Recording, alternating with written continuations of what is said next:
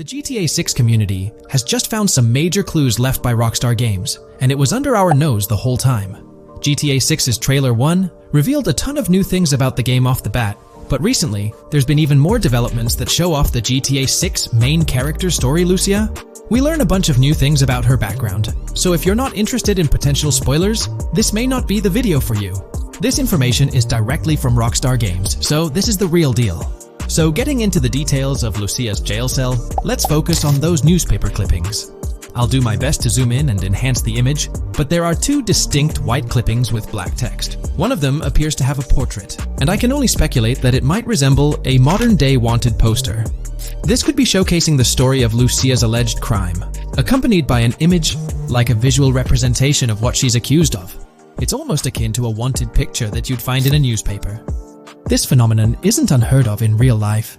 When people do something noteworthy or newsworthy, it's not uncommon for them to keep a record of it, like an article, and put it up on their wall as a sort of memento. It's like a snapshot of a moment in their life, even if it involves legal trouble. So Lucia might be preserving this particular newspaper clipping as a piece of her history, whether it's for sentimental reasons or perhaps as a reminder of the circumstances that led to her incarceration. Now let's broaden the scope a bit and draw comparisons to previous GTA protagonists. Take Michael DeSanta, for instance. His mansion has family photos on the walls. Franklin Clinton's house features similar personal touches. Even Trevor Phillips, in his trailer, has pictures that tell a story about his life. It's not just confined to the HD era. Even in the 3D era games, characters had their own way of leaving traces of their lives in their living spaces. This inclination to personalized living spaces is fascinating. In Lucia's case, the jail cell is an unexpected canvas for her personal story. It makes you wonder about her background, the choices she made, and the events that led her to that cell. Exploring these details could give us a deeper understanding of who she is and why she's in the predicament we find her in. Considering Lucia's attachment to those newspaper clippings, it raises interesting questions about her attitude towards her crimes. Perhaps she finds a sense of pride, or even enjoys the bit of notoriety or fame she's garnered from her actions. Keeping those clippings might be her way of cherishing the attention or recognition she's received. The prospect of spending a substantial amount of time in prison also suggests that it could involve more than just a brief cutscene, but potentially a series of missions within the jail environment. Now, shifting our attention to the picture above the bunk bed, it's a bit of a visual puzzle. While it's challenging to discern details, on the left side, there's a guy with a drink in hand, donning a white t-shirt. Next to him is a woman with voluminous hair, and in the foreground, there's another figure. This composition raises the question of whether these individuals could be Lucia's family. The dynamics and connections between characters are often crucial in unraveling the narrative of any GTA game. Acknowledging my limited knowledge about jail life, it's uncertain whether inmates generally have the privilege of keeping photographs with them as mementos. However, in this specific scenario, it appears that Lucia can. This might imply that the prison depicted isn't a maximum security facility, given the freedom for inmates to keep personal items. While the setting is far from casual, it offers a level of interaction and mobility, allowing inmates to go outside, engage in conversations, sit at tables, and soak in sunlight. The orange jumpsuits signify their status, but the absence of being handcuffed to the ground suggests a certain level of relative freedom. In this context, the allowance of pictures and photographs could offer an additional layer of insight into the characters and their personal connections, providing players with a unique perspective on Lucia's life, both inside and outside the jail cell. Taking a closer look at the latest image, which I've adjusted to bring out more details, there's another intriguing photograph. A guy in an orange shirt catches the eye, positioned alongside two women on the right. The one on the left appears to be sporting a hat and sunglasses, although discerning whether any of them is Lucia remains challenging. They could very well be family members, close friends, or simply individuals from her social circle. Amidst all the uncertainty, Lucia seems notably fixated on reflecting upon her actions and the community's response. Beyond this, it's evident that Lucia maintains a distinct connection with a specific group of people, as indicated by the presence of their pictures in her jail cell. It's not just about her individual experience. There's a shared history captured in those photographs, hinting at relationships that go beyond the confines of the jail cell. Directly below the image featuring the guy in the orange shirt and the other girls, there's yet another photograph. Although the details are obscured, the presence of someone standing in the picture is noticeable. Lucia is seemingly constructing a collage of photos, creating a visual narrative that serves as a repository of memories. These images might play a crucial role in not only grounding her within the context of her relationships, but also providing a semblance of continuity and connection to the outside world. It's worth mentioning that the footage I'm working with is the highest quality version sourced from YouTube, as Rockstar hasn't officially released it on their Newswire page. Despite being in 4K, the YouTube upload might introduce some compromises in image quality, so there could be nuances in the pictures that we might miss. Once Rockstar throws the official trailer our way, we're likely to get a treasure trove of additional details. But for now, let's roll up our sleeves and dissect the snapshots from Lucia's jail cell. Apart from Jason, there's another player in Lucia's story, Stephanie, the Leonid Department of Corrections representative. Picture a different scene though. Lucia's cell is a far cry from Stephanie's office. In this particular shot, Stephanie's unmistakably holding down the fort in a black dress, center stage on the right. Flip to the left frame, and there she is again, donning a red dress on the right side. Behind her, there's a framed message teasing with "if you miss," but the rest remains a mystery due to some pesky screen glare. Now let's make a full turn and voila! Another Stephanie pic in the bottom right corner. This time, the backdrop suggests a domestic scene, perhaps with a partner. In today's GTA 6 video, we're discussing how much money Rockstar Games has made from the first trailer released back in December. We'll also cover Rockstar's plans for the next trailer and their potential strategies for cross-promoting GTA 6. There's a lot to talk about, so let's get into Rockstar's promotion tactics for GTA 6 and when we might see a second trailer. First off, the timing of the next GTA 6 trailer is closely tied to GTA Online's upcoming update. Whether it's just a coincidence or a smart marketing move, this is a strategy Rockstar has used before. For example, they released GTA Online's Winter-December DLC a week after the first GTA 6 trailer. This timing helped make it the most viewed GTA Online trailer ever, even beating out the reveal trailer for Red Dead Redemption 2. If Rockstar decides to use the same approach, we might get some new Grand Theft Auto 6 details next week. This could be a second trailer, some screenshots, or additional information about the game.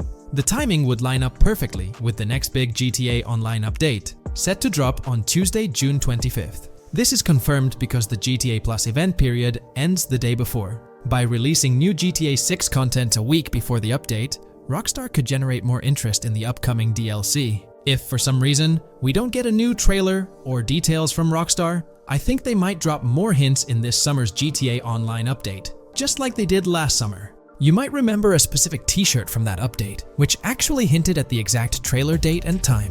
It had symbols from the Zancudo basement with a cryptic message that translated to, "One day we'll reveal all." It does make you wonder if Rockstar will include some teases or cross-promotion in this update. Now that GTA 6 is officially announced, they might do something similar to a few years ago with GTA Online and Red Dead Redemption 2, where treasure hunts let you unlock weapons in GTA Online and receive them in Red Dead Redemption 2 when it launched. Speaking of GTA 6 trailers, here's an interesting fact. Rockstar Games has made a ton of money from the trailer on YouTube.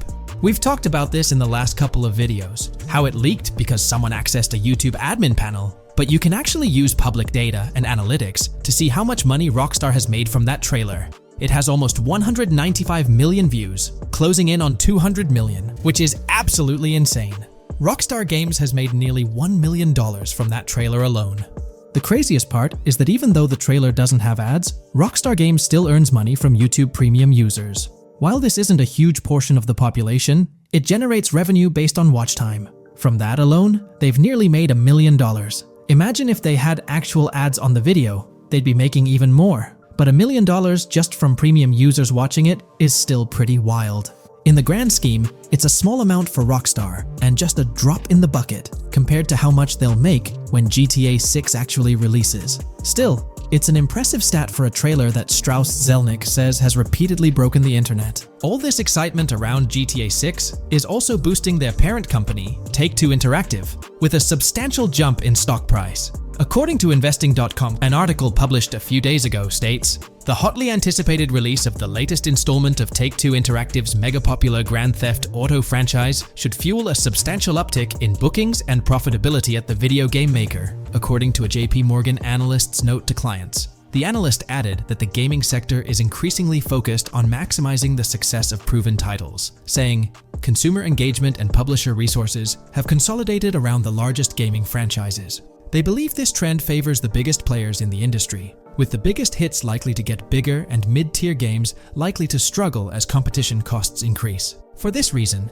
investor expectations for GTA 6 are high, given the success of prior releases like GTA 5 and Red Dead Redemption 2. Analysts anticipate that GTA 6 will drive a significant increase in bookings and profitability for Take-Two and potentially boost its valuation. They reiterated their overweight rating for Take-Two and raised their December 2024 price target from $180 to $200. All this is great news for the gaming industry. Confidence in Grand Theft Auto 6 and Take-Two Interactive is growing, both among industry insiders and on Wall Street.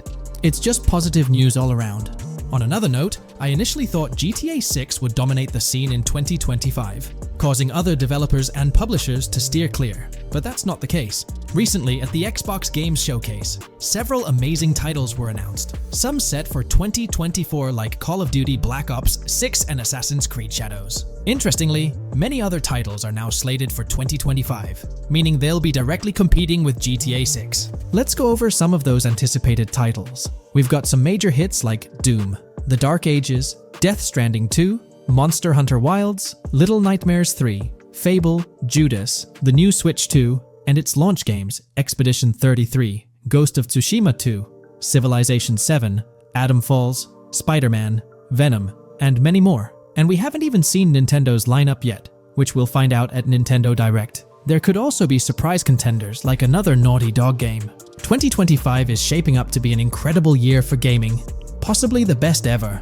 And of course, GTA 6 will be a major highlight if Rockstar sticks to the fall 2025 release date. I'm confident they will, especially after that internal delay. This way, they avoid a public delay, which would have happened if they initially aimed for early 2025 and then had to push it back. One thing I'd love to hear from Rockstar next is when we can pre-order the game and get a more specific release date. I'm really looking forward to when the marketing period kicks off. I'd love to hear your thoughts on everything we discussed today. Do you think we'll get new GTA 6 trailers, info, or details from Rockstar soon? Let me know in the comments below.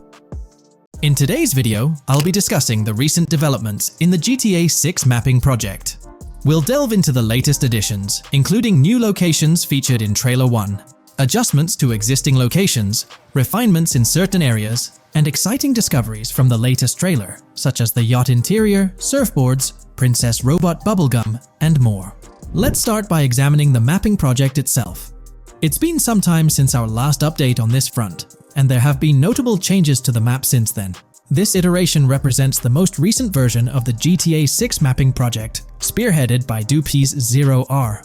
Below, you'll find a roster of individuals who have contributed to this endeavor, and it's worth noting that this list has been recently updated. This project stands as the largest and most comprehensive effort within the fan community, with the goal of predicting the map of GTA 6 as accurately as possible prior to its official unveiling. DupZ0R mentioned that there's still an extensive list of elements to incorporate and modify, but for now, this update suffices. Anticipate further alterations to the map in subsequent updates. This iteration represents the latest version of the GTA 6 mapping project. Notable adjustments have been made to the legend and the manner in which various elements are annotated on the map. All markers now include viewing cones to indicate their general viewing direction. However, it's important to note that the angle of these cones is merely symbolic. Additionally, speculative location markers have been updated with red outlines to differentiate them from non-location markers. Furthermore, coordinate markers now display their corresponding clip names for easier identification. Changes have also been made to the naming conventions in the key section. For instance, you'll notice that the markers now include the names of the clips they are derived from. Let's delve into the alterations specific to Vice City. The angles of Rock Ridge and Stockyard have been tweaked to align with calculations/evidence and to better match the coordinates. By observing the outlines, you can see that both the Rock Ridge and Stockyard areas have been subtly adjusted, ensuring a more cohesive layout. There's a noticeable improvement in alignment. A notable update to the map is this section here. Previously, absent features have been incorporated from the edges of one of Rock Ridge's mini-maps, and adjustments have been made to the water's edge in that vicinity, now depicted in dark green to indicate the genuine boundaries of this section of the Vice River.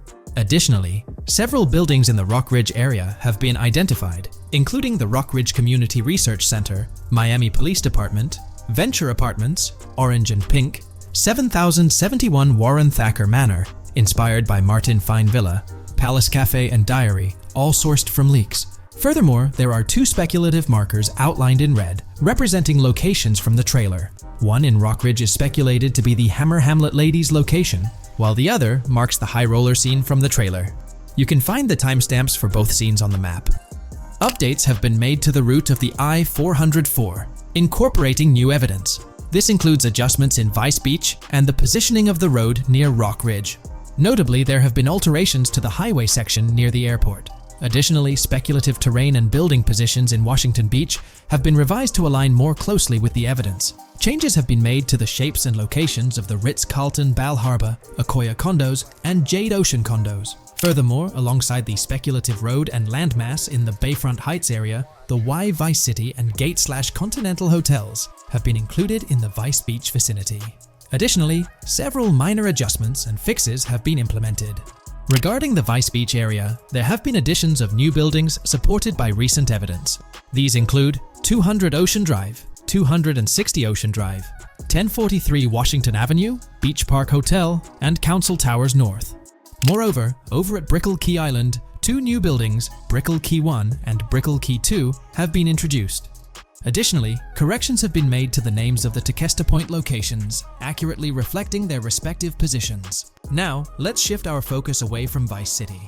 Firstly, an error regarding St. Joseph has been rectified. Previously labeled in purple, it should have been marked in red to signify that this name hasn't been confirmed in the leaks, but is either speculative or based on real-life data. Moving westward towards Port Gellhorn, there have been notable additions to the leaked industrial area opposite the state prison, along with improvements to the prison itself. Several speculative structures, highlighted in red, including a water tower and industrial buildings, have been incorporated, along with a cell tower across from the prison. Heading south to the Keys, significant improvements have been made. Adjustments to the landmass near the camera location, where the shot with the Dodal seaplane occurs, have been made based on speculative evidence. An airbase/runway has been added, along with guard booth and barriers visible in the trailer. Additionally, 2 speculative buildings marked in red, as well as the speculative Naval Area Station, have been included. That wraps up all the updates to the GTA 6 mapping project. Share your thoughts in the comments below. There have been some significant changes with this update. But now, let's shift our attention to the discoveries made in the trailer. I also wanted to touch on these findings in this video. This marks the initial Reddit post. In the GTA 6 trailer, you can see through the yacht windows and see the interior even though it's very far away. However, in GTA 5, you can't at all see the interior even from close-up. We will probably get inside the yacht and maybe even houses, or at least see inside it. In the shot of the Venetian island, it's evident that there will be a high density of yachts. It seems that the boats will be easily accessible, and based on the leaked shot featuring Jason on a boat from 2022, it's probable that players will have the freedom to enter, drive, and explore yachts like the catamaran seen in the opening scene of the trailer. Now, on to the next discovery, surfboards. Know a lot of people been talking about surfing, and while there's still nothing indicating it being an interactive minigame, surfboards are in-game and seen in the trailer. Surfboards were in 5, but only on the tops of certain cars, and a few static ones at the beach. What do you all think? Will surfboards act as decorations like they were in 5? Or will it be a fully fledged minigame? Personally, I'm not fully convinced yet, but if NPCs do have actual schedules/lives, I can't see things like surfboards just being static, especially at the beach. My guess is we'll see NPCs bring their own items to and from the beach, including surfboards, but the interactiveness is still in question. From the leaks, there hasn't been any information indicating that surfing will be an interactive activity in the game. Nonetheless, there have been numerous articles discussing this possibility, like the one mentioned here. Major GTA 6 leak allegedly hints at surfing to debut in series. The upcoming GTA 6, officially untitled, leaks are becoming more frequent and interesting, with a recent one revealing that the upcoming title will include new water sports, such as surfing. According to a report by the Dexerto gaming website, a leaker named Alix Venturas revealed on Twitter that Rockstar Games plans to improve the water physics in Grand Theft Auto 6 and will introduce several water-based activities. While the gaming studio has not officially commented on the leak, players are convinced, given that Grand Theft Auto 6 will almost certainly feature Vice City, a fictional version of Miami, Florida, known for its beaches and water activities. However, it's important to note that these rumors haven't been confirmed by either the official leaks or the trailer. It remains to be seen whether these surfboards will merely serve as decorations. Now, on to the next and final discovery I'd like to highlight in this video, which might just be your favorite. Princess Robot Bubblegum is confirmed to be in GTA 6. Just like the Righteous Slaughter game series, Princess Robot Bubblegum is seen on a shirt, and will most likely return with more episodes.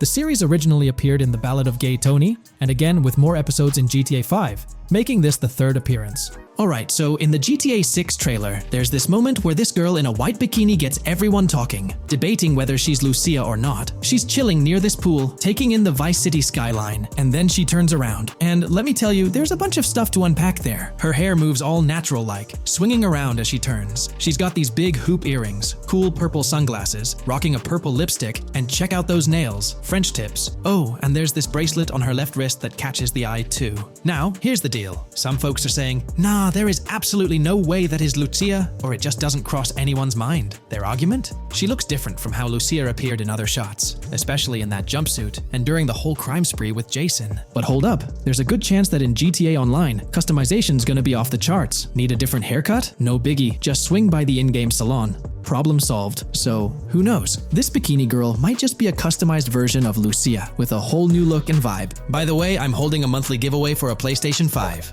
You just need to subscribe and you're entered. Now, back to the video. You know, I'm pretty confident that it won't cause much trouble. Just like in GTA 5 or Red Dead Redemption 2, it feels like they'll let us switch up our characters' hairstyles again, which is pretty cool. Now, about this scene, it looks like it's happening at a totally different stage of the game. At the start, Lucia's all locked up in jail, doing those petty crimes and all. But in this snippet, she's looking like she's hit the jackpot. Loads of success and riches. There's more to this in the trailer, giving us a peek into what a thriving Lucia might look like. She's sporting a different hairstyle, dressed to the nines, hanging out in a fancy car with Jason behind the wheel. And to top it off, the girl's getting her photos taken by the paparazzi. Some folks out there are betting that this bikini girl is going to be the face of Rockstar's marketing strategy. You know, just like how they've always had that iconic female figure in their marketing since the good old days of GTA 3. So, putting it all together, it really seems like this bikini girl is Lucia. From the style to the little details like the various hairstyles, everything seems to point in that direction. It's exciting to get these glimpses of what Lucia's different phases might look like in the game.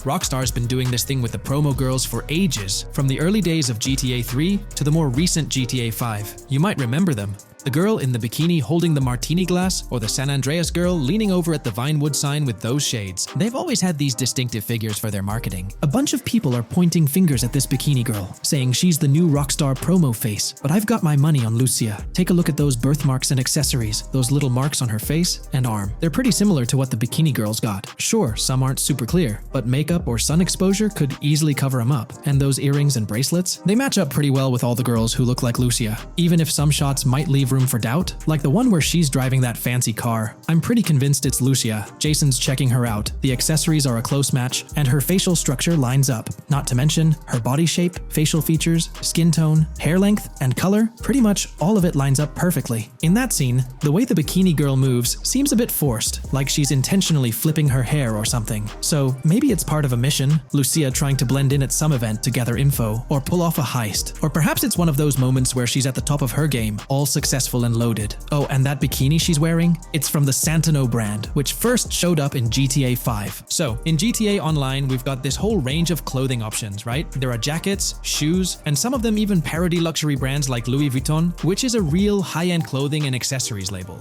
Now, some people are throwing around this theory that the bikini girl might be a returning character from the old GTA Vice City like Mercedes Cortez. But honestly, that's way off. Vice City was set in the 80s, and GTA 6 is gonna be in the present, like probably around 2023. So the timelines just don't add up.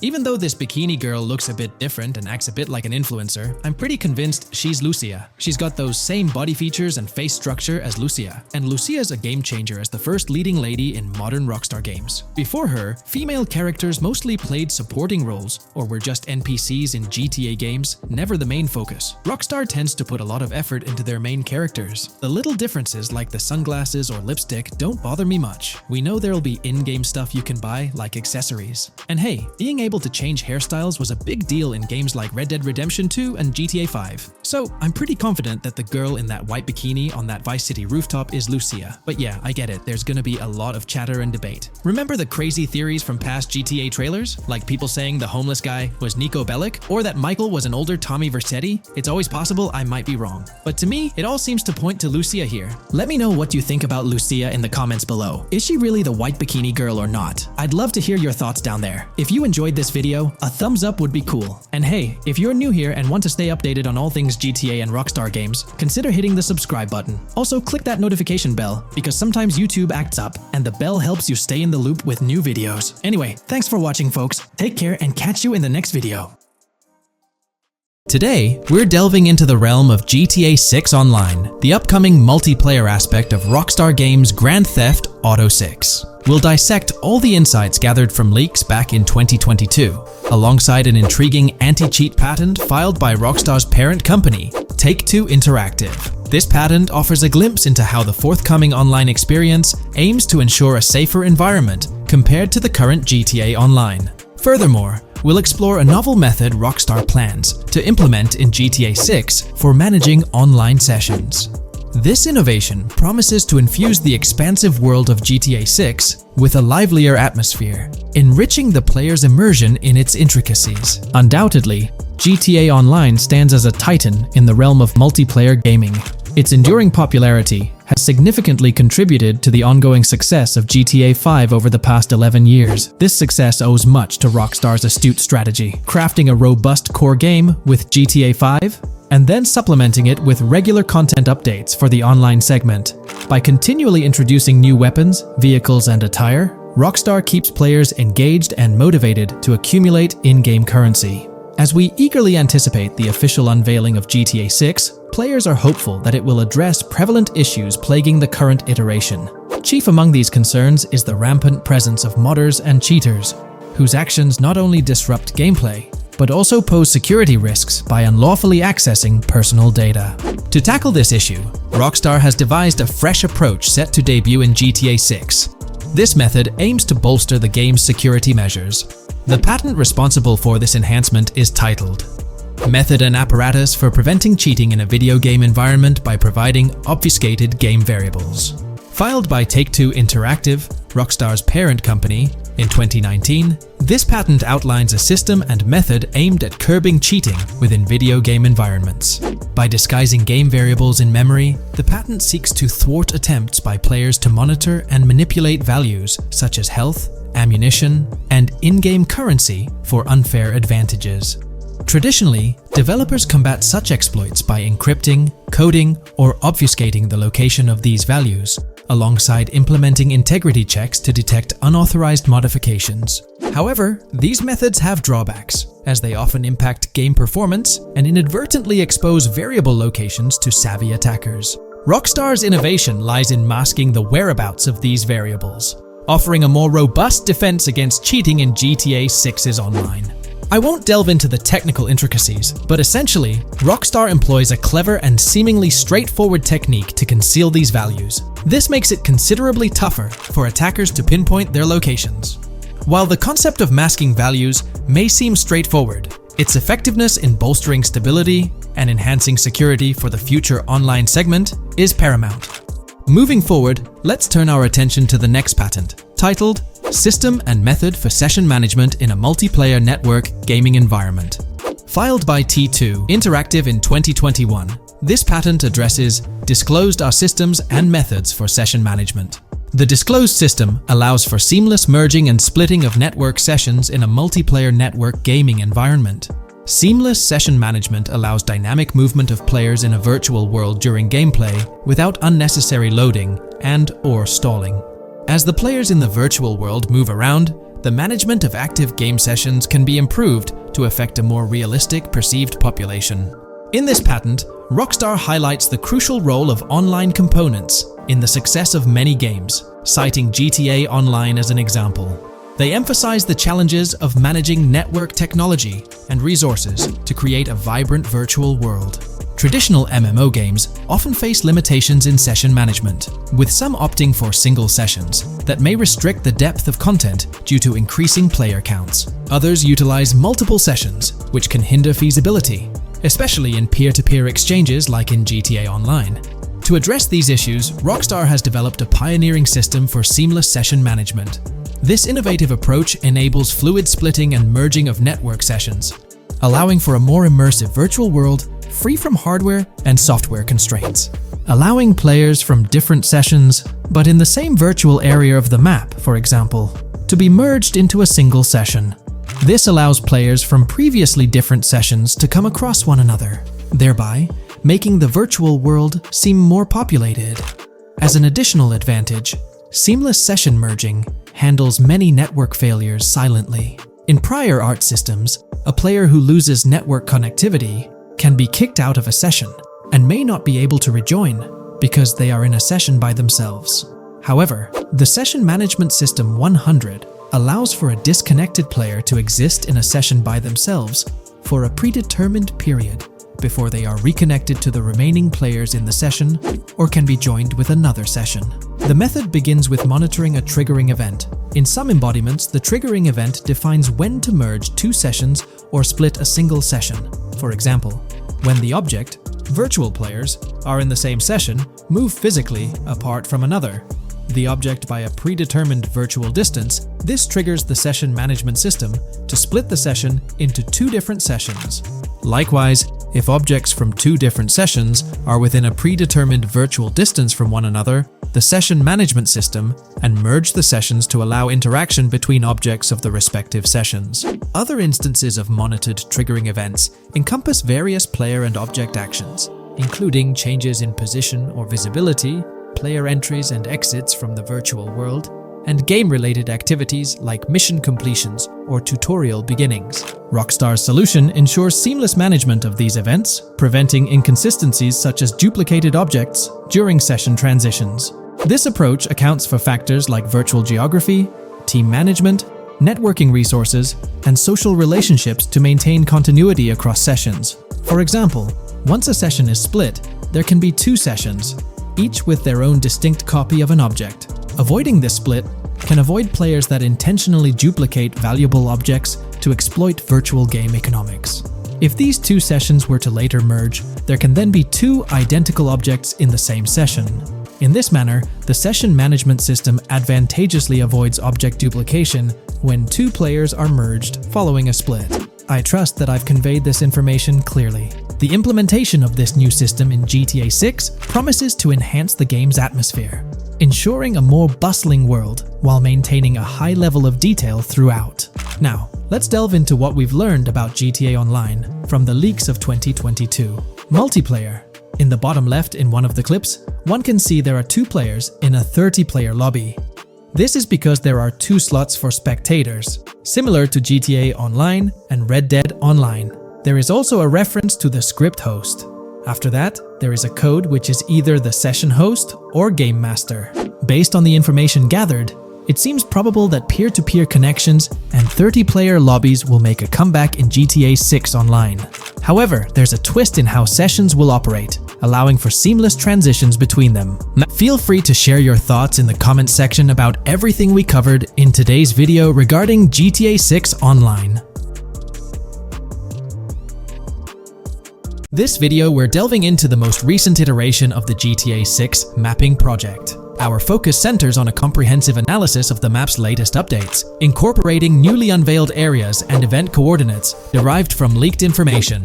Additionally, we will explore fresh insights from the initial official trailer, including the revelation of an accessible plaza. A noteworthy aspect we'll be dissecting is the potential expansiveness of the map, hinted at by newfound highway evidence in the trailer.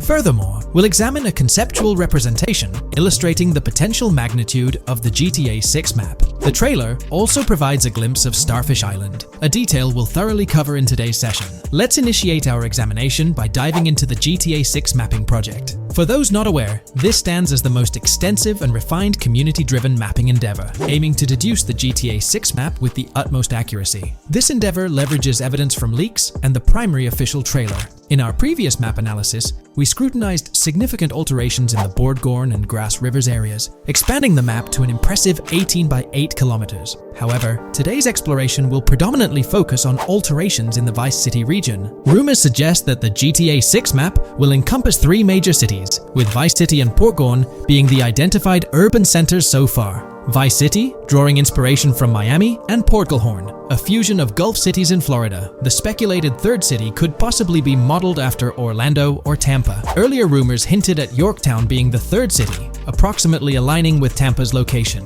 However, intriguingly, structures observed in leaked material from Portgorn were reminiscent of Panama City. Rockstar appears to amalgamate elements from distinct cities to craft a unique virtual landscape. Turning our attention specifically to Vice City, notable modifications are discernible in the Stockyard and Crosstown area. While these alterations may not be immediately apparent, a thorough comparison with the prior map iteration reveals notable changes in street layouts for improved connectivity. Building positions, including the relocation of the Jack of Hearts nightclub, featured in leaks and the trailer, signify significant shifts. Adjacent structures visible in the trailer's music video shoot scene have undergone subtle rearrangements. A noteworthy addition to the GTA 6 mapping project encompasses events gleaned from leaks, introducing a dynamic layer to our understanding of the evolving landscape. At present, we've pinpointed 4 events on the map, marked by light blue dots. These events include the missing persons poster at the liquor store, the big cat cage roof at Everyday Art Elephant, and the Everyday Art Sidewalk Creep, all clustered around the Crosstown SL Stockyard area. Meanwhile, there have been notable changes in the Vice River area, with some buildings rearranged and brought closer to the river.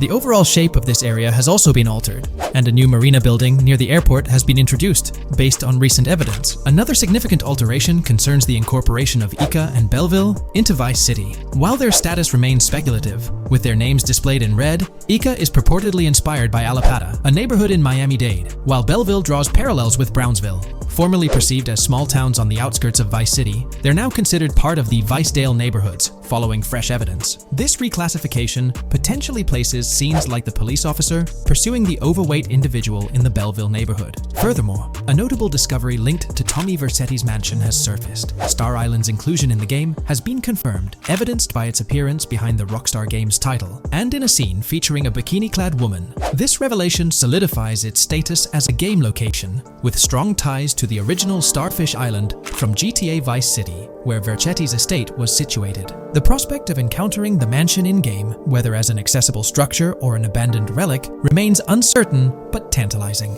The mention of Star Island remains speculative, as indicated by its red font, leaving the possibility open for it to be renamed Starfish Island or something else. These developments encapsulate the latest updates to the GTA 6 mapping project. Additionally, let's delve into a Reddit post that has garnered attention. I'm still very intrigued by the prospect. This is a full accessible plaza. The full access plaza featured in the trailer has piqued my curiosity. This snapshot is captured during a scene where Jason and Lucia evade the police momentarily. Positioned on the right side of the frame is a sign, presumably denoting a mall within the game. Notably, several brand names, including Kowalski, Callis, Scala, and Alpha, are visible on this sign. Furthermore, a portion of the mall's name briefly appears, starting with Ever. Could it be Evergreen Plaza or another variation? The answer remains elusive, and we'll have to await further developments to unravel this mystery. I can pretty much bet on it that this shit will indeed be fully accessible. Most of the signs on that structure look to be clothing and accessory shops, which would easily mean it's accessible to us. I'm really hoping the mall makes a return in this one and will serve kind of as a player hub when online drops. Oh, that would be good. Maybe a spot where you can't attack. Could meet people to join up for races, heists, etc. That would be pretty neat. Now let's shift our focus to some additional findings that might provide evidence for the existence of the third major city in GTA 6. Furthermore, we'll explore why the actual map size of GTA 6 could potentially surpass the estimations derived from the mapping project.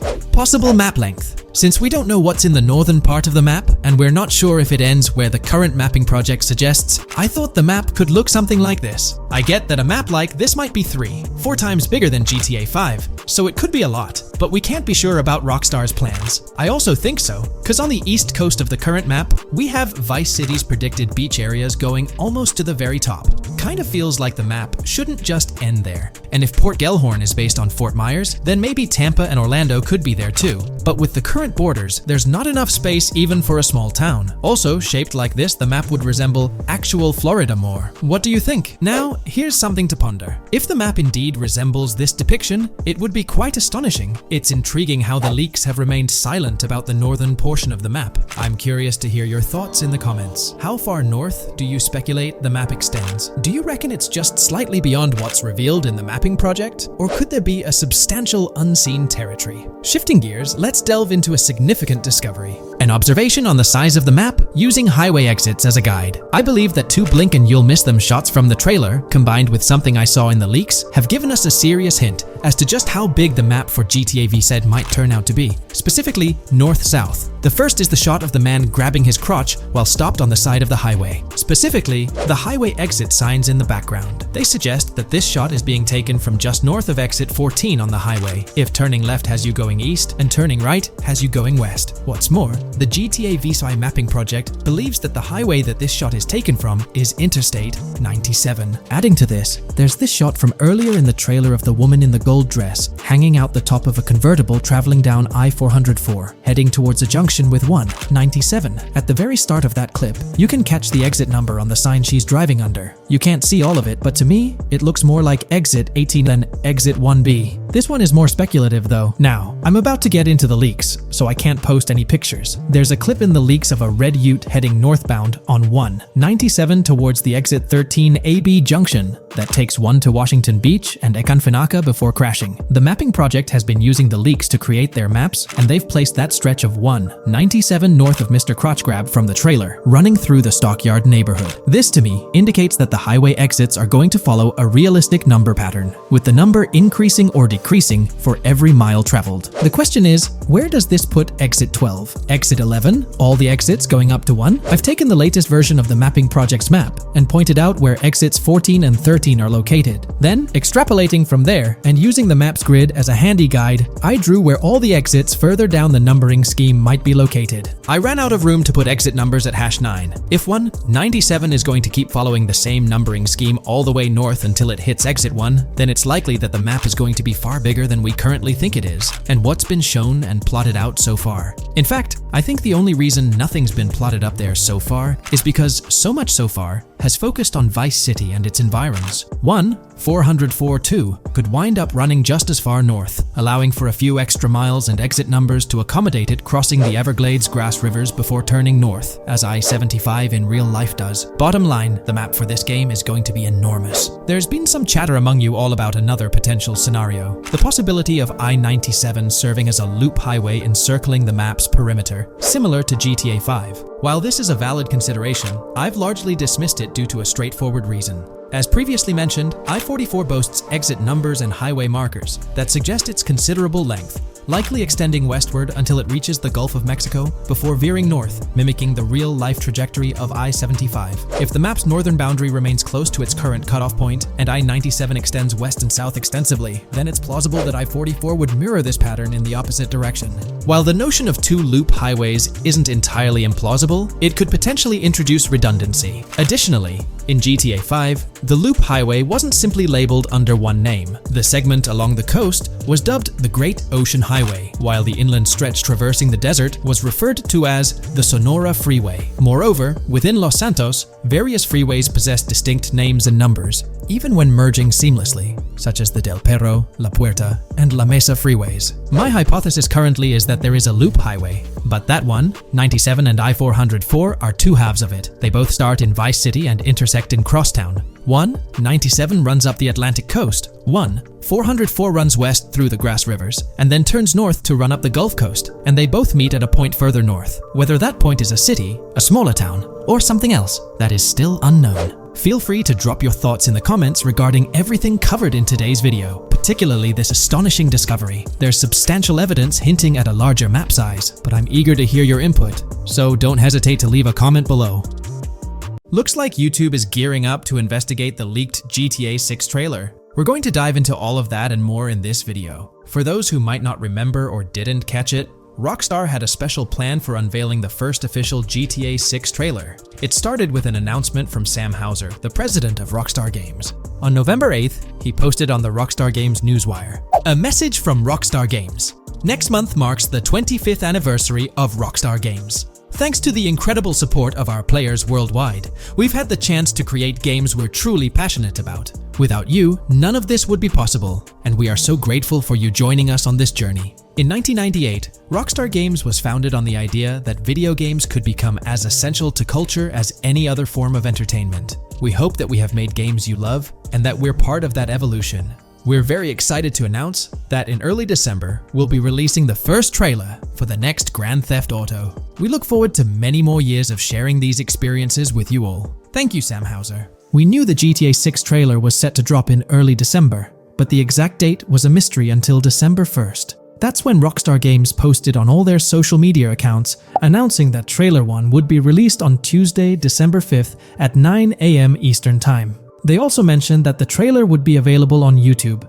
It was set to be a premiere, which for those who don't know, means the whole video is uploaded to YouTube with a countdown clock. This wasn't just Rockstar doing their thing, they had a partnership with YouTube. They even had a custom URL and a special countdown timer for the video. This was definitely a collaboration. However, a little over 12 hours before the trailer was supposed to go live on December 4th in the evening, it leaked. The trailer surfaced on X, formerly Twitter, from an anonymous account named Trailer Leaker. Their handle was GTA 6 Trailer Leak, and they posted the entire Grand Theft Auto 6 trailer in very low quality, with a Buy Bitcoin watermark and the caption BTC with a $sign.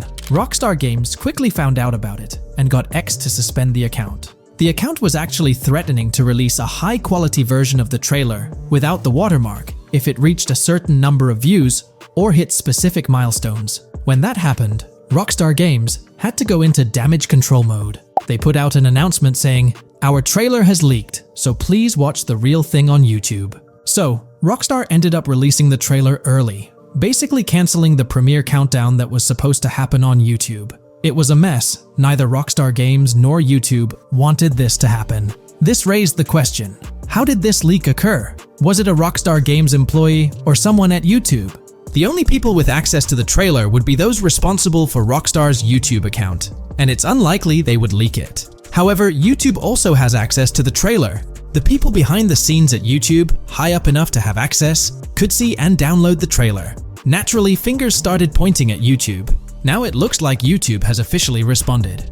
According to Tom Henderson over at Insider Gaming, from what I can gather, YouTube has investigated employees breaching their contractual agreements on 2 different occasions in the past 18 months due to employees accessing content on the back end.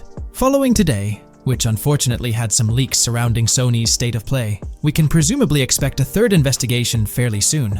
Clearly, one of the occasions mentioned in the past 18 months is the GTA 6 trailer leak. Honestly, this theory that someone from YouTube leaked it has been around since day one. With all the hype around GTA 6, it's not surprising someone couldn't keep it under wraps and leaked it, causing a huge stir. There have been so many leaks in the past few years, right before major events or trailer drops, making it more obvious that YouTube might be the source. This seems to be what happened with GTA 6, because the people with access are supposed to sign contracts or NDAs, preventing them from sharing this kind of information. So, what will Rockstar Games do next for GTA 6? Almost everything about this game has been leaked, from initial details like Project Americas, which turned out to be true after Rockstar's own investigation, to the fact that it's set in Vice City with a female and male protagonist duo. There were the major leaks in September 2022, the leaks right before the trailer was supposed to drop, and then the trailer itself leaking 12 to 15 hours early. It's unclear what Rockstar will do for the next trailer, character reveals, or gameplay footage. Will they risk uploading it to YouTube again after this disaster? Or will they stick to their newswire, despite insiders and data miners being able to access and share that information? Rockstar is definitely in a tricky situation. At least it's good news that YouTube is trying to crack down on this. They might be doing this because they could face massive lawsuits. The GTA 6 reveal was supposed to be one of the biggest events in video game history, and it was ruined because someone behind the scenes at YouTube likely leaked it. So, the big question is whether Rockstar Games will go back to YouTube. One way they could avoid a similar issue is by not announcing when they're going to upload the next trailer. If I had to guess, YouTube probably won't get another exclusive deal or a premiere. If Rockstar were smart, they'd upload the trailer shortly before the announced drop date and keep it private until then. That seems like the safest route. What do you guys think? How do you think Rockstar will handle future video uploads? Will they stick with YouTube? Move to their Newswire page, their own Rockstar Games site? or use another method entirely? Let me know your thoughts in the comments below. I'd love to hear your ideas. Today's video dives into the NPC AI patent, focusing on virtual navigation in Grand Theft Auto 6. This patent sheds light on the intricacies of in-game traffic, promising a heightened level of realism compared to previous iterations. We'll explore the notable enhancements Rockstar has implemented, creating a more sophisticated system that elevates the gaming experience. By examining various sources, we aim to provide a comprehensive overview of this navigation system, offering insights into what Rockstar has in store for NPC navigation in GTA 6. Let's delve into the details of this intriguing patent. System and method for virtual navigation in a gaming environment. Let's break down this patent for a moment. Essentially, it gives us insight into how non-playable characters operate within the game environment.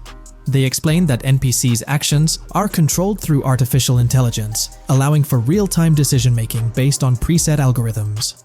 In many systems, this is achieved through nodes and links, where each node contains important data that influences NPC movement. For example, in a game involving vehicles, this data could include factors like vehicle speed, lane width, road type, and number of lanes. Now, these nodes are essentially waypoints that NPCs follow to navigate from one point to another. In simpler sections of the road, these nodes might be connected linearly, guiding NPCs straightforwardly. But in more complex areas, like junctions, the nodes become more intricate. Take a basic intersection, for instance. A vehicle approaching it would have several exit options, leading to a branching network of nodes. In older systems, like the one used in GTA 5, NPCs might make decisions at these junctions based on simple rules, sometimes leading to behaviors that seem a bit random. However, this conventional method has its limitations, especially when it comes to handling various factors like weather conditions, changing lanes, parking cars, or anticipating road exits. In these situations, the old system could falter, as NPCs might not adapt well to the dynamic environment. One downside of the node-based system is its limited capacity to replicate real-life factors that humans naturally consider. Another drawback is its constraint in automating NPCs effectively. Due to memory and processing limitations, only a set number of NPC-controlled cars can be spawned in the game. Naturally, players crave a more immersive experience with a greater number of NPC-controlled cars on the road. Moreover, in conventional systems, NPCs often repeat the same actions, and some may even disappear as players get closer to them. Additionally, in GTA 5, the system relies on local traffic avoidance for NPCs to steer clear of collisions. This means that NPCs continuously scan their immediate surroundings each frame for any obstacles like vehicles, pedestrians, or objects. Using a front-facing polygon, they gather data about the road layout and calculate the optimal steering angle to dodge obstacles or stay on the road. It's worth noting that this process occurs independently for each frame, without any reference to previous frames. This results in slower detection, as the system may not recognize a road blockage promptly. Instead, it interprets the obstruction as something to be avoided, without distinguishing it as a complete road blockage. Recognizing these limitations, Rockstar has engineered an NPC system that addresses these shortcomings of conventional systems. This advanced system efficiently manages NPC nodes and node graphs, yielding optimal outcomes while circumventing hardware and software constraints. NPCs in this system demonstrate heightened spatial awareness and adaptability, capable of altering routes based on real-time data from the environment.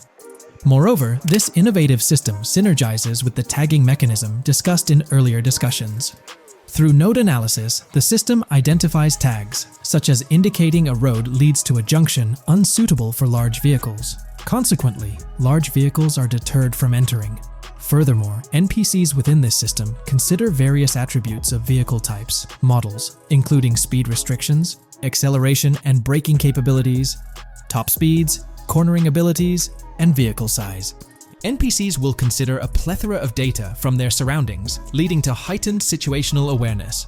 Video games are populated by NPCs who are able to make real-time decisions based on their environment. Games use a specific system for NPCs to traverse the game world. However, this system is very limited, and thus the decisions NPCs can make are very limited as well. NPCs in vehicles only consider their close vicinity, but nothing else. Also, to avoid collisions, NPCs only consider the last generated frame and base their reaction on that. No prior frames are considered. Rockstar has invented a new system which aims to fix these issues and make NPCs more intelligent, and thus make the game world feel more realistic. NPCs can now consider factors like traffic, as well as account for changing lanes when parking cars, anticipating a road exit, weather conditions, and the like. There are more than a predetermined number of NPC-controlled cars in the game now for a realistic experience for the player. Vehicles can now plan accordingly in case there is any type of road blockage. This also applies to police cars being able to navigate their way through traffic during a chase. I'd like to highlight another breakdown of the patent, which dates back 3 years ago. Let's delve into it. Takeaway from yesterday's patent post. I've read over the patent post from yesterday, and I noticed a lot of people missed the most exciting information in it. I'll sum it up in non-technical language.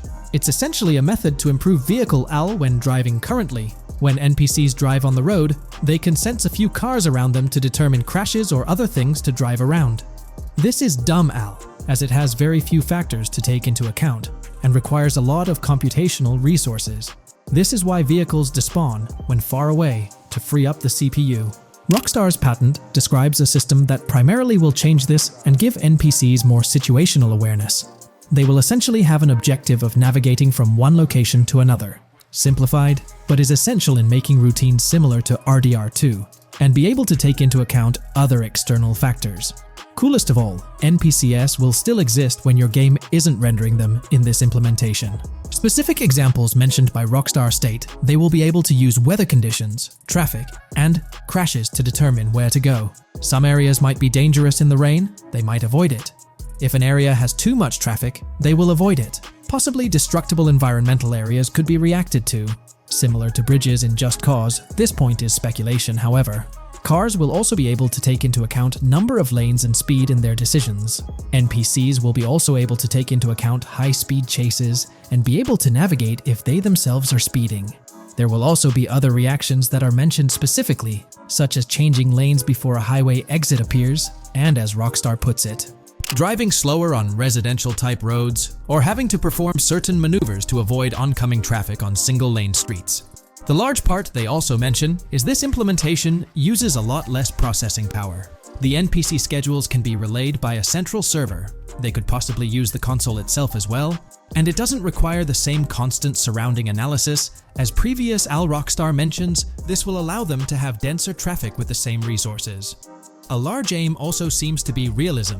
Rockstar's patent mentions realistic reactions to various factors as being the main intent. For example, NPCs will each have different driving ability levels based on the driver and the car. Essentially, each driver will have its own profile and have unique driving characteristics as well as skill level. Some might speed, others might not. Each vehicle will also affect the driving of these drivers. We're eagerly anticipating the debut of this new system in action in GTA 6. Share your thoughts in the comments section below. In today's video, we're delving into the character creation aspect of Grand Theft Auto 6 and exploring how in-game NPCs will be generated. We'll take a look at a recent patent filed by T2 Interactive, the parent company of Rockstar Games, which sheds light on the character creation process within the world of GTA 6. The patent reveals details about a new system developed by Rockstar Games, designed to streamline character creation and leverage the capabilities of current generation consoles more effectively.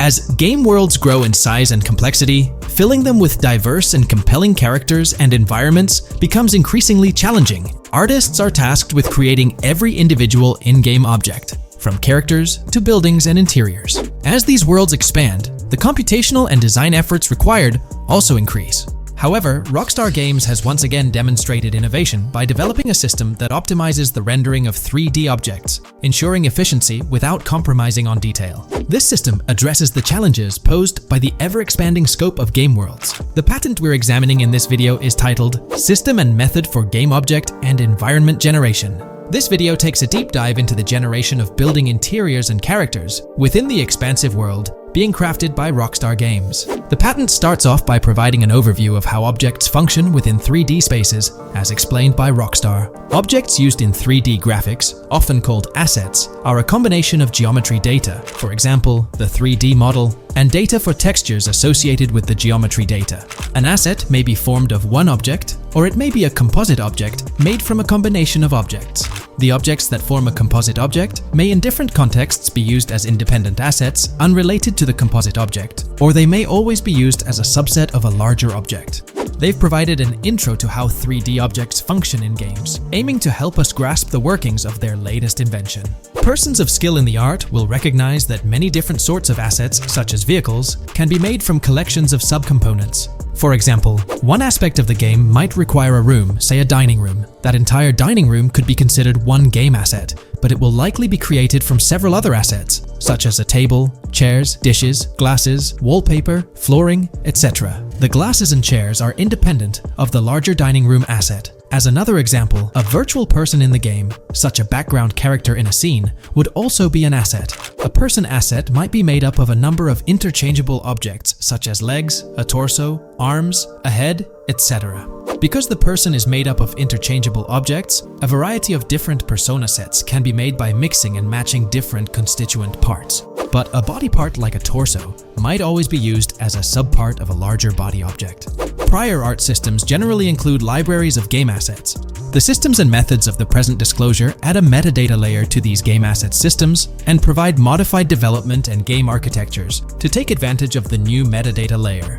This metadata layer includes tags that are added to the object in order to provide useful descriptors. In a preferred embodiment, these descriptors are completely free-form and without context. This allows developers to specify information about objects as needed without having to be locked into a rich pre-configured schema. Rockstar's new system introduces an additional metadata layer and utilizes tags for enhanced functionality. In the next section, they provide examples illustrating how this tagging system will operate. For instance, characters and virtual beings within the game world will be assigned tags like skinny, chubby, average, attractive, ugly, young, old, and so on. They explain that this tagging system won't just apply to the 3D models or textures alone, but to the entire object package, which includes the model and its associated textures. Essentially, every aspect of a particular character will be tagged. For example, skin textures for elderly characters will be tagged as old, while arms and torsos for heavier characters will be tagged as chubby. They also list other tag examples provided by Rockstar, such as sporty, hipster, emo, preppy, nerdy, luxury, basic, new, worn out, business, and formal. Moreover, each component can have its own tag, and there can even be collections of assets with tags. Furthermore, they explain that all these assets can be stored on servers for easy developer access via an application programming interface (API).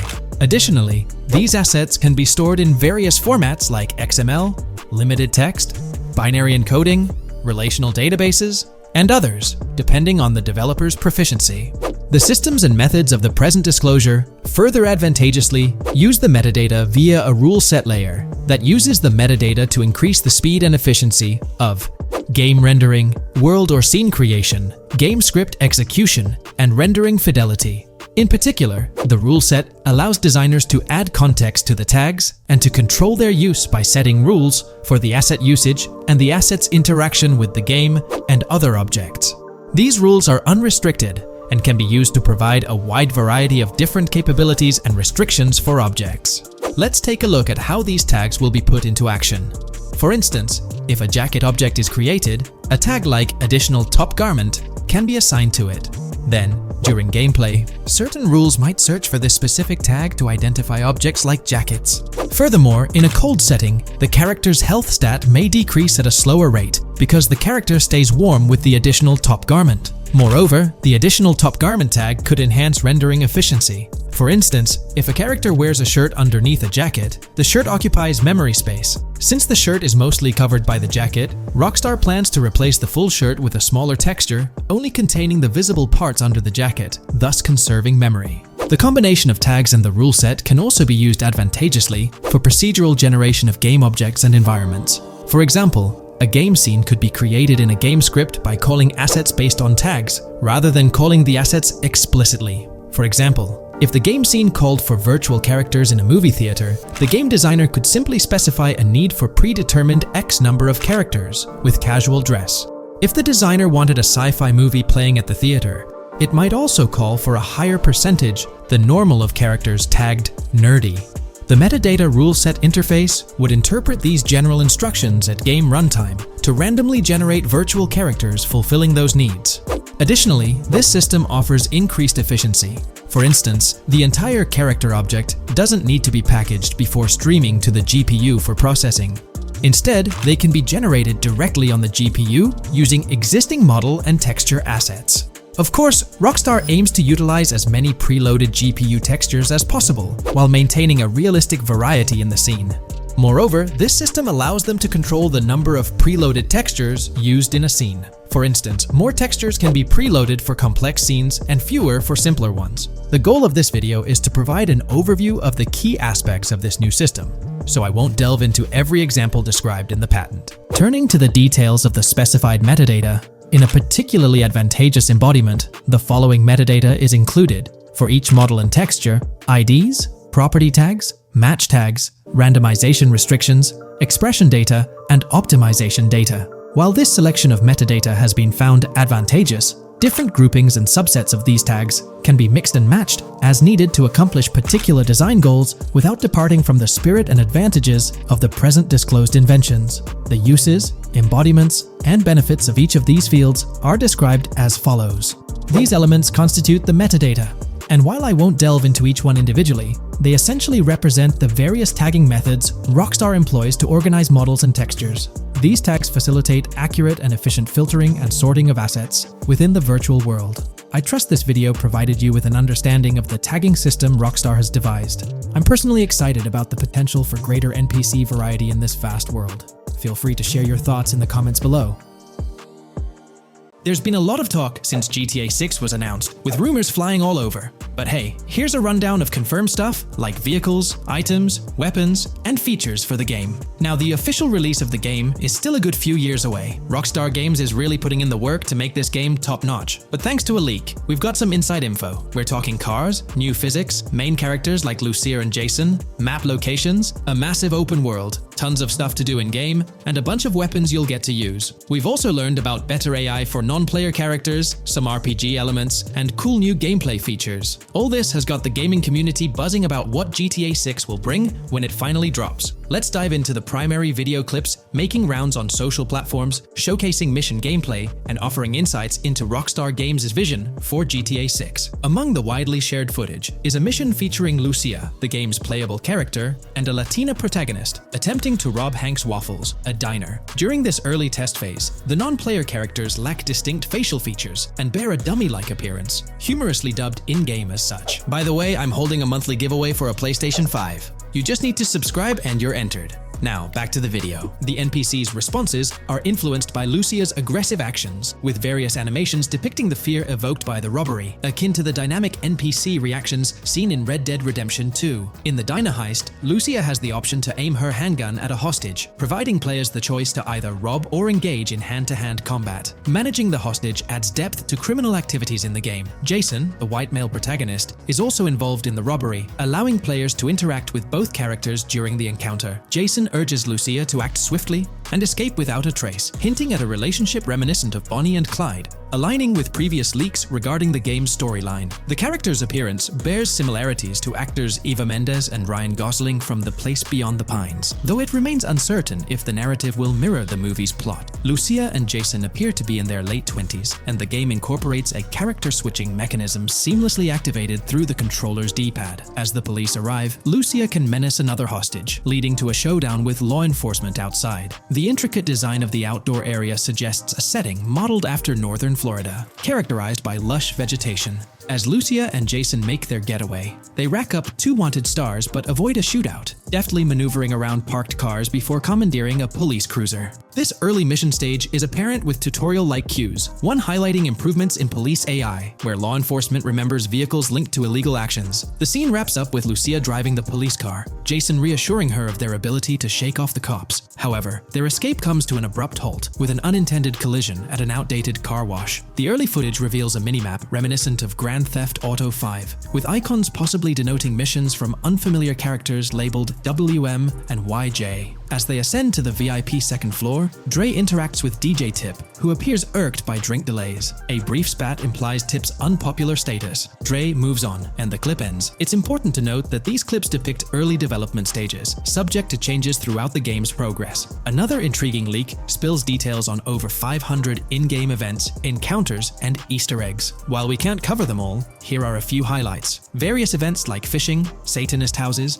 backyard wrestling rings, and big cat mansions offer diverse experiences within the game's universe. There's talk of missing tourists, yard sales offering new clothes, an event resembling insurance fraud from Saints Row, a mysterious voice in a storm drain, potentially a nod to Pennywise, a multi-location Bonnie and Clyde mystery, and a workout challenge hinting at the return of fitness activities. Additionally, within Grand Theft Auto 6, players can stumble upon an island camp, DUI tests, UFO sightings, an animal house, a swamp safari, and the prospect of crazy golf gameplay. Based on insights gathered from the GTA forums, GTA 6's open world is estimated to be at least 2.5 times larger than GTA 5, providing players with a vast and immersive environment to explore. The game draws inspiration from the successful approach seen in Red Dead Redemption 2, promising a meticulously crafted open world with captivating mysteries that elevate the gaming experience. GTA 6's development footage showcases recognizable real-life locations from Florida, such as the Homestead Miami Speedway, reimagined as the Port Gellhorn Racetrack, along with places like Portofino Tower, Sombrero Key Light, Solar Amphitheater Bayfront Park, and Lone Depot Park. Moreover, the inclusion of the 1000 Museum, a high-rise residential condominium in Miami, demonstrates Rockstar's dedication to detail. A metro map mirroring Miami's real version adds to the immersive nature of the game world. The presence of lush grasslands and vegetation hints at potential expansion into Georgia,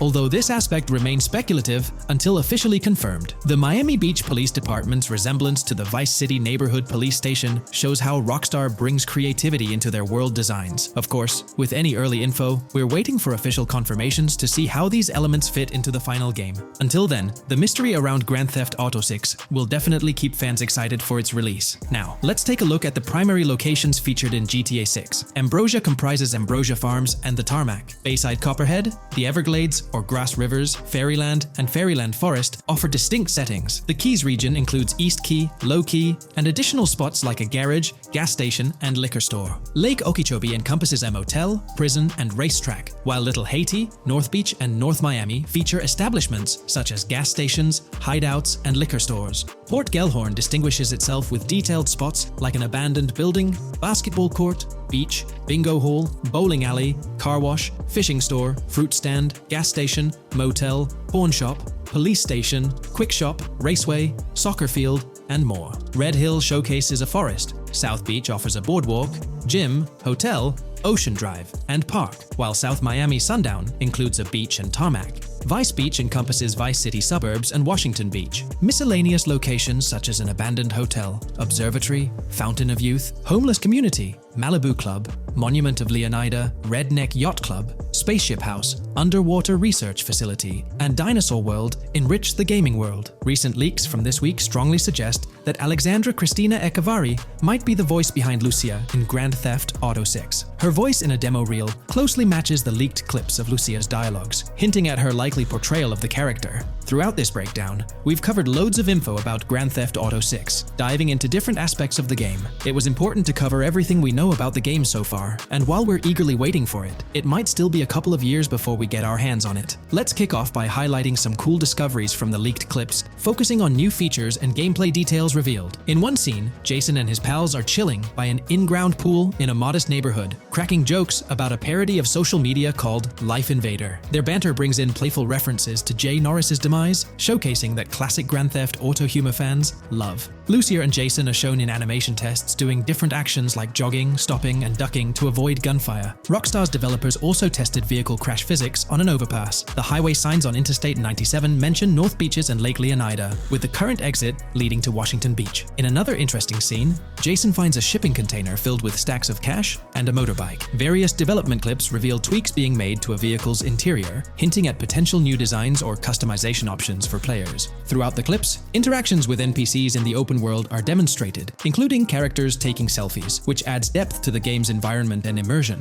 There's a moment where Jason enters a gang member's territory and takes cover behind a truck, showcasing unique animations for characters reacting to being shot. A notable find in the clips is a jetpack, previously leaked by Tom Henderson, which is seen inside the Jack of Hearts Club. The game features parody social media logos like Snapchat, Instagram, and Life Invader. Characters also sport different hairstyles, with details like Lucia's visible bra under her shirt, adding realism. A new feature is the ability for players and NPCs to hold their guns sideways during combat, adding a different dimension to fights. Additionally, Jason is seen twirling his rifle in the air, while another character in a parking lot shoots at him with their pistol held sideways. The leaked clips also reveal early police AI testing, with NPCs showing better cover usage in shootouts. There's a scene where Jason holds up a diner worker with an assault rifle, and while there are dialogue options similar to Red Dead Redemption 2, they seem placeholder for now. Also, Jason's new ability to go prone is a fresh addition to the series. There's a scene in a thrift or antique shop that allows for robbery, potentially serving as a spot to sell stolen items, adding depth to the gameplay. Another feature borrowed from Red Dead Redemption 2 is the ability to pick up and carry bodies, which adds complexity to gameplay. Red Dead Redemption 2's influence can be seen in several other aspects of this game too. The game brings in several RPG elements, like managing food, drinks, sweat, fatigue, and even taming animals, giving players a deeper gameplay experience. References to mountain bike ramps and city bike rentals promise enjoyable cycling activities. The leaked clips mention a bunch of weapons, from firearms like pistols, shotguns, and rifles, to unusual ones like golf clubs,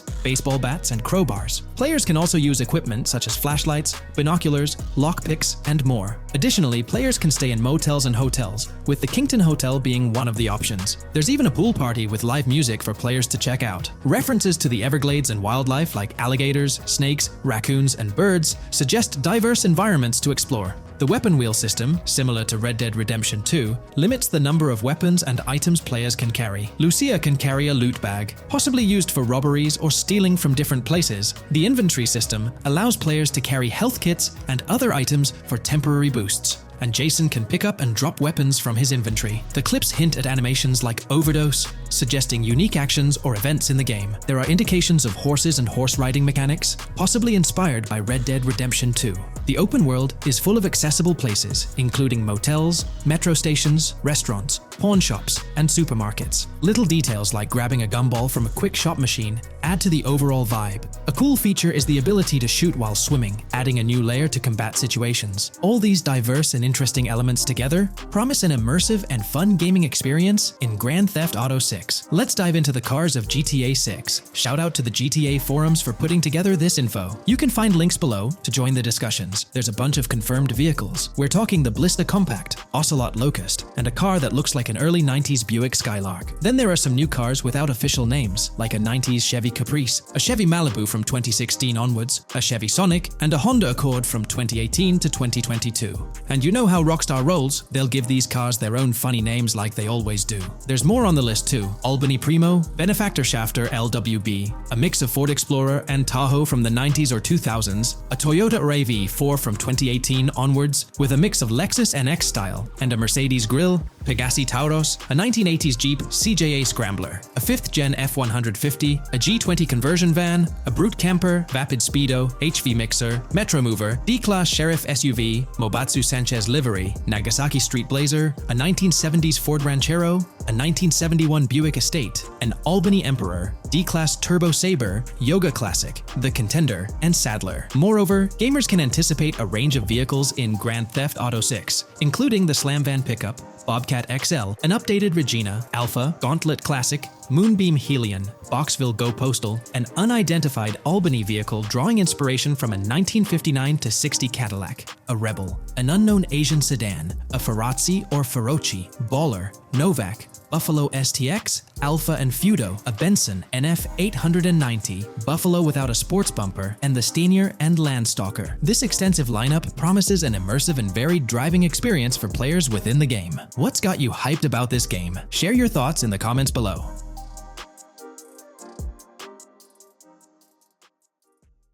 Here's all the information we've managed to gather about Grand Theft Auto 6 so far. Dedicated fans have compiled a 60-page document that meticulously covers every new feature revealed in last year's leaks. These features have been officially confirmed by Rockstar Games, as they originate from the footage Rockstar themselves acknowledged as part of Grand Theft Auto 6. Keep in mind that the game is still in development, so some details might evolve. However, as of now, these are the features you can expect to find in the game. If you're interested in delving into the full document, you can find a link in the description. But bear in mind that it's quite an extensive read, so we'll break it down for you. Let's begin by discussing the game engine. Euphoria physics has undergone adjustments, and improvements have been made to the ragdoll physics and overall game physics compared to GTA 5. Additionally, Grand Theft Auto 6 will incorporate lighting and skybox systems similar to those seen in Red Dead Redemption 2. This means you can anticipate enhancements like volumetric clouds and better lighting, which mark a significant leap forward. even compared to Red Dead 2. One notable detail from the leaks is the presence of heavy fog, a feature not prominently seen in GTA 5, except for snowy conditions. Advanced weather systems will play a more prominent role in GTA 6, adding depth and immersion to the game world. As for characters, we already have insights into several individuals set to appear in the game. While Jason and Lucia are the main protagonists, the leaks have revealed the existence of other characters. These include Dre, not to be confused with Dr. Dre, Sam, a friend of Dre, Kai Wyman, Zach R.B. Shaw, and several others like Vicky, Iris, Shanice, and YJ. It's quite astonishing that we even have details about their heights. Lucia stands at 5 feet 3 inches, while Jason measures 6 feet 1 inch tall. By the way, I'm holding a monthly giveaway for a PlayStation 5. You just need to subscribe and you're entered. Now, back to the video. We've also got details on 3 different gangs set to make an appearance in Vice City: Sand for Sand, a Haitian gang, the Guardia Brothers, and the Far-Right Militia. Moving on to tools and items, the list is quite extensive. You can expect to find an autodialer, binoculars, immobilizer bypass, a color tool, painkillers, a pool cue, trauma kits, a golf driver, various food and drink items, a golf putter, a USB drive, a golf iron, a crowbar, a golf wedge, a torch, a slim jim, a tracker jammer, a duffel bag for stashing your loot, cigarettes, and a backpack, again for storing your loot. When it comes to weaponry, the leaks confirm several options: a rocket launcher, an assault rifle, a baseball bat, a polymer pistol, a knife, a bolt-action sniper rifle, a Molotov cocktail, a spear gun, which is intriguing, a smoke grenade, a compact SMG, a flashbang, a micro SMG, a hunter sniper rifle, a heavy machine gun, an auto rifle, and a pump-action shotgun. The weapon wheel system will be divided into 3 sections: weapons, equipment, and gear. This setup is reminiscent of Red Dead Redemption 2, where you had access to your weapons, items, and horse all in one interface. Notably, we've seen glimpses of the ability to hold different weapons in each hand, and there's an additional quick item inventory in the bottom left corner of your screen. In a video clip, we observed an NPC firing at Jason, and shortly after, we noticed that Jason's health was low. A tip appeared on the left side of the screen, indicating, "You were injured. Your health will regenerate slowly. Open your weapon wheel and use a recovery item to replenish your health faster." Unlike GTA 5, where your health regenerated only up to 50%, in GTA 6, it seems that you may regenerate to full health naturally, albeit at a sluggish pace. However, if you want to expedite your healing process, you can employ a medical item. We've got confirmation on 7 open-world activities that will be available in the game. Currently, these activities include dice, golf, fishing, and races. Additionally, there's a van shipment activity, and in one of the videos, you can spot the spawning location for a delivery van event. This location is near the industrial area of Port Gellhorn, and it's noteworthy that there's a warning poster about security cameras in this area, suggesting the need for caution while attempting to rob the van. Now, regarding robberies, if you've seen the leaks, you might remember the Hank's Waffles robbery, which was quite impressive. Jason and Lucia took on the challenge of robbing this massive diner. In another clip, when Jason was entering a store for a robbery, it became apparent that he possessed an ability allowing him to see through walls. The leaks also mention events related to searching vehicle trunks for something valuable, or perhaps finding nothing at all. Moving on, there's another event type called deliveries mentioned, specific to Port Gellhorn. It's somewhat challenging to predict the exact nature of these events, but that's all the information we have for now. As for enterable buildings, Grand Theft Auto 6 is set to offer more opportunities for exploration. Confirmed locations you can enter include the Malibu Club, a pawn shop, the Jack of Hearts, supermarkets, bars, restaurants, apartments, and laundries. Now, let's discuss multiplayer. In the leaked files, we did come across one multiplayer clip, and in the bottom left corner of the screen, it displayed PL2 of 32, indicating that there were 2 players in the lobby out of a possible 32 slots. This mirrors the setup seen in Red Dead Online and GTA Online. While it's mentioned as 32 slots, it's worth noting that the player count is actually capped at 30, with 2 additional spots reserved for spectators. While hopes may be for larger lobbies in GTA 6, at least during this testing phase, they were exploring the feasibility of 30-player lobbies. Let's delve into collectibles in the game. During a scene in one of the clubs with Lucia, we can observe a developer placing a cardboard box on the ground. Notably, these boxes appear to be lootable, with a circle icon indicating their interactability. The debug text on this box reads, collectibles_car_pass, suggesting that these boxes will contain car part collectibles. Furthermore, there's mention of Wyman car parts boxed generic used, which has sparked speculation that players may collect car parts specifically for a character named Wyman. It's inferred that both Jason and Wyman share an interest in classic cars. Moving on, we've got collectible hats. In a video featuring Jason in an apartment, a developer is seen interacting with a hat labeled as an ambient collectible hat in the debug text. This implies that one of the ambient activities in the game will involve gathering various articles of clothing, which adds an intriguing layer to gameplay. Now there's a comprehensive list of brands featured in the game, which I won't read out individually, as many may not be of significant importance to the storyline. Instead, I'll display them on your screen for your reference. Feel free to pause the video if you'd like to take a closer look. Moreover, we have a list of confirmed animals in the game. As of now, the roster includes snakes, seagulls, skunks, raccoons, alligators, boars, wading birds, squirrels, southern leopard frogs, crayfish, lizards, skunk apes, pigeons, opossums, and whales. Keep in mind that this is not an exhaustive list, and there's a good chance we'll encounter even more wildlife when the game officially launches. These are simply the animals we have information on at this point in time. In the ongoing exploration of the forthcoming Grand Theft Auto installment, a plethora of new gameplay mechanics has come to light. These enhancements promise to augment the player experience in a variety of ways, ushering in a fresh layer of dynamism and immersion within the game world. First and foremost, players can now maneuver while ensconced in cover. This feature introduces a newfound level of flexibility during engagements, allowing for more strategic positioning in combat scenarios. Additionally, the ability to assume a prone position, a feature conspicuously absent in previous iterations of the game, adds an exciting dimension to gameplay, affording players the capacity to lie flat on the ground, potentially enhancing stealth and tactical maneuvers. Furthermore, the inclusion of loot bags offers a means to store surplus items, expanding inventory management options. An interesting addition is the capability to both drop and retrieve weapons, affording players greater adaptability in response to evolving circumstances. During intense firefights, a novel under-fire animation engages, wherein the player character instinctively shields their face from incoming projectiles, providing a more immersive combat experience. In the aftermath of enduring a severe blow, players are granted the opportunity to enact self-revival, potentially turning the tide of adversity. In aiming down sights, the option to seamlessly switch shoulders grants players a tactical advantage, facilitating improved positioning and target acquisition.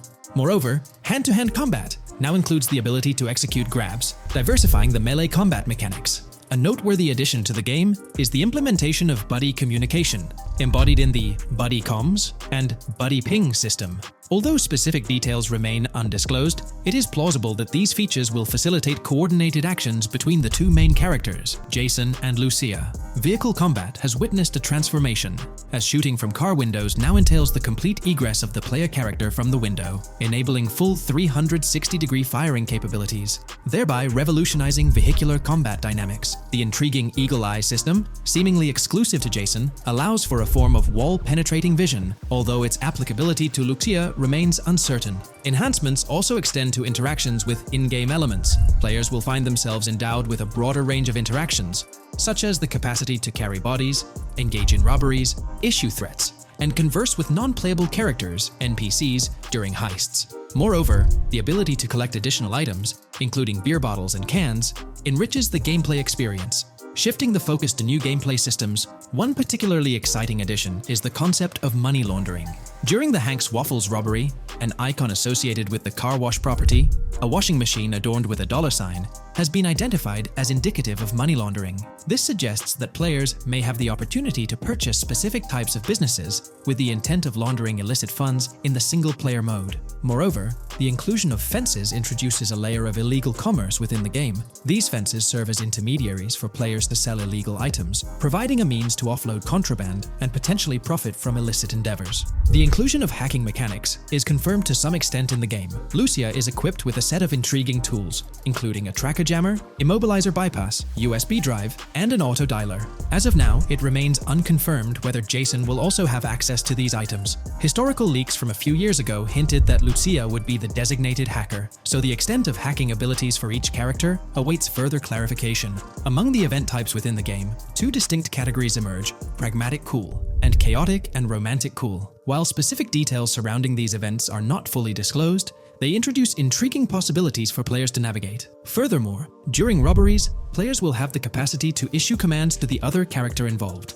In a video clip from the leaks depicting a robbery, a tip notification suggests checking in with Jason or holding for more options. This implies that players can give their partner commands during a heist. Notably, prompts to instruct Jason to either surrender or follow indicate a degree of control over both characters simultaneously, simplifying coordination compared to relying solely on AI behavior. The witness system and police recognition within the game hold significant implications. During the Hank's Waffle robbery video, an interesting detail surfaces regarding the wanted level stars interface, which includes the term full description.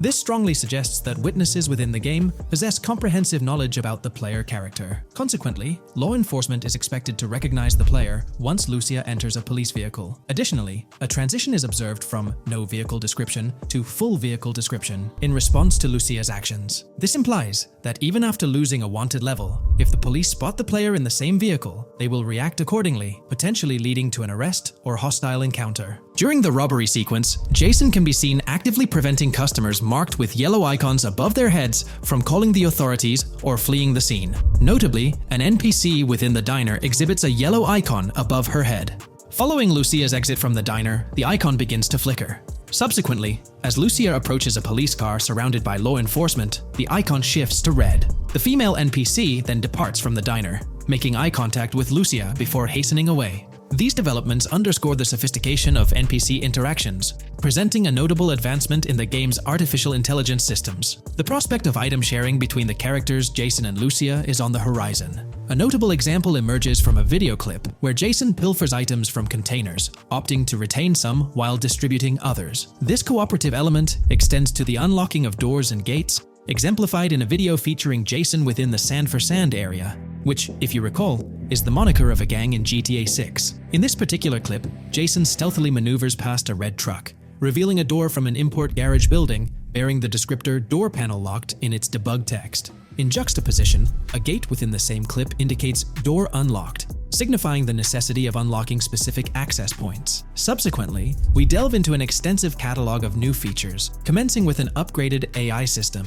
In a visual excerpt, the enemy AI exhibits an inclination to open fire upon Lucia when she pivots to face them. This hints at AI entities possessing a heightened acumen for discerning opportune moments to engage in combat. Impressively, AI units adapt their elevation relative to surrounding obstacles, steering clear of potentially disadvantageous head-glitching tactics. Furthermore, a prudent alteration manifests as AI adversaries opting to lower their stance during weapon reloads, a judicious move compared to reloading while exposed in the open.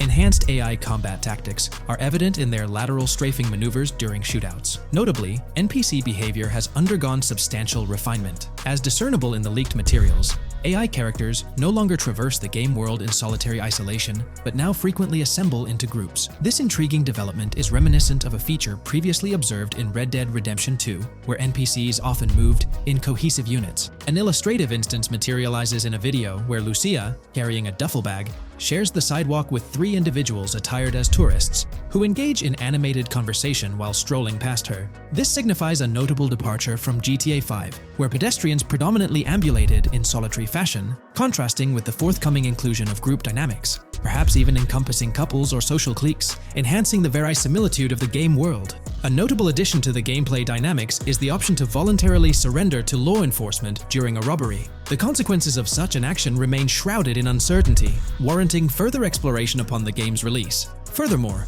the mundane act of purchasing gumballs from vending machines emerges as a potentially restorative action. While it can be surmised that gumballs may offer a healing effect, concrete details regarding their function remain pending confirmation. In a nod to realism, akin to GTA 5, the forthcoming installment acknowledges the accumulation of dirt on your character's clothing, reflecting the wear and tear endured during your escapades. The hair and facial hair systems exhibit intriguing variability, with different versions of Jason observable in the leaks, sporting varying hairstyles, including long hair, short hair, stubble, and clean-shaven looks. While not definitively confirmed, this strongly alludes to the introduction of a hair growth system, akin to the one featured in Red Dead Redemption 2. Given the precedents established in the latter game, the likelihood of such a system in GTA 6 appears high. Expanding the repertoire of actions available to players, the ability to consume items directly from your inventory is showcased. When Jason visits a gas station, the inventory reveals options for wine, soda, and fruit consumption, implying that you can partake in these items at your convenience, akin to the mechanics present in Red Dead and GTA Online. Introducing a novel event type named Cop Trap, the game incorporates scenarios where law enforcement sets up traps at multiple locations. While the precise details of these traps remain undisclosed, it is apparent that police will employ diverse tactics to ensnare players. An overhaul in the police system introduces the concept of time until cops dispatch. In this iteration, criminal activities do not instantly summon law enforcement. Instead, players are afforded a brief window to execute an escape before the police response commences. The inclusion of security cameras as a surveillance mechanism adds complexity to evading detection. Unlike the conventional implementation in GTA Online, these cameras employ a detection meter, reminiscent of mechanics seen in games like Payday 2 or Payday 3. Players must act swiftly to evade the camera's line of sight within a specified time frame, akin to a filling bar, to avoid detection. This novel approach to security cameras introduces a fresh layer of challenge and strategy to evading law enforcement. Players will have the newfound ability to restrain non-player characters, NPCs. The primary method, as gleaned from the leaks, involves the use of zip ties. This restraint option becomes particularly pertinent during robbery scenarios, where players can employ zip ties to immobilize NPCs. A novel feature that comes to light is the capacity to loot vehicles. A fleeting glimpse in the Hank's Waffles video reveals a button prompt in the bottom right corner of the screen, labeled Examine SUV. This hints at the prospect of inspecting random cars and potentially engaging in vehicular theft. To make car theft more engaging, an advanced hijacking system is on the horizon. The existence of the immobilizer bypass device, previously discussed, suggests that pilfering high-end vehicles will pose a greater challenge. Additionally, an item known as the Slim Jim will facilitate unlocking older model cars. These mechanics collectively point to the notion that hijacking automobiles will become a more intricate endeavor, with the potential for car theft endeavors to end in failure. Furthermore, two intriguing event types emerge, namely carjacking, CAT, and carjacking, advanced AI. These events suggest that the vehicular hijacking process will incorporate nuanced elements, potentially involving the interference of an AI-controlled entity. GTA 6 promises to deliver an augmented vehicular experience through improved vehicle damage and handling. In a displayed video clip, as Lucia attempts to evade pursuing law enforcement, cars suffer more impactful damage. Notably, various parts of the vehicles, such as the front fender and hood, demonstrate more realistic deformation and fragmentation. The in-game interiors now feature functional GPS and waypoint systems on the dashboard, enhancing navigational convenience for players driving in the first-person perspective. Additionally, players have the option to enter a car via the passenger seat, offering flexibility in vehicle interaction. A hallmark of GTA 6 is its meticulous attention to detail. Players can encounter raccoons engaging in behavior, such as rummaging through trash cans and pilfering food bags. These instances are categorized as world events, denoted as raccoon climb out of garbage, raccoon rummage trash, and raccoon steal food bag. While numerous other subtle details enrich the game world, they are too numerous to enumerate here. Interested individuals can explore these intricacies further through the provided link. Expect a heightened level of auditory realism in GTA 6. Weapon sounds exhibit enhanced clarity and realism, with greater volume. The sounds of bodies impacting the ground will resonate with a more substantial thud, evoking a heightened sense of impact. Police sirens will reverberate off buildings and environmental elements with heightened realism, while items will produce varying auditory responses contingent on the surrounding context. In essence, sound design in GTA 6 aims to authentically replicate real-life auditory experiences. Fascinating developments. Several months ago, a colossal trove of leaked data unveiled a wealth of intriguing random events, world encounters, that promise to enrich the GTA 6 experience. While I won't delve into all of them, the list is nothing short of captivating. Events range from mundane occurrences like parking disputes to more enthralling incidents such as donut burnouts, protests, and even someone suffering a concussion. The prospect of navigating the lifelike world of Vice City, teeming with such diverse activities, is undeniably exhilarating. I strongly recommend pausing the video to peruse this remarkable compilation. Additionally, we have been privy to an extensive catalog of vehicles slated to appear in GTA 6. These vehicles, gleaned from both in-game leaks and files, I encourage you to peruse this comprehensive list at your leisure. It resides on page 30 of the document. Furthermore, the leaks have divulged a plethora of confirmed locations within Vice City and its environs. Naturally, Vice City itself takes center stage, while several districts and neighborhoods will pepper its landscape. Notable locations include Edgewater, North Bay City, Rock Ridge, Little Haiti, Vice Beach, South Beach, Washington Beach, and Key Biscayne. Port Gellhorn, intriguingly, appears as a separate city akin to Sandy Shores or Palito Bay from previous iterations. The list extends to encompass Yorktown, Ambrosia, Sundown, the Keys, La Pearl, Red Hill, Lake Leonida, Hamlet, Stockyard, Homestead, Grass Rivers, Ekin, Fanaka, Underwater, and Relief. Each of these major locations contains a multitude of sub-locations, a testament to the meticulous world-building evident in the game. As if this weren't enough, the dedicated community has endeavored to construct a speculative map of GTA 6 based on coordinates extracted from the leaks. While the precise layout of the map's northern region remains uncertain, the map preview encapsulates the sprawling Vice City to the south and Port Gellhorn on the left. This visual representation of the game world is undeniably impressive and stokes the anticipation for the immersive adventures that await. Today's video will delve into the latest iteration of the GTA 6 mapping endeavor. The developers have expanded and refined the GTA 6 map significantly, making it the most comprehensive fan-made project to date. It incorporates all available data from leaks and the initial official trailer. We'll explore the recent updates to the map and conduct a fascinating comparison between the current GTA 6 map and those of previous GTA games. Additionally, we'll examine a fan-created satellite view of the GTA 6 map, along with the inclusion of Tommy Vercetti's mansion spotted in the trailer. All of these elements will be discussed in detail throughout this video. Let's kick things off with the GTA 6 mapping project. Changes have been implemented across all regions of the map. To ensure we cover everything comprehensively, we'll begin our tour from the northwest and work our way down, addressing each modification along the journey. Firstly, the map's dimensions have been expanded from 16,000 by 16,000 to 18,000 by 18,000 to accommodate the newly added landmass. Each square on the map measures 500 x 500 meters. Based on the latest estimations, the map will be larger than before, requiring more space to accommodate all its features.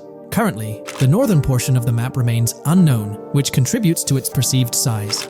Hence, the map extends beyond what's visible on the screen. According to rumors, the GTA 6 map is speculated to encompass 3 major cities. Presently, we're aware of 2. Vice City, the largest city, and Port Gorn, which has undergone further expansion in the latest map update.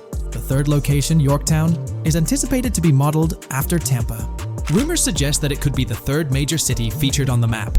However, at present, there's limited information available about it in the leaks. The only indication we have is a sign displaying New York Tune within Port Gorn. Regarding Port Gorn, details are scarce apart from its name and general location. It's positioned north of Fort Killorn and east of Yorktown. Moving on, we encounter Hank Hill, one of the notable elevations in the game. Despite Florida's predominantly flat terrain, Rockstar has incorporated hills sporadically to diversify the landscape. Adjacent to Hank Hill are the Domed Hills, another series of elevated areas. Notably, the border of a river is highlighted in orange, indicating speculative terrain. Nonetheless, it appears to be situated in the vicinity of Red Hill, a small town positioned near Lake Leonida. The largest body of water, Lake Leonida, sits approximately at the map's midpoint, drawing parallels to Lake Okeechobee in real life.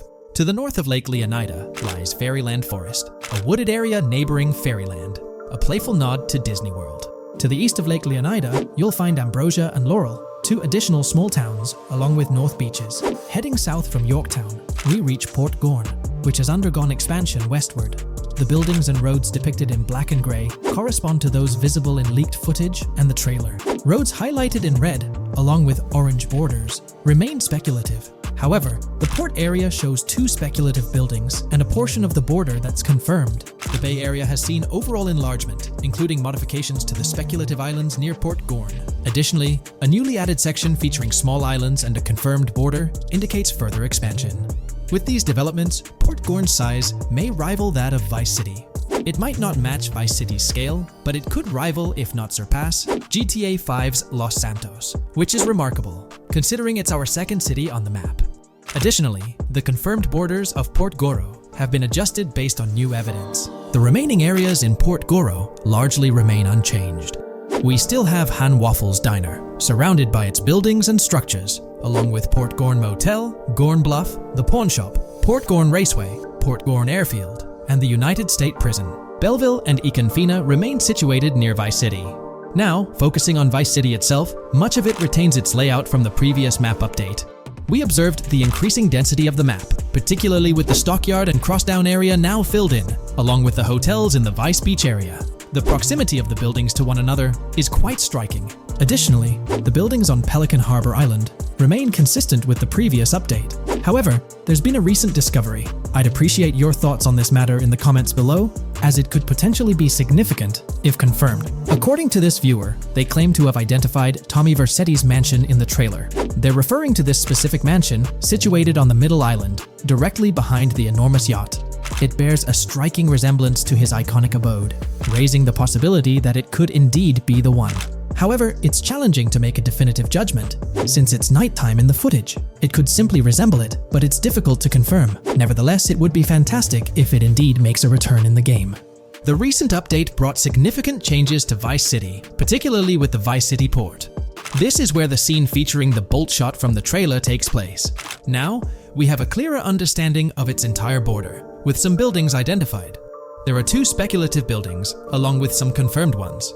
The bridges have been updated, and there have been adjustments to the speculated Raya Way.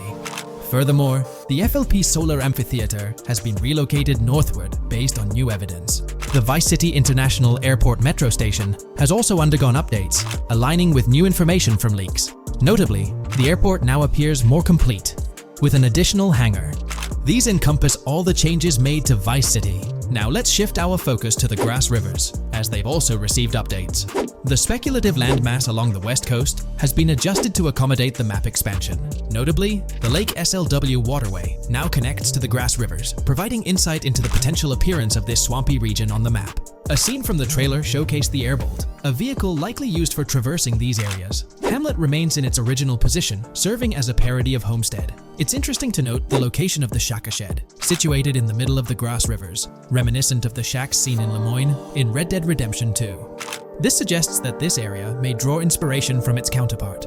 Furthermore, I anticipate hunting to be quite intense in this region, given the presence of alligators, snakes, and lizards. The diverse wildlife, particularly at night, is bound to create a thrilling atmosphere. Additionally, changes have been made to the Gator Keys and the surrounding islands, as observed in the trailer. More specifically, there have been additions to speculative locations, such as Bird Key, based on new evidence. Additionally, some speculative areas across the map have been updated. That wraps up the analysis of the latest version of the GTA 6 mapping project. It'll be intriguing to see how closely it aligns with the actual map. Moreover, let's delve into a fascinating comparison between this latest version and all the other maps in the GTA series. Take a look at this comparison. On the left side, you'll find the latest version of the GTA 6 mapping project. Above it, there's the map of North Yankton from GTA 5. To the right of the North Yankton map, you'll see the island of Copico from GTA Online. Next to Copico, there's the GTA 5 map. Below that, we have the GTA 4 map. Below the GTA 4 map are the maps of Liberty City and GTA 3. And finally, at the bottom, there's the map of GTA San Andreas. One of the first things I noticed is how compact the GTA 4 map appears compared to others. Despite its small size, it boasted greater density than the GTA V map. Streets were closely packed, and every inch of space was utilized efficiently. Anyone who's played GTA 4 can attest to the unparalleled density of its city, brimming with intricate details. I anticipate a similar level of density and attention to detail in the GTA 6 map. Considering the vastness of the GTA 4 map, despite its modest size, I expect the density in GTA 6 to match, if not surpass, that level. Even though GTA 6 is already approximately twice the size of the GTA 5 map, the addition of intricate details will make it feel even more expansive. Now, let's examine a comparison between the old GTA Vice City map and the latest version of the GTA 6 mapping project. The old Vice City map has been superimposed onto the new one, allowing for a visual comparison of the two. What caught my attention was the size of the GTA Vice City map, which is quite substantial. However, in GTA 6, improvements are expected across the board. There will be more buildings, positioned closer together, enhancing the overall design and creating a denser environment. I also wanted to discuss a map that's been generating a lot of buzz within the community. Someone utilized images from Google Maps to supplement the mapping project. This method offers a clearer perspective on how the game's environment might appear in terms of scale and layout. While this representation may exaggerate the city's size with an abundance of buildings, it provides insights into the length and layout of highways, which have been overlaid with speculative areas. Additionally, looking at Yorktown, despite the lack of details, its size hints at the potential scale of both Yorktown and Port Gorn. Furthermore, the top portion of the map may resemble the depiction, although details remain uncertain. Considering the vast array of features such as multiple airports, cities, small towns, mountains, hills, and swamps, it's evident that GTA 6's map is poised to be the most impressive in the series. There's little doubt that it will set a new standard. GTA 6 has been announced, and it's caused a whole bunch of rumors to swirl around. We've got a list of stuff that's actually confirmed for the game, so let's dive in. Now, the game isn't coming out anytime soon. Rockstar Games is still working hard on it. But thanks to some leaks, we've got some inside info on what to expect. We're talking vehicles, game physics, and the main characters, Lucia and Jason. Plus, we've got details on the map, the huge open world, activities, and all the weapons you can play with. There's also a bunch of cool stuff going on with NPC AI, RPG elements, and some new gameplay features. People are pretty hyped about all this, and they're chatting up a storm about what GTA 6 is going to be like. Now let's check out the vehicles in the game. The GTA forums did a solid job gathering this info, so shout out to them. So we've got confirmed vehicles like the Blista Compact, Ocelot Locust, and something that looks like a 90s Buick Skylark. By the way, I'm holding a monthly giveaway for a PlayStation 5. You just need to subscribe and you're entered. Now, back to the video. There are a bunch of other cars too, without official names, like a 90s Chevy Caprice, a 2016 present Chevy Malibu, a Chevy Sonic, and a 2018 to 2022 Honda Accord. Rockstar usually gives these cars funny names. Other rides include the Albany Primo, Benefactor Shafter LWB, something that's like a mix of Ford Explorer and Tahoe from the 90s or 2000s, a 2018 present Toyota RAV4, with Lexus NX vibes and a Mercedes grille, the Pegassi Tauros, a 1980s Jeep CJA Scrambler, a 5th Gen F150, a G20 conversion van, a Brute Camper, a Vapid Speedo, HY Mixer, Metro Mover, D-Class Sheriff SUV, Mobatsu Sanchez Livery, Nagasaki Street Blazer, a 1970s Ford Ranchero, a 1971 Buick Estate, an Albany Emperor, D-Class Turbo Sabre, Yoga Classic, the Contender, and Sadler. And don't forget the Slam Van Pickup, Bobcat XL, an updated Regina Alpha, Gauntlet Classic, Moonbeam Helion, Boxville Go Postal, an unknown Albany car that's based on a 1959-60 Cadillac, a Rebel, some Asian sedan, Ferrari or Feroci, Baller, Novak, Buffalo STX, Alpha and Feudo, a Benson NF 890, Buffalo with no sports bumper, and the Stanier and Landstalker. With all these vehicles, GTA 6 is going to be quite the ride. Now let's talk about some gameplay clips making the rounds on social media. They give us a sneak peek at missions and what Rockstar is up to. One clip shows Lucia, our main character, trying to rob a place called Hank's Waffles, a diner. In this early test, the non-player characters look kinda generic and are jokingly called dummies in the game. The NPCs react to Lucia's aggressive moves, and their animations show they're pretty freaked out, kind of like what we saw in Red Dead Redemption 2. During the robbery, Lucia can aim her gun at a hostage, giving you the choice to rob or have a face-off. Taking a hostage adds some spice to the crime.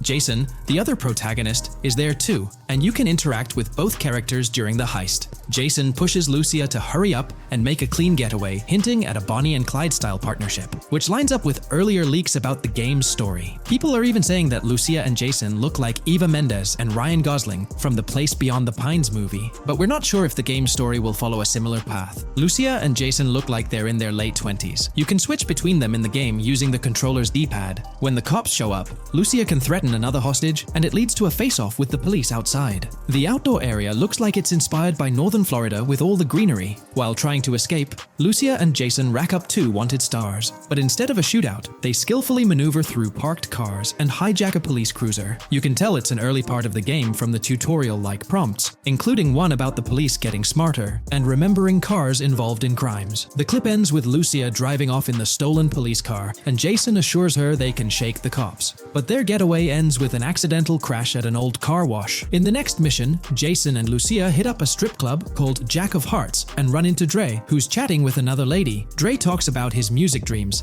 and hints at someone named Boopy. During this chat, we get messages from 2 new contacts, Billy and RB Shaw, through a WhatsApp parody. The early footage shows a minimap that looks like the one in GTA 5, with icons that probably stand for missions from characters labeled WM and YJ. As they head up to the VIP second floor, Dre has a run-in run-in with DJ Tip, who's upset about waiting for drinks. Dre steps in, but it's clear that Tip isn't the most popular guy. Dre moves on, and that's where the clip ends. Just remember, this is early development footage, and things might change as the game gets closer to release. Another leak spills the beans on more than 500 world events, encounters, and Easter eggs you'll come across while playing. There's too much to cover, but I'll mention a few interesting ones. You'll find stuff like missing tourists, yard sales with new clothes, an event that's a bit like the insurance fraud thing in Saints Row, a voice in the storm drain that might remind you of Pennywise, a Bonnie and Clyde mystery that spans different places, and a workout challenge that suggests fitness activities are back. Players can also stumble upon an island camp, DUI tests, UFO sightings, an animal house,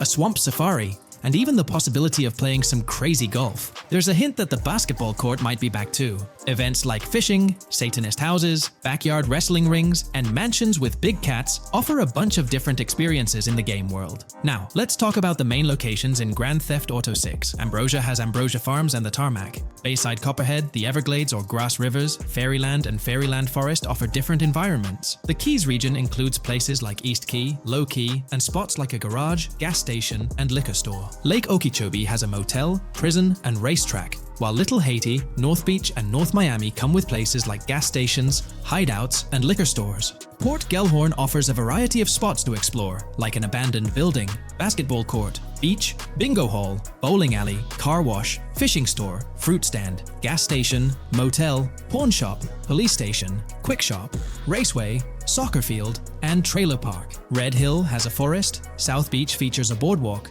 gym, hotel, Ocean Drive, and park. South Miami Sundown includes a beach and tarmac, and Vice Beach covers Vice City suburbs and Washington Beach. There are also other interesting places like an abandoned hotel, observatory, Fountain of Youth, homeless community, Malibu Club, Monument of Leonida, Redneck Yacht Club, Spaceship House, underwater research facility, and Dinosaur World. According to info from the GTA forums, Grand Theft Auto 6's open world is estimated to be at least 2.5 times the size of GTA 5 ES, giving players a massive world to explore. The game seems to take cues from the successful approach in Red Dead Redemption 2, promising a well-designed open world with intriguing mysteries. We've spotted some real-life Florida locations in GTA 6's development footage, like the Homestead Miami Speedway turned into the Port Gellhorn racetrack, and recognizable places such as Portofino Tower, Sombrero Key Light, Solar Amphitheater Bayfront Park, and Lone Depot Park. Even the 1000 Museum, a high-rise condo in Miami, is in the game, showing Rockstar's attention to detail. A metro map that's a match for Miami's real one suggests a deep immersion in the game world. The lush landscapes and greenery might hint at a move into Georgia,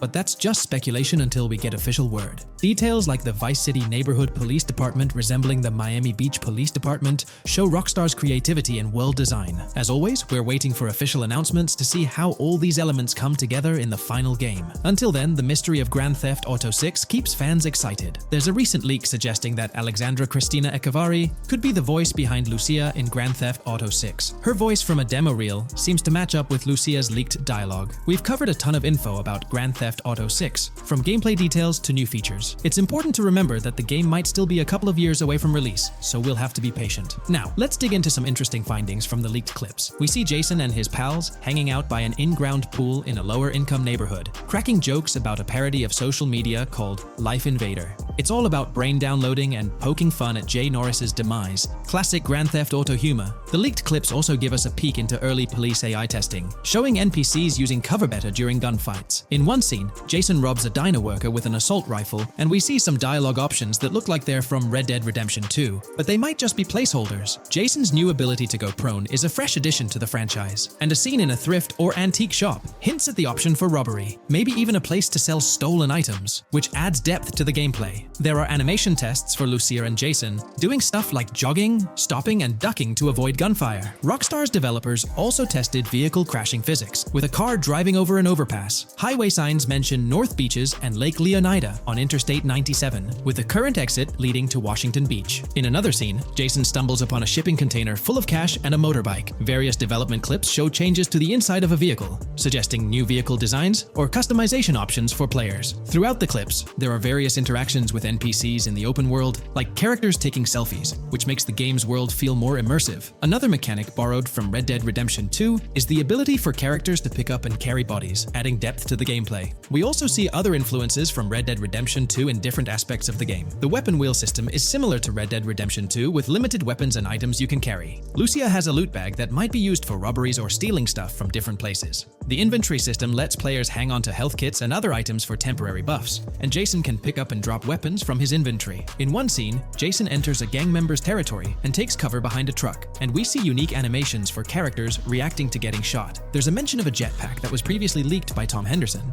and it's inside the Jack of Hearts Club. The game includes parody logos for social media like Snapchat, Instagram, and Life Invader. Characters have different hairstyles, and there are realistic details, like Lucia's bra showing under her shirt, which adds to the game's realism. A new feature is the ability for players and NPCs to hold their guns sideways, which changes things up in combat. We also see Jason doing some fancy rifle tricks in the air, and another character in a parking lot shoots at him while holding his pistol sideways. The clips mention animations like overdose, which hints at unique actions or events in the game. There are hints of horses and horse riding mechanics, likely inspired by Red Dead Redemption 2.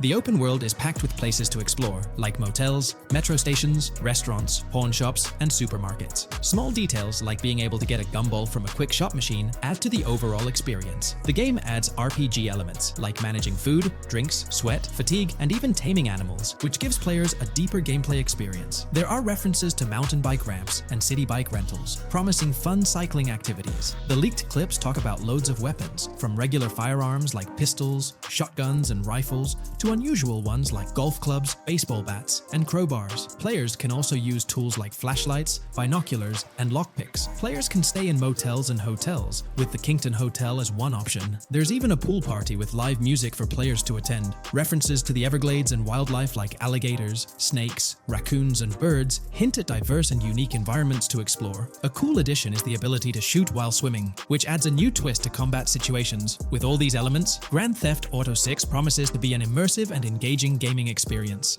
Hey there! In this video, we're diving into an upcoming terrain system in GTA 6, brought to you by Rockstar Games. Additionally, we'll explore some cool graphics enhancements like ambient occlusion, global illumination, and material tinting slated for the next GTA. The scoop comes straight from an official patent filed by Take-Two Interactive, Rockstar's parent company. So let's kick things off by checking out the patent titled Method and Apparatus for Enhanced Graphics Rendering in a Video Game Environment. According to Rockstar Games, the rendering of real-time graphics usually happens in a pipeline setup like this one. At the core of it, the process kicks off by handling 3D vertex information, moving on to render pixel-level details like light color and shadows. In the current systems, one or more shaders are employed for this pixel-level rendering. These shaders are essentially programs that operate on the GPU. The challenge in rendering lies in finding the right balance between realism and detail, while ensuring smooth performance, aiming for that higher frame rate. For example, a virtual world should illustrate various terrains that mirror a number of lifelike geographical areas. Each of these terrains can provide unique interactions with a virtual character in the video game. By way of example, a virtual player traveling through sand or snow should leave footprints that are different than the virtual player walking down a concrete sidewalk. However, because of the number of various terrains that need be accounted for, and the unique behavior of each terrain, conventional graphics systems do not have enough processing power to account for dynamic terrain and the associated interaction with players of the game. So, Rockstar Games developed a shader system for efficiently rendering various types of terrain with high realism. Let's take a peek at the system. The world level map, visible in the bottom right, outlines all the different dynamic terrains, such as muddy, sandy, grassy, hard ground, snowy, and more. Take a gander at this world level map showcasing the diverse terrains. Now, let's explore the various dynamic terrain zones within the game world. Using Red Dead Redemption 2 as an illustration, this world level map plays a pivotal role in determining the terrain that players or NPCs interact with. Essentially, it acts as the foundation to generate a trail map. Think of a trail map as a record of all the imprints left behind by characters, vehicles, and other objects, like the aftermath of explosions. Take this image for instance, showcasing how the snow has been altered by the actions of this NPC. Different shaders of the shader system are used for different terrain types and with different trail map types. For example, basic terrains do not require special shaders, while shallow mud terrains can advantageously benefit from a parallax surface shader to efficiently show ruts and tracks in the terrain with a high-detail trail map. As an additional example, deep mud terrain may use a tessellation surface shader to model the ruts and tracks in the mud. You might be aware that in Red Dead Redemption 2, you can leave realistic footprints in the snow and mud. Rockstar explained that they employ two shaders for this effect: parallax maps and desolation. These shaders create a convincing illusion of high-level deformation, where footprints appear on the terrain's surface. In reality, the surface is warped, but not physically deformed, ensuring a smooth and polished movement experience. In GTA 6, they're applying the same technique to bring an extra layer of realism. This will be particularly noticeable with explosions, firing RPGs at the ground, walking through mud, or driving vehicles through it, each leaving distinct tracks based on the terrain. RPGs, for instance, will create craters on the ground. This adds a significant level of interactivity, making it feel like you're genuinely impacting the game world in real time. Despite it being an illusion, the result will be remarkably realistic, akin to the snow in Red Dead Redemption 2. To sum it up, this graphics rendering patent encompasses the dynamic terrain, ambient occlusion, global illumination, and material tinting, all exciting new features making their way to GTA 6. Rockstar has invented and patented new graphics rendering systems, which aims to fix some of the problems of traditional graphics rendering systems to make graphics rendering more efficient, thus improving performance and allowing for better, more realistic, and more immersive visuals. Dynamic Terrain System. This is a system that records and creates trail maps which make it possible that terrains can be visually deformed when being interacted with in various ways. Players, NPCs, vehicles, objects, and explosions can affect the terrain. For example, leaving footprints or vehicle tracks in sand can be seen in action in Trailer 1. Explosions will leave craters in the terrain as well. It's also possible for certain changes to the terrain to disappear over time. For example, footprints and tracks in mud disappearing after some time, since the viscosity of mud makes it return to its normal state after some time. There are different types of terrains, for example, muddy, sandy, hard ground, grassy, or snowy terrain. Each type of terrain will react differently. A sandy terrain will be more easily deformed than a grassy terrain, for example. In the initial part of our video, we delved into the rendering pipeline, which also incorporates a lighting stage. While conventional systems often utilize cube maps for pre-rendering lighting, it's worth noting that this is mainly for static elements. When it comes to dynamic characters, pre-computed lighting falls short in accommodating changes from objects within the scene. Although ambient occlusion can be pre-baked, it lacks the capability to update dynamically. Realism takes a hit due to this. Conventional systems often incorporate static lights to mimic reflected light, like sunlight bouncing off the ground and under a table. However, this static approach fails to update with changes in the light source. To address these challenges, Rockstar has patented new systems. Ambient occlusion. This is a graphics technique that can be utilized in multiple forms to determine how light and shading are displayed on an object. It can lead to darkened areas, enhanced contrast, and improved surfaces due to this technology. This patent's ambient occlusion system offers some special advantages. Determined by either preset or randomized assets based on developer discretion, the lighting can greatly provide a new vision to world building to make certain areas stand out, akin to a real-life setting. Global illumination.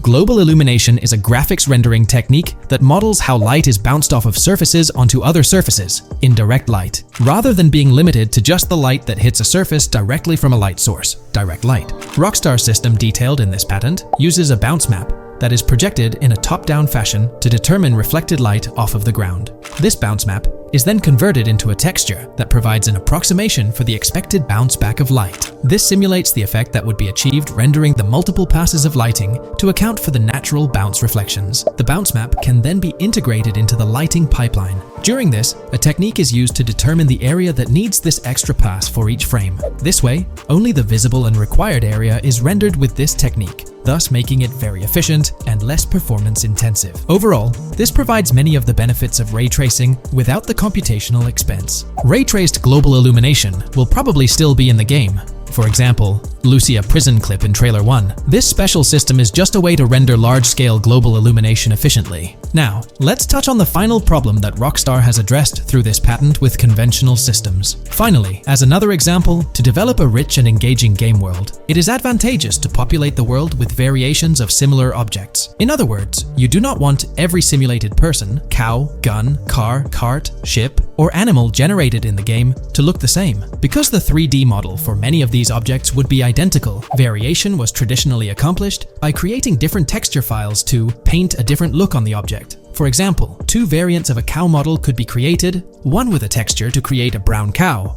and the other with a texture to create a black cow. These prior art systems created the desired variety at the cost of artist time, computer memory, and resources to maintain a multitude of different hand-authored variants for each in-game object. To combat this, Rockstar is introducing material tinting. RDR2 had a system that could tint the color of clothes to create far more variations on NPCs. This new patent is an evolution of that system and allows for creating of several in-game object variants from a single model. It can not only modify an object's colors, but other material properties, such as metalness and lighting parameters, or add additional layers to it, such as mud, snow, or dust as well. Envision the extent of customization that awaits in this game. Summing up the official patent for graphics rendering, it's evident that Rockstar has elevated numerous systems from Red Dead Redemption 2. Share your thoughts on everything covered in today's video in the comments below.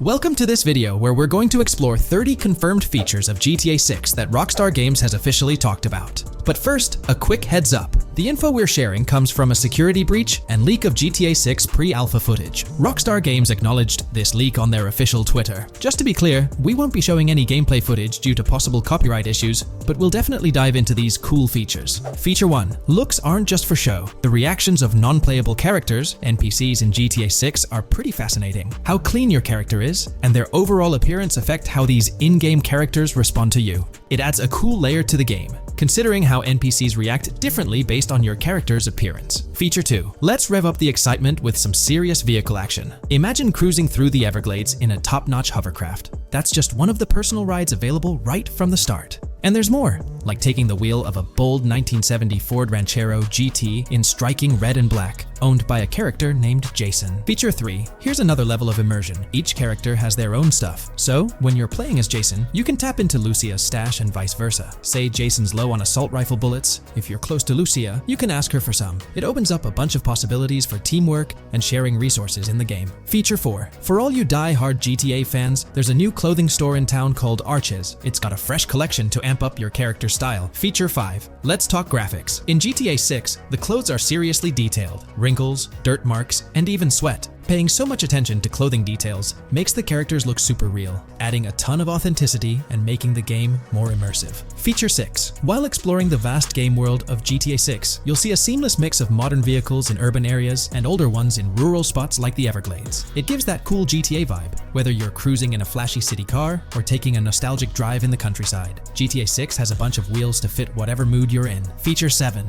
During certain heists, there's a timer showing when the cops will show up. Some think it's a developer thing, but it could mean players need to plan their heists well, syncing with the police response for a perfect score. That'd definitely add an exciting twist. Feature 8. I'm buzzing about this one. GTA 6 will feature a massive aquarium. Yes, you heard that right. Players get to explore an aquarium within the game, adding a cool new element to the gameplay. Feature 9. There's a limit on inventory space. Players can't stockpile an endless number of items. A smart move would involve rummaging through crates and storage spots at the docks to earn cash and gather valuable stuff, spicing up the gameplay. Feature 10. Here's something cool. In GTA 6, you're not stuck with your character's right side view like in GTA 5. Following Red Dead Redemption's lead, players can freely switch their character's preferred shoulder for a better view. It also changes which hand your character uses for weapons, making gameplay more immersive. Feature 11. GTA 6 adds a touch of reality with a dynamic day-night cycle. Shops don't stay open 24/7 anymore. Some close at night and reopen during the day, making the whole experience more immersive.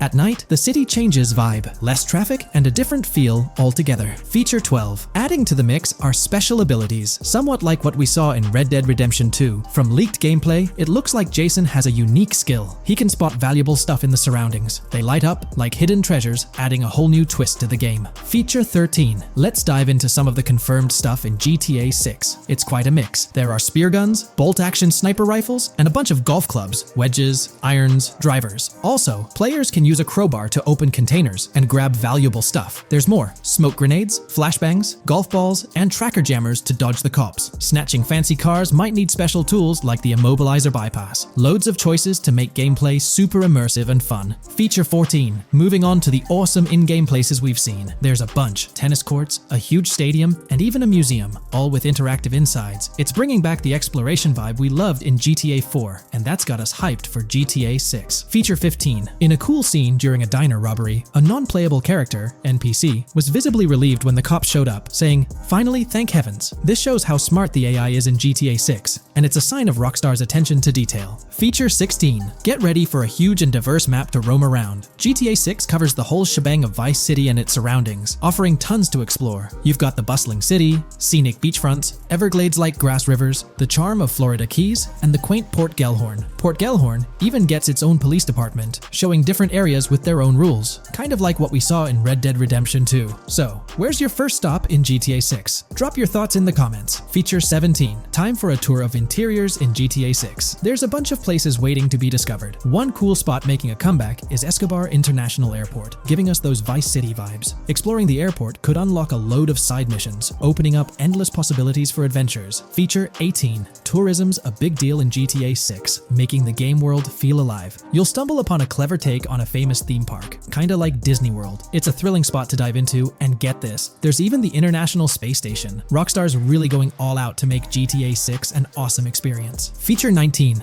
The characters you'll meet in GTA 6 have had some major upgrades. They come in all shapes and sizes, some towering and impressive, others more on the average or smaller side. This variety really brings the in-game city to life, making it feel more realistic. Rockstar's definitely set a high standard in gaming with this, and I can't wait to dive into this amazing world they've created. Feature 20 new gameplay features are here, and one that stands out is using assault rifles while inside a vehicle. It's going to shake up how players handle combat. Feature 21 money in GTA 6 works differently. You don't just magically get more cash in your bank account after robbing a store. Instead, you physically grab the cash from the store counter using a button. It makes the whole experience more real and interactive. Feature 22. Now this is wild. The vehicle customization options in GTA 6 are something else. When you get into a vehicle, hit the left D-pad for the vehicle options menu. You can tweak the seat, fix the steering wheel, and even jazz up the interior. There's talk that this might be limited to developers, but I'm hoping it's for everyone in the final game. Feature 23. There's a ton more to do in GTA 6. The game amps up interaction by letting you handle money, USB drives, weapons, food, and different clothes, giving you more control over the world. Feature 24 hats off to hat customization. In GTA 6, you can style your hat in different ways, showing off your fashion taste. It might seem small, but it makes your character really stand out. Feature 25. Here's a neat twist. When you're on the run and hijack a ride, your criminal description changes a bit, leaving out specific car details. This tricks witnesses and stops them from telling the cops about your getaway car. Smart move to stay hidden and adds a tactical side to the game. Feature 26. The big news? GTA 6 is officially scheduled to hit stores. Feature 27. Something fun and quirky. You can actually interact with gumball machines in the game and snag some gumballs. It's a small thing, but it adds a nice touch of reality to the game. Feature 28. Talking about the cops and what's happening in the game world. During gameplay, I saw the police doing traffic stops, DUI tests, and even searching vehicles. Also, the in-game map shows random NPC AI car accidents, and the cops rush in to handle these, making the virtual world feel genuinely chaotic. Feature 29. Time to talk weapons. GTA 6 brings a massive range of guns, from pistols to heavy artillery. With so many options, the action stays intense, making sure you're armed for any situation. Feature 30. GTA 6 is bringing in an inventory system, like what we saw in Red Dead Redemption 2.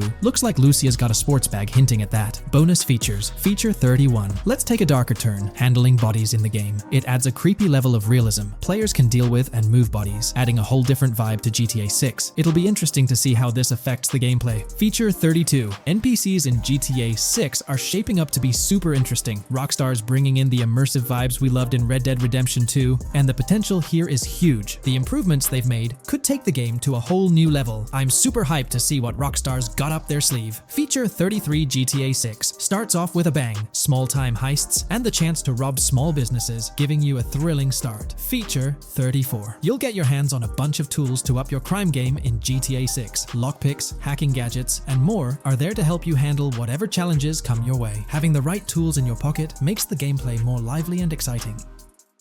Hey, big news for all you GTA fans out there. GTA 6 is shaking things up with some major changes in the series. We've got a ton of fascinating info about the game that you absolutely need to hear. Just a heads up, the details we've got are from leaked footage online, but unfortunately we can't provide any links or show it. Nevertheless, there's a bunch of exciting stuff to discuss, like new animals, AI enhancements, RPG elements, and more. Let's jump right in. Fact 1. Excitingly, the Malibu Club and Ocean View Hotel make a return in GTA 6. Events like Lost at Sea Island camp and lost plane suggest potential island scenarios akin to Guarma from a previous installment. Fact 2. While exploring, players encounter a myriad of wildlife: alligators, bears, boars, dogs, snakes, raccoons, birds, frogs, bald cats, and rodents. Symbols marking plants and toxic waste are also scattered throughout the game. Fact 3. In the game, keep an eye out for the Scarface crime scene, possibly an Easter egg paying homage to Tony Montana. There's also a murder mystery named Missing Tourists. Additionally, spots designated for campers hint at the possibility of owning a camper van in the future. Fact 4. GTA 6 offers an array of side activities, from backyard wrestling and racing to UFO events and beach bonfires. Even seemingly small actions, like picking up cans from the ground, are significant. Jason and Lucia, the main characters, possess special abilities akin to those seen in GTA 5. By the way, I'm holding a monthly giveaway for a PlayStation 5.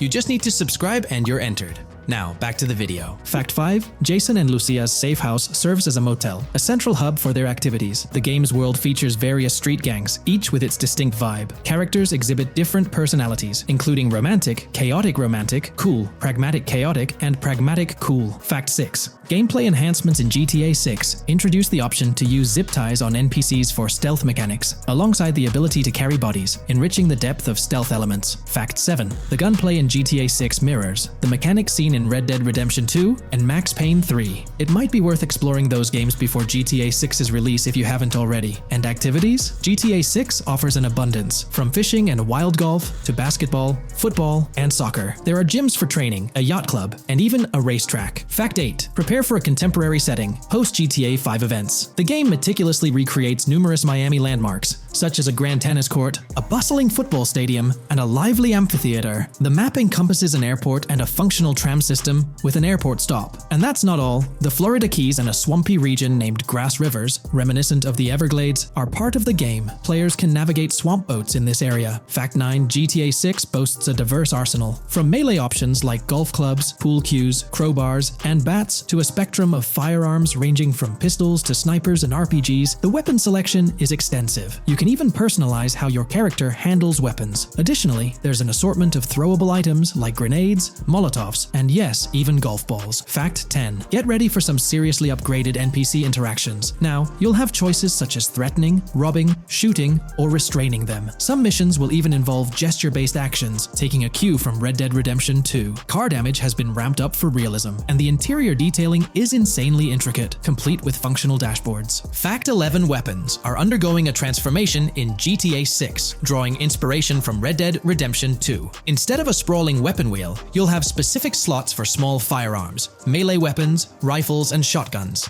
No more unlimited weapons, but you can drop and pick them up along the way. Fact 12. During development, there was a glimpse of Arthur Morgan's hat, although its inclusion in the final game remains uncertain. Players now have the option to surrender to the police during a heist, introducing a thrilling twist. Police response time has been revamped to feel more authentic, featuring a timer that varies based on the severity of the crime. Murder gets a quicker response than robbery. GTA 6 caps the maximum wanted level at 5 stars, and a 6-star level seems highly unlikely in the current gameplay. Fact 13. Let's focus on the characters. GTA 6 introduces us to two main protagonists, Jason, portrayed by Brian Zampella, and Lucia, played by Alexandra C. Achavari, marking the franchise's first playable female character. You can seamlessly switch between them, and they also happen to be a couple, drawing inspiration from the legendary duo Bonnie and Clyde. Fact 14. Clothing in the game behaves in a remarkably realistic manner. You can accessorize with items like sunglasses, watches, wristbands, and hats, each with various wear styles. The attention to detail is impressive, with sweat, dirt, and wrinkles adding to the overall realism. Fact 15. Internally referred to as Project Americas, GTA 6 had a codename during its development, akin to GTA 5, Rush, and Red Dead Redemption 2, Bonnier. Originally, the plan was for a larger map encompassing North and South America, but Rockstar's approach changes scaled it down. Nonetheless, the game promises to deliver a memorable experience with its features and diverse locations. Fact 16. The game incorporates RPG elements like weight and muscle management, highlighted in the Spool Couple Workout Challenge. Leaked footage revealed Jason and Lucia's apartments. For instance, Jason's place includes a bathtub for in-game baths. Fact 17. 18, Rockstar plans to continuously introduce new missions and cities post GTA 6's launch. Whether this expansion is for online or story mode remains unclarified. Expect an enhanced cover system, surpassing what we've seen in other Rockstar games. Fact 18. Don't overlook the Kingston Hotel. It's a bustling spot with pool parties and live music, adding vibrancy to GTA 6's world. Fact 19. A significant enhancement in GTA 6 revolves around NPC behavior. NPCs come in varied sizes and shapes, and their reactions feel incredibly authentic. Wave a gun around and nearby folks might understandably panic. The game also features an intricate injury system, including concussions. Fact 20. Now, let's delve into the stunning visuals and exciting new features. Characters will naturally grow facial hair over time in GTA 6. Moreover, the game world will introduce a social platform called What's Up, resembling a playful version of WhatsApp. Excitingly for fans, spoof versions of social media platforms like Life Invader, Facebook,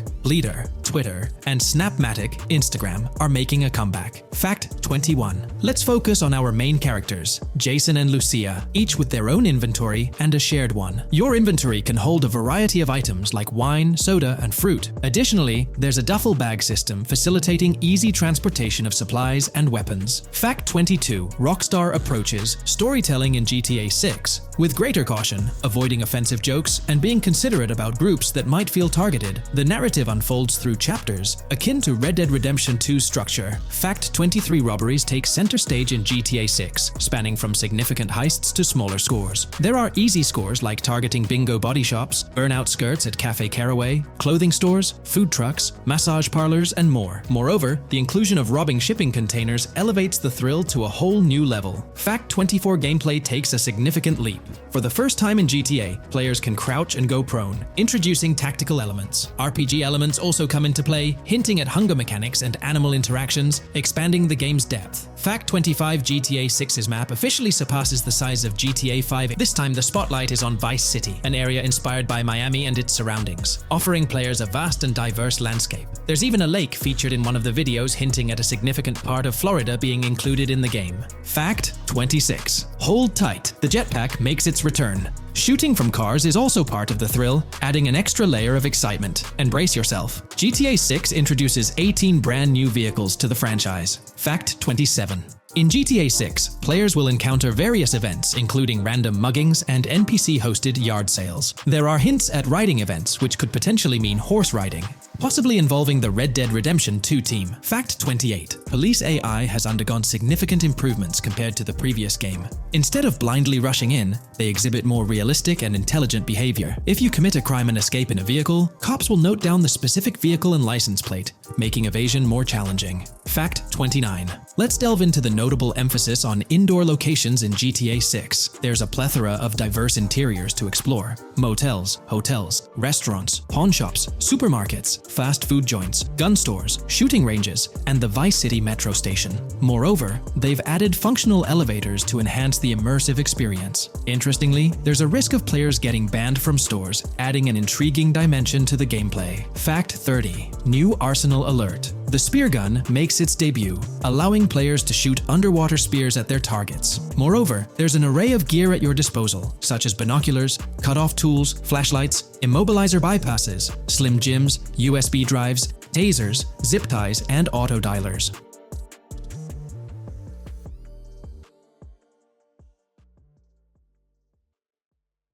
Taking a deeper dive into GTA 6, we find out new info around the highly anticipated Trailer 2, highly probable predictions, and the projected timelines associated with this game. Post the unveiling of Trailer 1 on December 5th, 2023, providing enthusiasts with a tantalizing glimpse into the world of the forthcoming GTA installment. Rockstar has maintained a notable silence.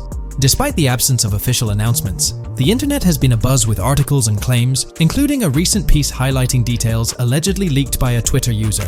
It's prudent to approach such assertions with a discerning eye, given the prevalence of misinformation in the digital space, especially with the emergence of numerous GTA 6-themed accounts. Interestingly, amidst the sea of speculations, it's essential to acknowledge the presence of individuals who accurately leaked details about the first trailer on Reddit before its official release. One mysterious figure stands out, predicting not only the featured song, but also pinpointing the release date, directing curious minds to their username as a form of verification. This individual, while refraining from sharing disruptive insights into the game's development, did provide a tantalizing glimpse into new features.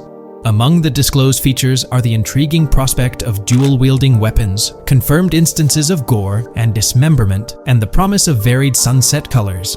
A unique addition to the GTA universe includes a Miami-themed 3v3 basketball element, with a connection drawn to a hypothetical collaboration between Rockstar and LeBron James. The figure behind these leaks, having created their account on November 19, 2023, mysteriously vanished shortly after sharing these details, leaving behind a trail of speculative wonder.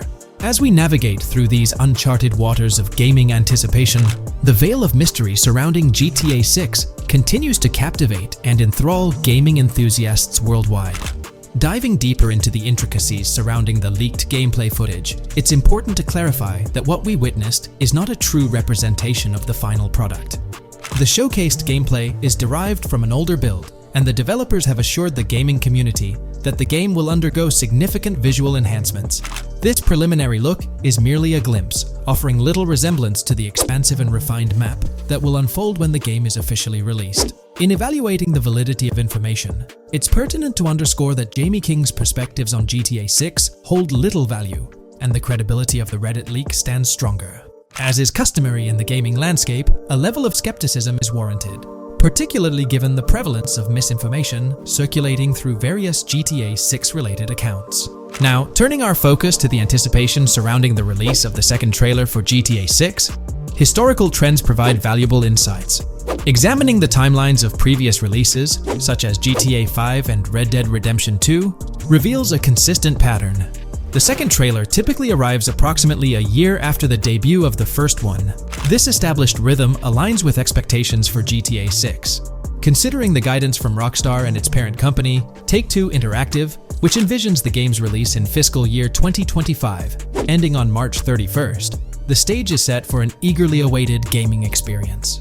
The projected revenue of $8 billion underscores the ambitious plans to deliver groundbreaking titles, with GTA 6 at the forefront. The confirmation of the 2025 release through the first official trailer adds another layer of certainty to the equation. With the prospective release of GTA 6 in the first quarter of 2025, the logical assumption is that the second trailer will make its debut sometime in 2024. Speculations within the gaming community have surfaced, with one user dissecting the first trailer and estimating an August or October release for Trailer 2, followed by a potential final trailer in January.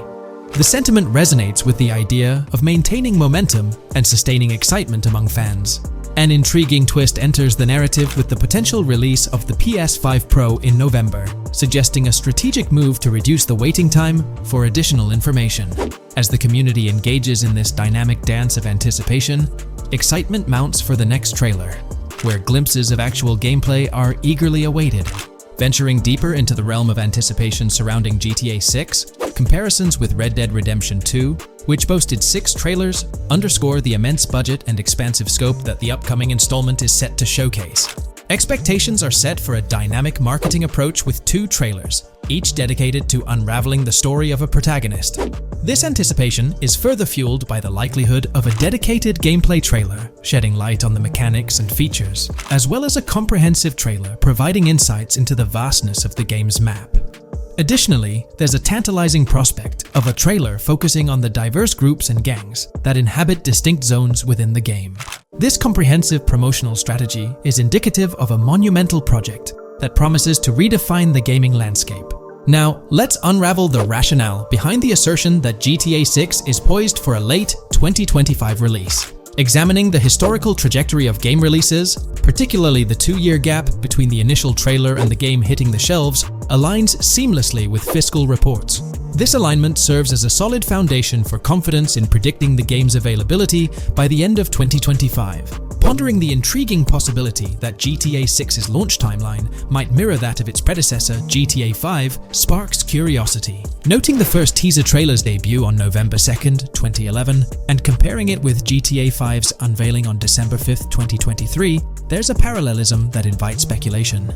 Expanding this analogy to include the release of the first 2 screenshots for GTA 5 on July 12, 2012, suggests a timeline for potential content drops for GTA 6. If we entertain the notion of a one-year gap between the first and second trailers, mirroring historical patterns, and factor in Rockstar's potential aim for a fall release, an intricate timeline unfolds.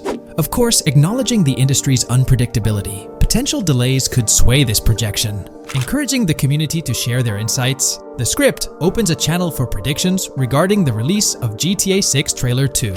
For those intrigued by a personal timeline, a meticulous projection is presented. The anticipation of Trailer 2 making its debut around April or May 2024, strategically ahead of the summer, is poised to keep the gaming community buzzing. Subsequent to this, the prediction of a third trailer, potentially a gameplay trailer, surfacing around October or November of the same year, with the possibility of extending into December, adds to the excitement. Early 2025 is earmarked for another critical trailer, presumably a launch trailer, complemented by TV spots to amplify the buzz. During the interim periods, additional content drops are anticipated, featuring new screenshots, short-form videos, and artworks, ensuring a sustained engagement with the gaming audience. Acknowledging the evolving landscape of marketing, the script posits that character trailers, a hallmark of GTA 5's promotional strategy, may not be a focal point this time. The shift from 3 protagonists in GTA 5 to 2 in the current installment lends credence to this assertion. The first trailer introduced Lucia, and the prediction is that the second trailer will shift the spotlight to Jason, offering glimpses into his character and potentially unveiling more facets of the game's map, including Sport Gilhorn. Furthermore, a dedicated story trailer is envisioned, delving deeper into the narrative, characters, and plot. If Rockstar aims to sustain the momentum generated by the first trailer and is eyeing an early 2025 release, the likelihood of witnessing the second trailer before the summer of the current year becomes plausible. This expansive and speculative exploration of GTA 6's potential trajectory invites the gaming community to share their perspectives, fostering an engaging discourse in the comments section. In today's video, we'll delve into the most recent iteration of the GTA 6 mapping endeavor. We'll explore the freshest alterations introduced to the map, including newly incorporated locales and adjusted road placements. Additionally, we'll examine some intriguing revelations stemming from the inaugural official trailer, such as the appearance of a swordfish. Furthermore, we aim to tackle one of the pivotal queries surrounding GTA 6, the extent of Rockstar's intention to amalgamate multiple states into the fictional entity of Leonida. We'll sift through all available clues, encompassing leaks and insights from the initial trailer, to shed light on the potential inclusion of Georgia in the game. Let's kick off by scrutinizing the latest rendition of the GTA 6 mapping endeavor. This most recent update, which debuted just a few hours ago, represents the pinnacle of this extensive fan-driven mapping project. Here's a peek at the current state of the GTA 6 map. We've got Vice City and Port Gilhorn in the mix, with tweaks made to both cities, along with some other spots on the map. Keep an eye out for changes like the prison from the opening shot and the Gator Keys. To kick things off, there's a fresh addition to Vice City, known as Waning Sands. While details about this neighborhood are mostly speculative at this point, it's believed to be the setting for a pivotal scene from the trailer. You know, the one where Jason and Lucia dodge past a few police officers in their getaway vehicle. In this vicinity, you'll find the Evergreen Mall Center, prominently featured at the start of the scene. Keep an eye out for a sign on the right side of the frame, showcasing various stores set to be part of this plaza. In a recent mapping video, there was some speculation about whether this plaza would be fully accessible. While only part of the name MLE is visible at the top of the sign, it seems the mapping community is also leaning towards it being called Evergreen MLE. However, the exact location of the MLE within the plaza is still up for speculation. Notice how the buildings on the map are marked in red? Well, there are a few other speculative additions to Waning Sands. These include a gas station, Sailbolt K condos, and Cricket Club condos. Here's what we're using as a reference. You can catch a glimpse of the gas station roof along with other nearby buildings. In a previous video, we floated the idea that this could be Topgolf in Dalal, Florida. However, it seems unlikely now since the placement doesn't quite line up. But hey, let's hold off judgment until we know more. Now, let's talk about some updates in the positioning of various elements. The placement of several buildings, basements, speculative roads, metro, rail, crosstown, downtown, and Brickell has been tweaked. We're using yellow and purple lines to show the speculative metro and railway in Vice City. The metro system has seen some significant enhancements, especially in its connectivity to Vice City International Airport and the area between Crosstown and Brickell. The buildings in this vicinity have also been reorganized to more closely resemble their real-life counterparts. speculative roads and highways have been adjusted to better fit the new placements. We've also made slight adjustments to the rotation of the prison, from the opening scene with Luke to align with new evidence. Additionally, we've fine-tuned the positions of some trailer markers in the stockyard area, such as those for the car meet in Windwood and the bikers in Little Haiti. In terms of location changes, Leaf Links from the previous map version has been moved to Virginia Key, meaning earlier speculations regarding Leaf Links are no longer applicable. Furthermore, based on new radar map evidence, the shape of Picnic Island has been altered. Heading down south, you'll notice that Hamlet is no longer labeled as such. Instead, it's reverted to its real-life name, Homestead. This change suggests that Hamlet might be situated elsewhere in the game. Now, shifting our focus to Port Gellhorn, the other major city on the map, it's also undergone some updates. We've added more speculative details for the area across the body of water on the other side of Buer Bridge, incorporating new evidence into the mix. So, to sum up, those are the latest updates to the GTA 6 mapping project. Before we wrap up, let's delve into an interesting discovery from the first official trailer. I'm not into fishing, but I noticed this in the trailer, and my first thought was a swordfish, but I could be wrong. Is anyone who knows more about fishing able to confirm? Let me know what you all think this is. Well, that's quite an intriguing find. Personally, it seems like a house decoration to me, but I'm eager to hear your thoughts in the comments below. In the next part of this video, we'll tackle the question about Georgia. On display in the leaks and backed up by inside journalists, the game will feature a plethora of locations that focus on Miami and the surrounding areas. The two main locations of the game are Vice City, based on Miami, and Port Gellhorn, which lifts direct locations from Panama City. As well as this, it seems Rockstar have brought down and featured locations from Georgia, including a prison and mountain ranges not present in real-world Florida. I'm curious, do you think Georgia will make an appearance in GTA 6? Let's examine the evidence we have so far. There have been some recent findings, so let's kick off by checking out this Reddit post. Georgia evidence. In the leaks, there's a mention of canyon etchings, along with the other ambient events, which I thought couldn't be in or based in Florida. The nearest canyon to Florida is Providence Canyon State Park in Georgia, and is only 2.5 hours away from Florida. This also may explain Red Hill Forest and the testing of Scree Hills in the leaks. There's also a couple mountains, or large hills, seen in the trailer. The first looks more like a large hill in North Florida, probably for hill climbing, but the second one at the end of the trailer looks like a Georgia mountain, like the one seen in the leaks. First off, this individual is discussing a clip from the leaks, where a developer is seen firing an assault rifle at a vehicle while Lucia is in the background. They've noted several ramps in the clip, suggesting developers use them to test vehicles on different slopes. The clip also shows various types of ramps listed, including MTB ramps, hill climb, mud drag, Scree Hill, mud drag string, and crash tests, as well as MX tracks. The speculation is that Rockstar might have been testing the Scree Hill due to its resemblance to locations in Georgia. Additionally, two shots from the trailer show hills. One at the 59-second mark where someone jumps on a table, causing it to break, revealing multiple cars ascending a steep hill in the background. And another in the final shot, where Lucia kicks down the door to a convenience store, showing another hill or mountain through the window. Let's delve into the comments and see what the community thinks about these hills. Are there similar hills in Florida? Or has Rockstar taken some creative liberties and introduced hills from Georgia? Ekanfinaka is a place in the game, shown by the leaks. And Ekanfinaka is literally the old name for a swamp in southern Georgia. Not to mention we saw a big hill, small mountain. I've lived in Florida for a long time. There are no hills, anything like that in the state. Northern Florida has some hills, but nothing like that at all. The hill in the leaks resembles the Blue Ridge in northern Georgia. It's a fictional state. It could be a collection of features from 4 or 5 states for all we know. 2 hours outside of Florida is hardly breaking the concept. I'd imagine much of the urban landscape will be much like Florida, with the outskirts being closer to Caribbean, or as you said, Georgia. There's a separate post talking about these mountains in GTA 6. We know GTA 6 is being based in Florida, a relatively flat state, so it'd be obvious to think that the game will stay true to its setting. However, one interesting thing I found in the diner robbery footage from the leaks is that a huge mountain can be seen in the far distance, particularly around the part where Lucia starts approaching the police car from the passenger side. I'm not sure if anyone else has noticed this, but it's interesting to note, considering Florida is the flattest state in the country, LOL. Maybe we can go to other states? The area does resemble rural Georgia. Thoughts? I think it will be more similar to RDR2 than past GTAs where it's only one state. I bet the map will be a hybrid of Georgia and Florida. If not, then Florida and most likely another country like Cuba or some South American country with mountains. Yes, probably we can visit the state of Georgia. A few weeks ago, someone found out that the prison you can see in one clip is from Georgia as well. Multiple states in the game. The Florida Scout lady mentioned Rockstar scouting interiors in Florida and other states in the southeast. Hopefully this means we get towns, or maybe cities in these other states, instead of simply hilly terrain. As this individual pointed out, there's a prison visible in one of the leaked clips, and it bears a striking resemblance to Augusta State Medical Prison.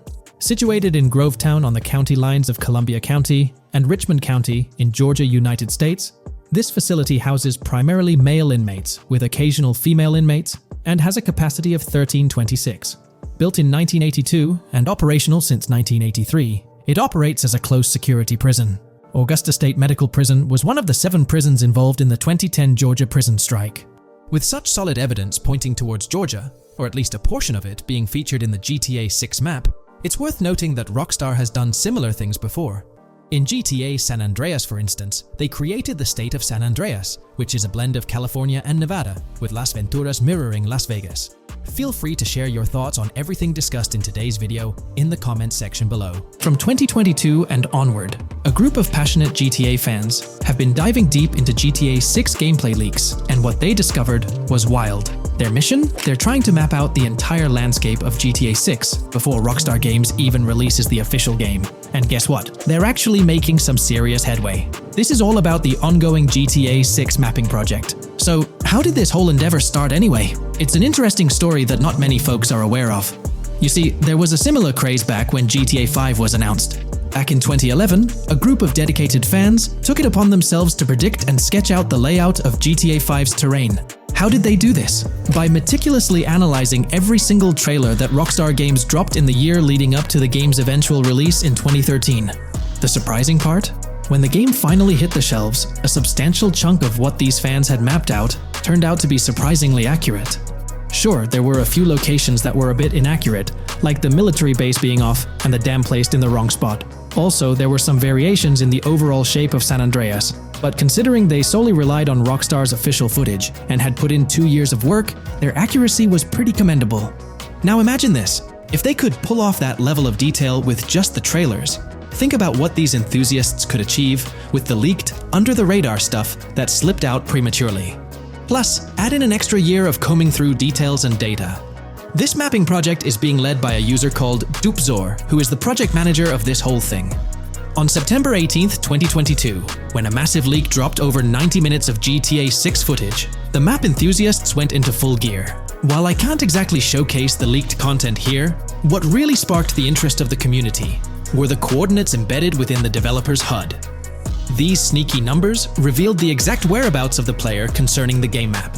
And let me tell you, GTA 6 fans wasted no time diving into this goldmine of information. With these coordinates in hand, the community went Sherlock Holmes mode, meticulously mapping out the game's terrain and identifying key locations. For instance, in one intriguing clip from the leaks, Lucia and Jason were caught in the act, robbing what seemed to be a Waffle House. This incident was marked by a simple white dot on their evolving map project. But it wasn't just a random dot, it was a significant clue. By cross-referencing the coordinates provided in this clip with other glimpses from the leaked footage, they managed to calculate the spatial relationships between different spots showcased in the leaks. This detective work allowed them to gauge distances and plot out the relative positioning of these places within the game world. However, it didn't stop there. The community didn't solely rely on leaked footage. They combined their detective skills with the official trailer and, using a blend of educated guesses and hard data, endeavored to include every conceivable road, building, and landmark featured in the GTA 6 map. The goal? To create a comprehensive and accurate representation of the game's virtual world based on all available tidbits of information. It's a fascinating process that demonstrates the dedication and passion of gaming communities in piecing together the puzzle of what to expect in GTA 6. Since the leaks hit, the GTA community has been on a mission, working tirelessly to piece together the game's map. Their focus has mainly been on sketching out the main areas, the cities, towns, and key landmarks. It's been quite a collective effort, with everyone trying to contribute and fill in the blanks based on whatever clues they could find.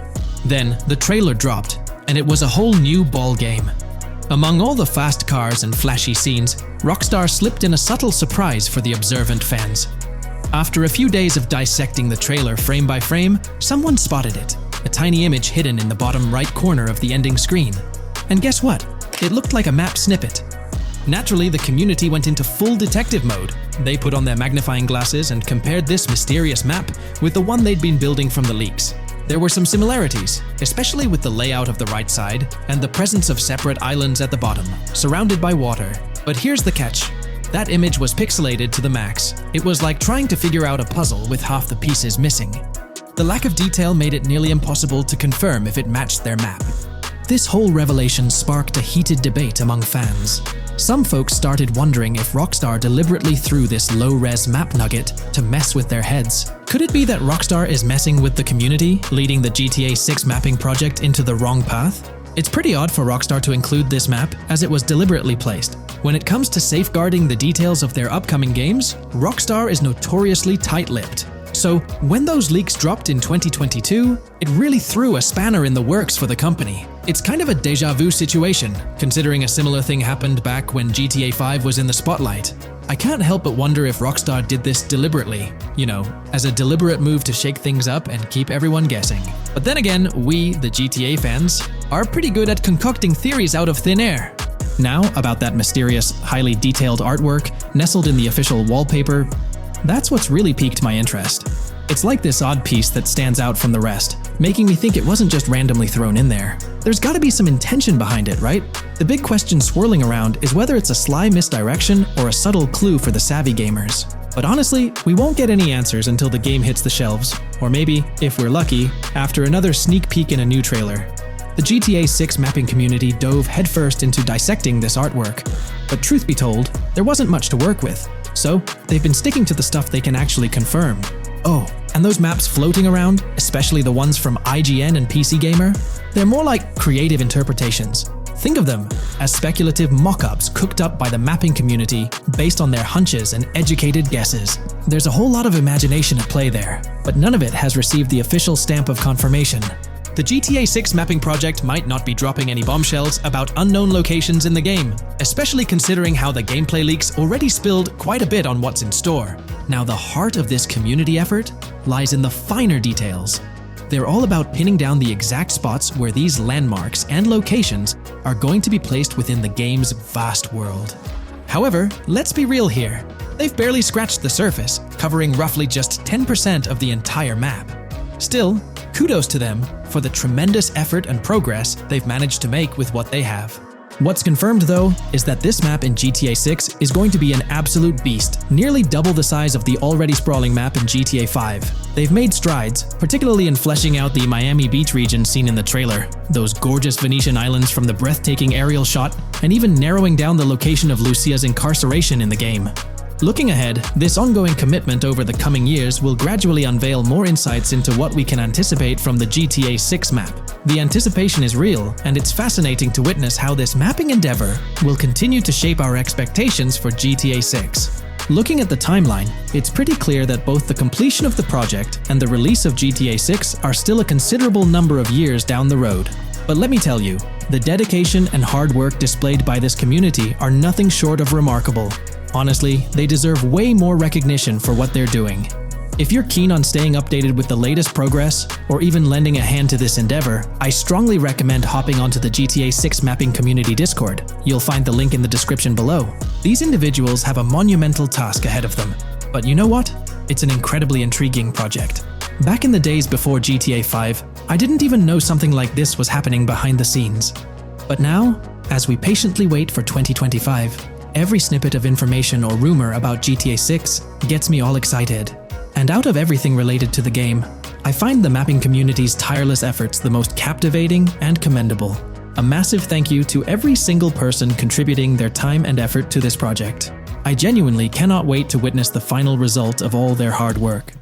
Hey there, great news for GTA fans. GTA 6 is making some big changes to the series. We've got a load of interesting info about the game that you should definitely hear about. Just a heads up, the details we've got are from leaked online footage, but sorry, no links or showing it. Still, loads of cool stuff to share, like new animals, AI changes, RPG elements, and more. Let's dive in. Fact 1, interactions with NPCs are getting way cooler. You'll have choices like threatening, robbing, shooting, or restraining them. Some missions will even have gesture-based actions, like Red Dead Redemption 2. 2. Car damage is more realistic, and the insides are crazy detailed, with working dashboards. Fact 2. Let's talk weapons. GTA 6 is changing things up, taking a page from Red Dead Redemption 2. Instead of a big weapon wheel, you'll have slots for small firearms, melee weapons, rifles, and shotguns. No unlimited weapons, but you can drop and pick them up as you go. Fact 3. In the developmental phase, there was a sighting of Arthur Morgan's hat, though it's uncertain if this will make it to the final game. Players now have the option to surrender to the police during a robbery, which adds a thrilling twist. Police response time has been updated to feel more real, displaying a timer that varies based on the crime's severity. A murder, for instance, prompts a faster response than a robbery. The maximum wanted level is capped at 5 stars in GTA 6,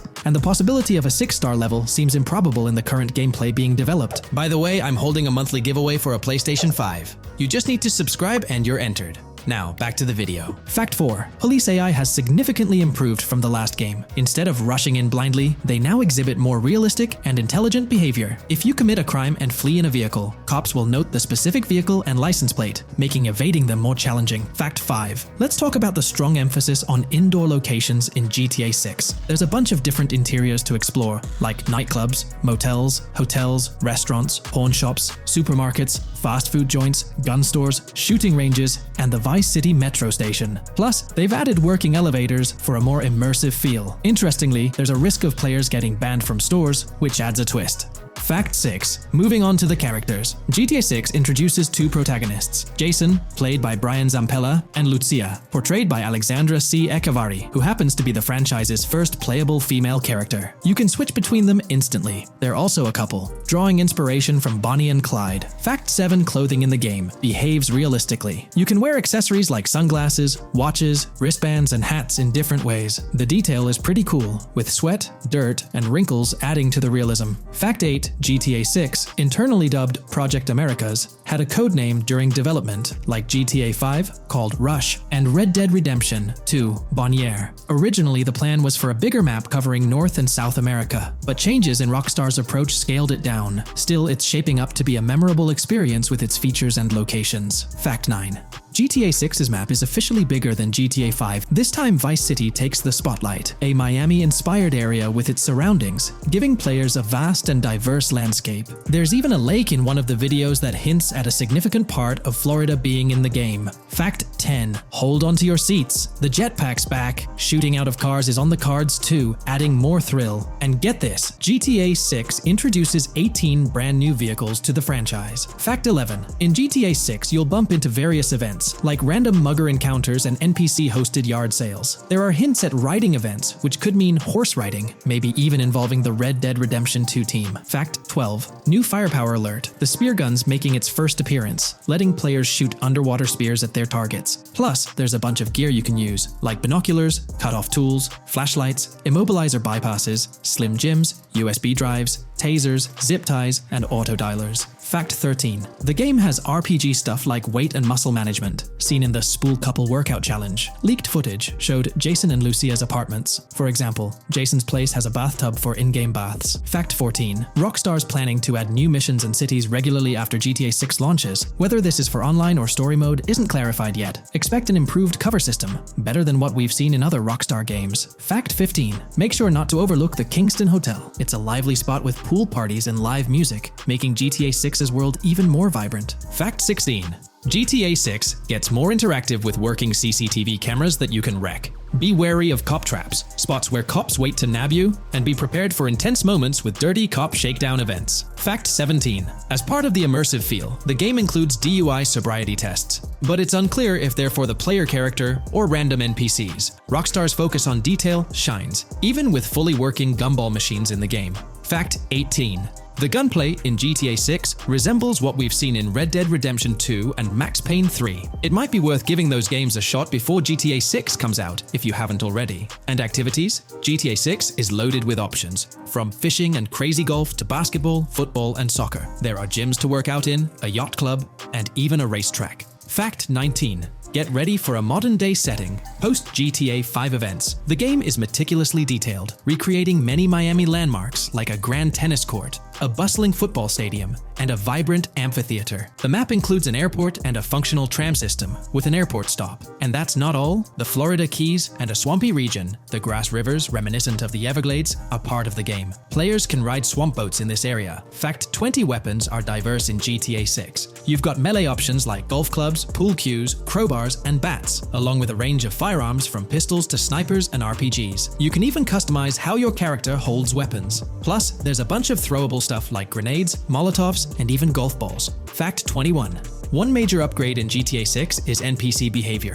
NPCs will come in different sizes and shapes, and their reactions will feel super real. If you wave a gun around, folks nearby might freak out. The game's also getting an intense injury system, including concussions. Fact 22. Next up, the amazing visuals and new features. Your character will grow facial hair naturally over time. Plus, the GTA 6 world will have a social platform called What's Up, kinda like a fun version of WhatsApp. And good news for fans, spoof versions of social media like Life Invader, Facebook, Bleeder, Twitter, and Snapmatic, Instagram, are making a comeback. Fact 23. Now let's talk about our main characters, Jason and Lucia, each with their own and a shared inventory. Your inventory can carry various items like wine, soda, and fruit. Also, there's a duffel bag system for easy transportation of supplies and weapons. Fact 24. Rockstar's being more cautious in storytelling, steering clear of offensive jokes, and being considerate about groups that might feel targeted. The story goes through chapters, like Red Dead Redemption 2's approach. Fact 25. GTA 6 is loaded with side activities, from backyard wrestling and racing to UFO events and beach bonfires. Small stuff matters too, like picking up cans from the ground.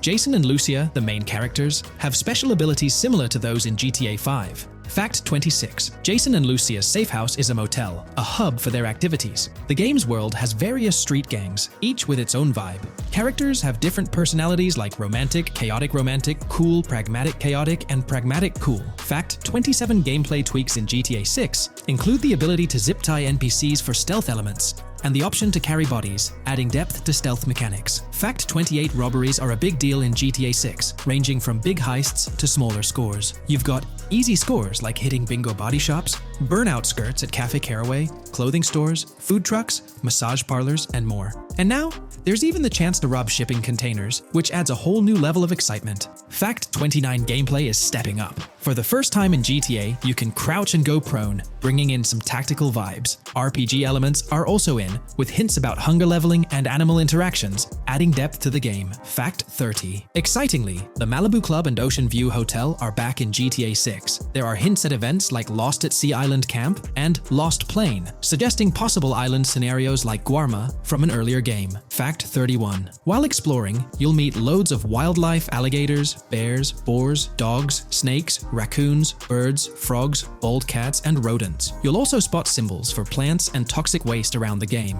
Fact 32. In the game, watch out for the Scarface crime scene, maybe a nod to Tony Montana as an Easter egg.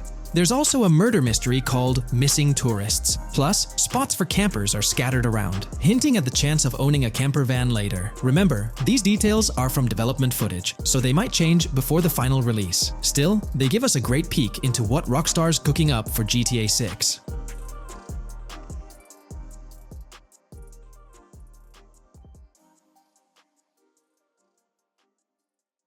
Today's video will delve into the upcoming changes to the AI systems in Grand Theft Auto 6 by Rockstar. We'll explore a patent that introduces a groundbreaking system unprecedented in gaming, promising a revolutionary shift in how AI operates within games. Additionally, we'll delve into other intricacies concerning AI and non-playable characters in GTA 6, including insights from a job listing at Rockstar's new LA studio, shedding light on NPC dialogue. We'll also examine NPC behaviors in response to their environment and their integration with social media, enhancing immersion and complexity in player interactions. Let's kick off with Rockstar's innovative AI system set to debut in Grand Theft Auto 6. Described by Rockstar as the most significant and immersive evolution of the series, the emphasis on immersion is evident in their patent filings. We'll focus on one particularly intriguing patent, unveiling a new system poised to revolutionize AI in gaming. Considering Rockstar's commitment to delivering the most immersive experience yet, it's evident that NPCs and AI will play pivotal roles. This patent specifically pertains to animations in GTA 6, aptly named System and Method for Virtual Character Locomotion. Back in 2020, Rockstar Games unveiled an innovative system that will debut in GTA 6. Now, the details might sound a bit complex, but essentially, this patent outlines a fresh approach to animating characters and imbuing them with dynamic intelligence. These characters will now possess a kind of virtual brain, allowing them to react to their environment, other NPCs, weather, and even their mood, influencing their animations on the fly. Before this advancement, each character's animation had to be painstakingly recorded in a studio equipped with motion capture technology. This process involved attaching markers to actors' suits and compiling animations into what's called an animation tree. This method was resource-intensive, limiting the variety of animations Rockstar could include in their games. For instance, in GTA 5 and Red Dead Redemption 2, each NPC had its own animation tree, containing all their actions. Animation trees essentially stack animations, blending them together seamlessly and transitioning between them based on player input and in-game conditions. Additionally, motion matching, a feature seen in GTA 5 and RDR2, automatically selects animations based on player actions and the surrounding environment. This results in fluid and lifelike character movements, such as running while shooting, creating a more immersive experience for players. With GTA 6, Rockstar introduces an innovative system designed to optimize resources and streamline animation data.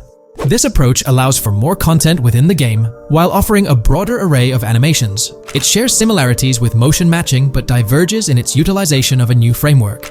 Rather than relying on conventional animation trees, character animations will be predominantly data-driven, adapting dynamically to environmental cues. These animations will be categorized into distinct motion types, representing unique character styles. Each character will possess a designated motion type, enhancing the depth and realism of their movements. As an illustration, let's consider various states such as tired, injured, and normal, each corresponding to a set of animations. Additionally, every character will possess their own blackboard, a virtual representation of their current state and surroundings. This blackboard stores crucial data including the character's condition, location, weather, temperature, and more. Utilizing this information, the game's code dynamically selects appropriate animations or styles for the character, enhancing their responsiveness to the virtual world. For instance, in the Ocean Drive scene from the trailer, we observe a character seated on the sidewalk. As a group of NPCs pass by, he attentively observes them, reacting accordingly to their presence. With this system, the gameplay experience is poised to become even more immersive. It will prioritize environmental data, including the presence of other NPCs and vehicles, alongside factors influencing the character's mood. Consequently, NPCs will exhibit previously unseen levels of reactivity, shifting focus to a noteworthy job listing from Rockstar's recruitment opportunities. Last year, Rockstar opened a new studio in Los Angeles. From what we know, it's purely a new motion capture studio, so they have another one besides the one in New York, mainly to record NPC dialogue probably. This discovery confirms that. I checked Rockstar's careers page just now, and there's a job offer at Rockstar LA for Associate Writer Pedestrian and Ambient Dialogue.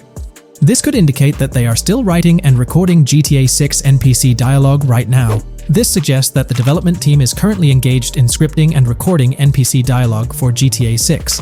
You can find the specific responsibilities outlined in the job description provided. It says, write funny, character-driven, and unique dialogue for our ambient population.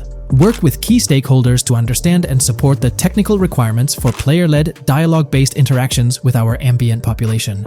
Provide exciting dialogue that works within the strict constraints of a complex game system. Undertake self-motivated research and leverage that research to enrich your writing.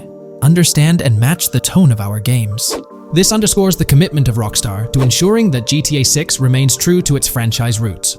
Aligning NPC dialogue with the established GTA universe bodes well for the game's authenticity. Shifting gears to another aspect related to NPCs, let's delve into how they'll integrate with social media.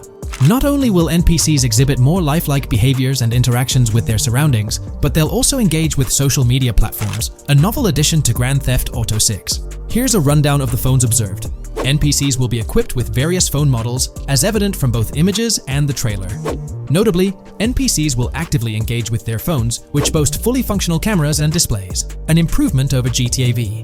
For instance, in a scene from the trailer set on Ocean Drive, an NPC can be observed capturing photos or videos with their phone. The displayed imagery accurately reflects the NPC's point of view, suggesting the possibility for NPCs to record and share in-game content on the virtual social media platforms. Let's delve into an intriguing Reddit post that delves into this aspect further. Here's why NPC-recorded TikToks aren't as far-fetched as you think. A common speculation point I see on this subreddit is the potential for NPC-recorded TikToks for the game's social media that was teased in the trailer, like someone filming you commit a crime and you later seeing that post online. Many have dismissed this as far-fetched in terms of development complexity, but I wanted to discuss why it's plausible. Firstly, I think we've already seen a system that could serve as a base for building a TikTok-like system, the Instant Replay, Rockstar editor from GTA 5. Given this game is more of a sandbox with physics rather than a competitive shooter, where replay systems are typically seen, it's even more impressive to consider this system in GTA 5. It accurately records and replays events just as they happened, with every car, ragdoll, etc., moving just as it did originally in the moment. The tech behind this isn't actually recording like a camera and replaying, it's really just recreating it, which again makes it impressive how much time Rockstar put into it, making it accurate. To me, this feels like what could be used as a base for a system where NPCs record their own videos from their perspective. This next thing is something I could have sworn I remember hearing long ago, but can't seem to find, and was hoping someone on here remembers too. Back before GTA 5's launch, there were details revealed through various interviews, magazines, etc., and I remember hearing or reading something about being able to watch your own crimes on Weasel News on the TV. This obviously didn't end up in the game, but there is a slight remnant of it in GTA Online. Am I the only one who remembers this being mentioned for single player though? Maybe my mind is playing tricks on me. Anyways, this last point is actually from the trailer, at the 0:33 mark. In this scene, we see a lot of NPCs hanging out on a busy street, and one NPC in particular recording on his phone. As we know, Rockstar's trailers are always all in engine, no CGI cinematics, so I think it's worth noting that it looks as if his screen is accurately showing what he's looking at. My screenshot is zoomed in, but if you got Hatmark on the trailer, you can see it matches up to what he's looking up at. Could this be a hint towards said system, or just a nice detail? Rockstar has a reputation for delivering what they showcase in their trailers, often exceeding expectations. Their dedication to enhancing NPC interactions in GTA 6 underscores their commitment to creating a vibrant and authentic game world. I'm curious to hear your thoughts on these developments. Feel free to share your opinions in the comments below. In today's video, we're about to explore the intricacies of the Vice City mapping project, unraveling the mysteries of the latest map iteration. Join us as we meticulously analyze the details and draw insightful comparisons between the expansive GTA 6 map and its predecessors within the series. Our adventure doesn't stop there. We'll be immersing ourselves in the leaked information from 2022, unveiling a treasure trove of open-world activities. Brace yourselves for a comprehensive list featuring every nook and cranny on the GTA 6 map, showcasing not only new additions, but also the anticipated return of beloved locations from the iconic GTA Vice City, as hinted in the leaks. Let's kick off this exploration by delving into the heart of the GTA 6 mapping project. For those familiar with it, this official endeavor aims to provide a scale-accurate representation of what players can expect in the actual game. The map sprawls across two major cities, Vice City and Fort Gorn, and every detail is meticulously curated from leaks and the official trailer. Now, for those wondering about the seemingly expansive green spaces on the map, it's important to acknowledge the limitations of our knowledge. The apparent emptiness serves as a stark reminder of the scarcity of information currently available. The top portion of the map, appearing cut off, isn't indicative of boundaries or future expansions, but is rather a canvas awaiting details yet to be unveiled. Addressing rumors about the map's size, speculation abounds that GTA 6 will boast 3 major cities. While Vice City and Port Gorn are confirmed, the third city remains shrouded in mystery. There's a buzz that it might be Yorktown, potentially located north of Port Gorn. However, specifics about the placement of these locations marked in red are still elusive. Now, let's delve into the exciting prospect of exploring key locations on the GTA 6 map. These names, extracted from the official trailer and leaks, offer a tantalizing glimpse into the rich and diverse world awaiting players. Get ready to traverse the landscapes of Yorktown Red Hill Fairyland Forest, near Berryland, a whimsical Disneyland parody, Ambrosia Lake, Leonida, Lore North, Beaches Belleville, Ica, Vice City, Hamlet, Grass Rivers, and the enigmatic Gator Keys. As our journey unfolds, stay tuned for more updates, insights, and speculations surrounding the continually expanding universe of GTA 6. The road ahead promises thrilling surprises, and we're here to navigate it together. Now, let's delve deeper into the intriguing details surrounding Port Gellhorn. The bustling streets and structures around Hank's Waffles Diner, a focal point for a heist according to the leaks, spark anticipation for dynamic in-game events. The meticulous rendering of these locales not only captures the essence of the city, but also invites players to immerse themselves in the narrative-driven experiences that Rockstar Games is known for. Examining the speculative changes in Port Gellhorn, the notable relocation of the Port Gellhorn airfield suggests a strategic reimagining of the city's layout. This shift, coupled with the adjustment of the Port Gellhorn Raceway, hints at a carefully planned urban evolution, potentially altering the dynamics of the airport's placement within the city. The industrial sector of Port Gellhorn provides a gritty backdrop, with the iconic United States prison maintaining its imposing presence. The inclusion of the pawn shop, prominently featured in the trailer, underscores the developer's commitment to integrating real-world elements seamlessly into the game environment. Venturing southward, areas like Second Fina and Belleville remain enigmatic, their constant relocation adding an element of unpredictability to their final positioning on the map. Ambrosia La Pearl, steeped in mystery, teases players with its undisclosed location, heightening the sense of intrigue surrounding these diverse neighborhoods. Our exploration now takes us into the heart of Vice City, where a substantial chunk of the urban landscape unfolds before us. While speculation abounds regarding the placement of red buildings and names, the gray structures, sourced from both the trailer and leaks, serve as tangible landmarks, anchoring our understanding of the evolving cityscape. Vice Beach emerges as a vibrant district, adorned with numerous hotels that were meticulously analyzed in previous videos, providing a tangible link between the virtual world and its real-life counterparts. Washington Beach, with its diverse skyline, beckons players with promises of new adventures, enhanced by the improved streets of Stockyard, Little Haiti, Rock Ridge, and Crosstown, as showcased in the trailer footage. Descending further into the enchanting realm of Grass Rivers, we come across the enigmatic district of Hamlet, speculated to mirror the charm of Homestead. Yet, the persistent red designation leaves us tantalizingly in the dark about its precise location. This region reveals fascinating landmarks, including a power plant nestled at Turkey Point and a sewage treatment plant, painting a vivid picture of the industrial landscape, as gleaned from leaked footage. The presence of Grass Rivers itself, along with the mysterious Gator Keys and the alluring sundown, adds an extra layer of intrigue to this particular segment of the expansive GTA 6 map. A moment of appreciation is certainly due to the dedicated individuals steering the mapping project, whose commendable efforts grant fans an evolving and detailed peek into the GTA 6 world. Their commitment to accuracy and meticulous attention to detail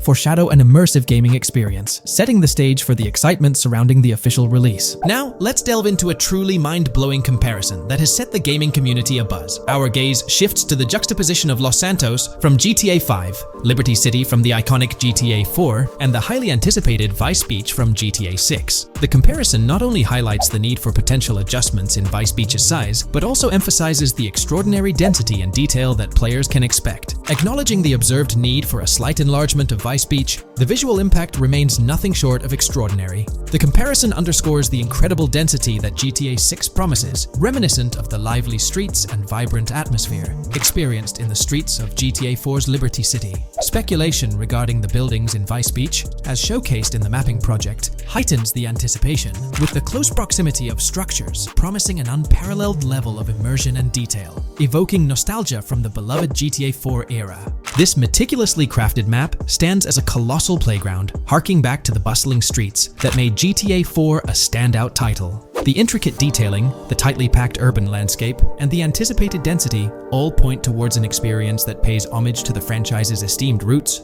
while pushing boundaries in the expansive open-world genre. The enormity of GTA 6, both in size and detail, heralds a new era in gaming. The astonishing comparison, showcasing the potential density and intricacy of Vice City, is nothing short of a revelation. A special acknowledgement goes out to the mapping community for their outstanding work in envisioning an entire Vice City characterized by a multitude of buildings. The level of density and detail promised is unprecedented and is set to redefine the benchmarks of open-world gaming. The concept of an expansive map allegedly featuring 3 cities elevates the excitement, presenting players with a gaming landscape of unparalleled proportions. Now, delving into the realm of open-world activities revealed in the 2022 leaks, the thrill intensifies. With 4 confirmed activities and the potential inclusion of DICE, GTA 6 promises a diverse range of immersive experiences. Golf, fishing, and races are confirmed elements that contribute to the dynamic and engaging environment that Rockstar Games is crafting. A particularly intriguing moment unfolds in the trailer, as Jason, visibly nervous,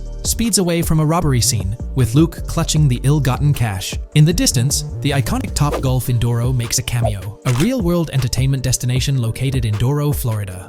The climate-controlled hitting bays, HD TVs, and sports bar elements create an enticing backdrop for players to explore. This real-world integration adds a layer of authenticity, bridging the gap between the virtual and real worlds. Fishing, poised to be a serene yet potentially rewarding pastime, is expected to be available from various locations in the vast ocean. Races, an integral and adrenaline-pumping element of the GTA series, are set to deliver high-octane excitement that fans have come to expect from the franchise. Furthermore, a detailed list from the GTA 6 document unravels every location visible in the leaks on the GTA 6 map. This includes not only new and thrilling destinations, but also the return of iconic locations from the beloved GTA Vice City. The inclusion of familiar locales adds a nostalgic touch, creating a seamless connection between the past and the present within the expansive world of GTA 6. Now let's embark on a comprehensive exploration of some of the familiar locales, making a triumphant return in GTA 6. As unveiled by the Mapping Project. These recognizable names from the GTA Vice City era evoke a sense of nostalgia, rekindling memories of past gaming experiences.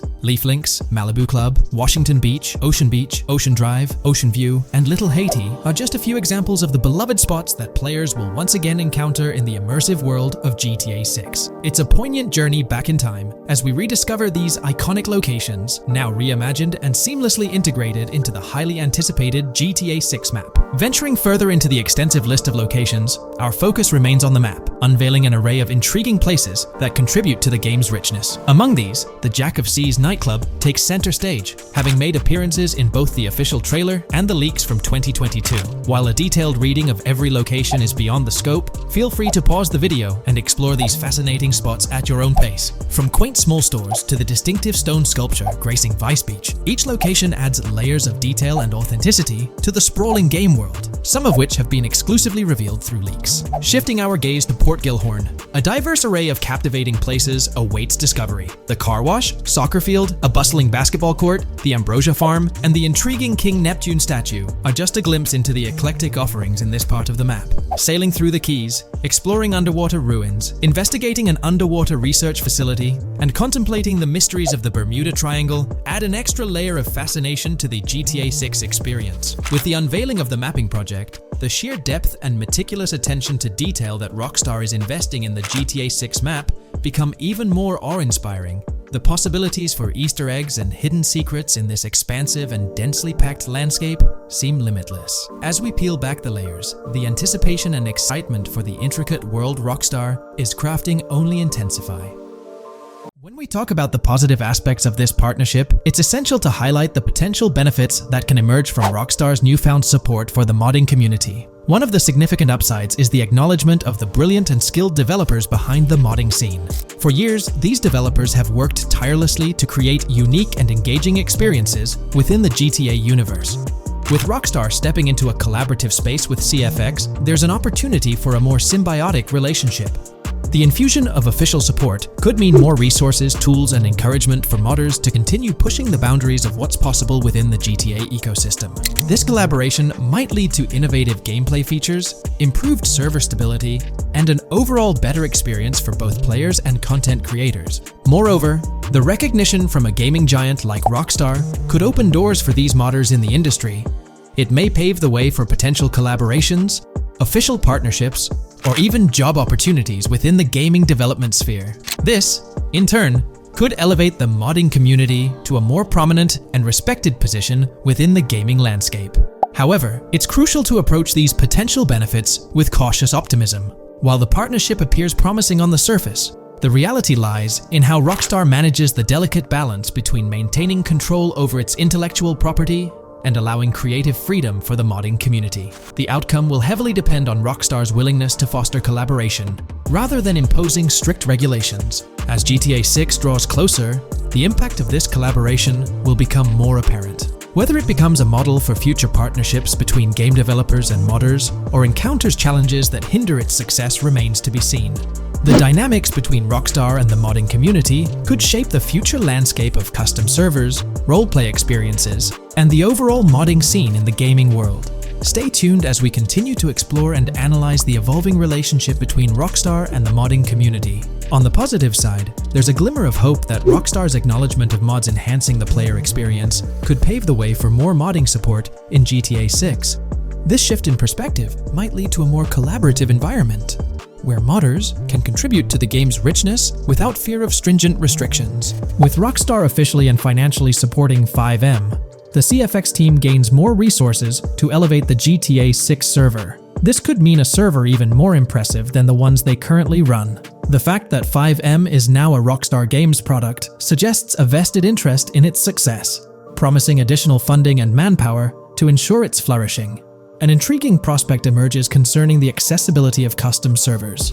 Currently limited to PC players, there's speculation that GTA 6 might integrate dedicated servers within the game itself, eliminating the need for external programs like 5M. If this unfolds, it opens the door for console players to join the custom server experience, broadening the player base and community. Moreover, Rockstar seems to be attuned to fan desires. Despite a larger audience watching RP compared to those actively playing it, Rockstar appears committed to making improvements. Their intent to let custom servers thrive suggests a more fan-centric approach, acknowledging and catering to the desires of the gaming community. However, there are potential pitfalls to consider. The most glaring concern is Rockstar's inclination to monetize these servers. While the specifics remain uncertain, it's almost certain that some form of monetization, be it through custom server shark cards or a pay-to-play system, will be implemented. This could introduce a paywall, affecting the accessibility and enjoyment of custom servers for certain players. As we navigate through this evolving landscape of Rockstar's partnership with 5M, the delicate balance between fostering creativity and implementing monetization strategies will determine the ultimate impact on the gaming community. Stay tuned as we continue to unravel the complexities of this collaboration and its implications for GTA 6 and the modding community. Let's unpack this a bit more. The whole monetization story got its moment in the spotlight during an earnings report where Take-Two CEO Strauss Zelnick spilled the beans. He essentially said, "If folks are messing around with our intellectual property, why not make a buck or two?" It's a straightforward business move, really. Taking a page from the unprecedented success of GTA Online, it seems like Rockstar caught a glimpse of how these free servers could turn into a money-making machine. Now, the potential downside of this situation lies in the realm of competition. Rockstar's got its A-team working on the custom servers gig. That means anyone outside the Rockstar circle trying to whip up something akin to 5M is practically painting a target on themselves for a cease and desist. Let's face it, Rockstar might have eyed this strategic move with 5M from the get-go. However, with those servers gaining crazy popularity and the game becoming a sensation on Twitch and YouTube, shutting it down wouldn't have been the smart play. Instead, they pulled off a masterstroke, acquiring the team behind the biggest servers, effectively cornering the market and positioning themselves to profit from any potential imitators. Now, with GTA 6 on the horizon and servers in the works, Rockstar's sitting pretty. Some in the gaming community are even giving them a nod for finally throwing a bone to the community. But, and there's always a but, at the end of the day, Rockstar's the one making the rules. We'll all have to toe the line because, quite frankly, there won't be any other alternatives in the neighborhood. So, buckle up for Rockstar's GTA roleplay. It's going to be a wild ride. The landscape has already witnessed the repercussions, with servers and mods being handed the shutdown ticket for not playing by Rockstar's latest rulebook. The new mandates include a strict no to real-life vehicles, mission mods, and porting old Rockstar maps or assets rules that weren't in the playbook just a couple of years back. Now, while the financial backing from a mega corporation might seem like a savvy move on the surface, there's a lingering skepticism about whether it'll blossom into the fairy tale ending we've all been envisioning. It's a bit premature to slap a final verdict on the fate of 5M once GTA 6 hits the stage. Now, let's consider the potential repercussions for the vibrant RP community. While the partnership between Rockstar and 5M could bring about positive changes, there's an underlying worry within the RP enthusiasts. The fear is that with increased control and potential monetization, the organic and immersive RP experiences that players have come to love might face disruptions. RP communities thrive on creativity, flexibility, and a sense of autonomy. If Rockstar's influence leads to more rigid guidelines, it could alter the dynamic of these communities, potentially affecting the unique narratives and interactions that make RP servers so engaging. As we contemplate the potential impact, it's essential to look beyond the immediate horizon of GTA 6. The dynamics established through this collaboration could set a precedent for future interactions between gaming giants and modding communities across various games. Whether it becomes a model to be emulated or a cautionary tale will be closely watched by both players and industry stakeholders. The future of 5M and the broader modding community remains uncertain as GTA 6 inches closer to release. While concerns exist, there's also room for hope. The collaboration might lead to a harmonious blend of official support and community-driven creativity, enhancing the gaming experience for everyone involved. As players, content creators, and modders navigate this uncharted territory, the one constant is the love for the game and the shared hope for a positive evolution in the gaming landscape. Taking a stroll down memory lane, Rockstar's track record with monetization doesn't exactly calm the nerves. Add to that the current scenario where they're laying down the law for the CFX team, dictating what's permissible and what's not. This conjures up a cloud of uncertainty regarding the future of both 5M servers and the broader modding community. Personally, I'm a big fan of RP servers and that immersive content. It's my cup of tea. The idea that the same company that set the stage with GTA 5 might potentially tarnish 5M, turning it into a monetized maze with no alternatives, that's a bit of a buzzkill. Yet, here we are, in the waiting room until GTA 6 steps into the limelight. Is there a chance we'll see a remaster, or even just a port of GTA 4 hit the shelves this year? It's quite likely, though I'm leaning towards it being more of a port, but let's dive into the details. Back in July 2022, TezFuns2 made it known on Twitter that as per a reliable source with clear accuracy on Rockstar plans, remasters of GTA 4 and RDR1 were on the table a few years ago, but Rockstar chose not to proceed with the projects in mind. The poor reception of the Trilogy Definitive Edition might be a reason behind that decision. After that post surfaced, the topic went quiet for quite a few months, over a year in fact. Then, out of the blue last year, Rockstar Games dropped the bombshell and revealed a fresh project in the Red Dead Redemption universe. Although there hasn't been an official announcement regarding the GTA 4 remaster, there are indications pointing towards the existence of such a project, with a potential release date as early as March 2024. Take-Two, the parent company of Rockstar Games, had previously hinted at having 2 re-releases in the pipeline, set to launch by that specific month. The original Red Dead Redemption was among the 2 games mentioned, leaving room for speculation that the other could potentially be GTA 4, while it's also plausible that this could be an entirely different project unrelated to the Grand Theft Auto franchise. It's worth considering. This isn't the first time there have been murmurs about a GTA 4 re-release or remaster. Returning to the Red Dead Redemption 1 port, unfortunately, it wasn't the news fans were hoping for. Instead of a full remake or remaster, the developer revealed a port with no new content.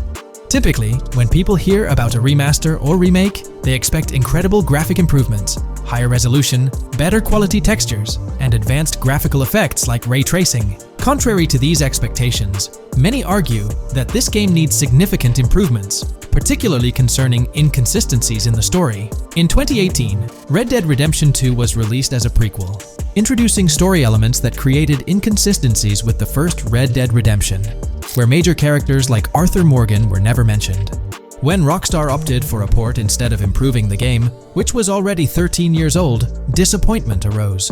The desire for a remaster or remake persisted, fueled by rumors since 2021. These speculations continued until the summer of 2023. The uncertainty around whether a remake was genuinely being considered remains, with some recent rumors possibly being misunderstandings about the port project. It's been speculated that the cancellation of a Red Dead Redemption remake or remaster might be attributed to the poor reception of GTA, the Trilogy, the Definitive Edition. Alternatively, the developer could have redirected resources towards the development of GTA 6. Regarding GTA 6, in December, we were finally treated to the much-anticipated trailer for the upcoming installment. However, it came with a significant letdown: the announcement of a 2025 release date. As we approach the end of 2024, this seems like the ideal time to introduce a new game under the GTA banner to keep the franchise vibrant. Hence, a port of GTA 4 appears fitting for this year. Most players familiar with GTA 4 acknowledge the aging of the game. Despite being ahead of its time upon its 2008 release, over 15 years ago, it's showing signs of wear. Notably, the PC version faced persistent performance issues, maintaining its reputation as one of Rockstar Games' worst optimized titles. The irony lies in the fact that, despite these problems, GTA 4 is widely regarded as one of the best entries in the Grand Theft Auto series. Understanding the poor optimization of the PC version remains a mystery. Even with a series of patches, the issues persisted, suggesting a more profound problem. Originally designed for Xbox 360 and PlayStation 3 consoles with different hardware architectures, porting GTA 4 to PC necessitated significant modifications. Unfortunately, not all of these changes were executed appropriately.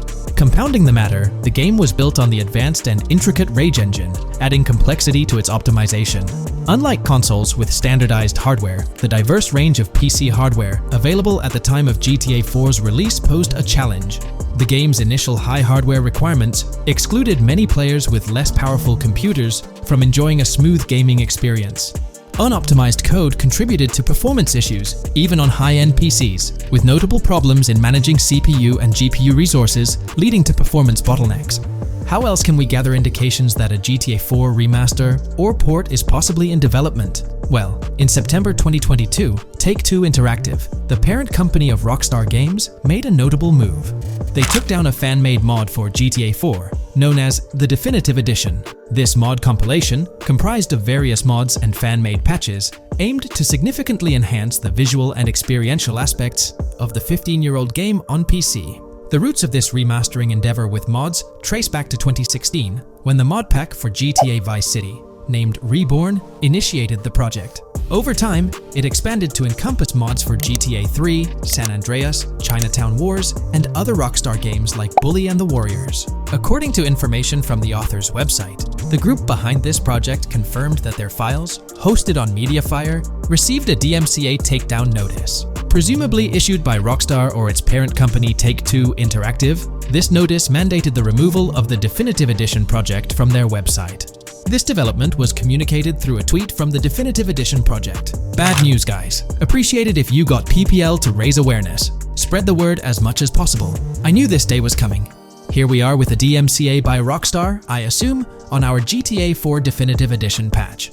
Well, I suppose we need to remove all GTA 4 related stuff from the website. Curiously, from what I understand, the takedown specifically focused on the GTA 4 mod. As of now, the original trilogy mods on the site remain untouched, but the project doesn't express a high level of confidence in the longevity of these mods being available. No DMCA for the original trilogy yet, just GTA 4. So for now I think the trilogy is safe. Just enjoy it when you still can, they wrote. This isn't the initial instance of Take-Two Interactive taking action against mods. Their track record indicates a protective stance towards their intellectual properties. They've previously taken down mods before, a practice observed prior to the unveiling of their own Definitive Edition for the original GTA trilogy. Despite its problematic release, that project proved to be financially successful. Many in the gaming community express a desire for Rockstar Games to follow suit and release a remastered version of GTA 4. Similar to what the studio accomplished with the trilogy. Xbox One, Series X and S users currently enjoy the luxury of playing GTA 4 through backward compatibility. However, this isn't the case for PS4 and PS5 users. Should Rockstar opt not only for re-release support, but also for substantial changes to the game, there are certain aspects of GTA 4 that could benefit from improvement. First and foremost, graphics are an apparent focal point, a common aspect of remasters to enhance the visual experience. It's worth noting that beyond the expected graphical upgrades, GTA 4 might require more nuanced improvements. One aspect that garnered criticism was the peculiar yellow filter present in the original game, making everything appear dull. This yellow tint, a characteristic of the late 2000s and 2010s, was often disparaged when employed in video games. For an open-world game like GTA 4, many argue that this filter made little sense. Various graphics mods for the PC version, such as the Ice Enhancer 4, have demonstrated that Liberty City can maintain its gritty atmosphere without this filter. For a glimpse of what a GTA 4 remaster could potentially achieve, the Ice Enhancer 4 graphics mod offers an illustrative example. Developed over several years by the skilled modder Haysam Keelani, this fan-made graphics overhaul aimed to elevate the game's visual experience well beyond its original state. On the flip side, individuals who have a fondness for the original yellow filter in the game may not find favor with this mod. If Rockstar opts to stay faithful to the original and preserve the color scheme, it would still be beneficial to update the environmental textures. Over time, these textures have aged considerably, featuring a noticeably low resolution that now appears outdated. Moving on, one of the most memorable aspects of GTA 4 is the recurring scenario where Roman calls Nico to go bowling. Nico, it's your cousin. You want to shoot some pool? Roman, I can't talk now. Damn! This feature, while often considered a source of humor, can be somewhat bothersome. Nico's friends frequently reaching out for social activities can prove distracting, especially during critical missions or while immersed in the exploration of the open world. Rejecting these calls actually decreases your relationship with that friend, impacting specific benefits they offer. GTA 5 addressed this issue by making interactions with friends more user-friendly, introducing new activities to engage in. Incorporating similar friend activities in a remastered version of GTA 4 would be a positive and welcome addition. Another area of improvement is clothing and customization. The clothing options for Nico in GTA 4 are quite limited. Notably, the game lacks the iconic fingerless gloves seen in promotional art and trailers. A remaster could rectify this, especially considering the community's disappointment over their absence. Additionally, though hairstyles were planned, they were not included in the final game, as evidenced by the presence of barbershops in the game files. A remaster could enhance clothing options and introduce hairstyle changes, mirroring the customization available in GTA Online. Unlike GTA San Andreas or GTA 5, GTA 4 lacks car customization features. Players can only randomly change their vehicle's primary color at a pay and spray. While this might not have been a significant issue in earlier titles like GTA 3 or Vice City, it does feel like an oversight in a more modern title like GTA 4. A remaster could bring in more extensive vehicle customization options. Given the central role of vehicles in the Grand Theft Auto games, enhancing customization not only adds depth but also makes the gaming experience more immersive. In fact, acquiring new and rare cars is often considered the most appealing aspect of GTA Online, and a remaster could significantly enhance the appeal of GTA 4 through this single feature alone. While Rockstar Games has been dedicating their efforts to newer projects, it's intriguing to observe that GTA 4 hasn't been entirely neglected by them. Surprisingly, the game has received updates, albeit sporadically, even years after its initial release in 2008. A notable recent update, released in 2023, caught many fans off guard. This update primarily focused on security, aiming to safeguard the game's source code from potential leaks. It's interesting to reflect on the context surrounding this security update. Since Rockstar Games removed the multiplayer aspects of the GTA 4 Complete Edition on Steam and their launcher in March 2020, the need for such security measures raises questions. Without active official multiplayer components, this move appears to be a proactive response to a prior security breach. In that incident, a hacker infiltrated Rockstar's security system, leaking pre-alpha version footage of the highly anticipated GTA 6. While Rockstar's immediate focus is on bringing GTA 6 to fruition, the possibility of a GTA 4 remaster isn't entirely dismissed. There's a genuine belief that something related to GTA 4 is in the works this year. If not, the prospect remains open for the future, potentially after the release of GTA 6. The year 2028 marks the 20th anniversary of GTA 4, presenting a considerable time frame. Although it involves patience, the wait could be worthwhile if Rockstar decides to give GTA 4 the remaster treatment it deserves. It's crucial to acknowledge the dynamic nature of the gaming industry, with Rockstar consistently pushing boundaries with each release. By the time a potential GTA 4 remaster materializes, we might witness a game that not only enhances the original but also leverages the latest advancements in gaming technology. There's been quite a buzz about Jason, one of the main leads in the highly anticipated Grand Theft Auto 6. People are spinning theories left, right, and center, suggesting he might be an undercover cop, an agent, an ex-cop, or even someone with a military background. It's been the talk of the town ever since the first official trailer dropped. Now, I've got to warn you, what we're about to discuss might just spoil a bit of the GTA 6 storyline for you. But hey, if you've been keeping tabs on the GTA 6 grapevine, chances are you've already heard murmurs about these theories. Now, I gotta stress, folks, that as exciting as these speculations are, they're just that, speculations. Nothing's set in stone. But here's the deal. There are some interesting things in Jason's outfit from certain glimpses in the trailers and Rockstar's promotional stuff that sort of fuel these speculations. They're like breadcrumbs teasing us about Jason's potential undercover identity. So today, I'm here to unravel these clues and take you through the evidence we've got so far. We'll start with the very first trailer of Grand Theft Auto 6. You know, the one that set the internet on fire? We'll dissect it bit by bit and get into the nitty-gritty of this theory that's got the GTA 6 community all hyped up. And it's not just about the trailers, folks. Oh no, there's a whole treasure trove of articles out there discussing findings made by fans, diving into details, and connecting dots. We're gonna sift through all that too. And hey, while we're at it, let's not forget about the actors. There's been some chatter about who might be stepping into the shoes of Jason in this game. So we'll toss that into the mix as well. There's plenty to unravel, and we're here to explore every nook and cranny of this speculation, piece by piece. So grab your favorite snack, get comfy, because we're about to embark on a journey through the GTA 6 speculations, theories, and rumors about Jason. Let's start off by jumping into this interesting Reddit post. I've seen some speculation that Jason is an undercover cop makes sense since we see first-person gameplay of a police raid. I'm guessing he falls in love with Lucia, and his storm between his duty and his love could be not true, but it seems like it would be a good twist in something Rockstar would do. Okay, let's take a deeper dive into this scene where we encounter these 4 police officers. They're pretty unmistakably cops with that distinct police badge on their body armor. It's crucial to note the small details here, especially regarding their attire, as it might hold some key information.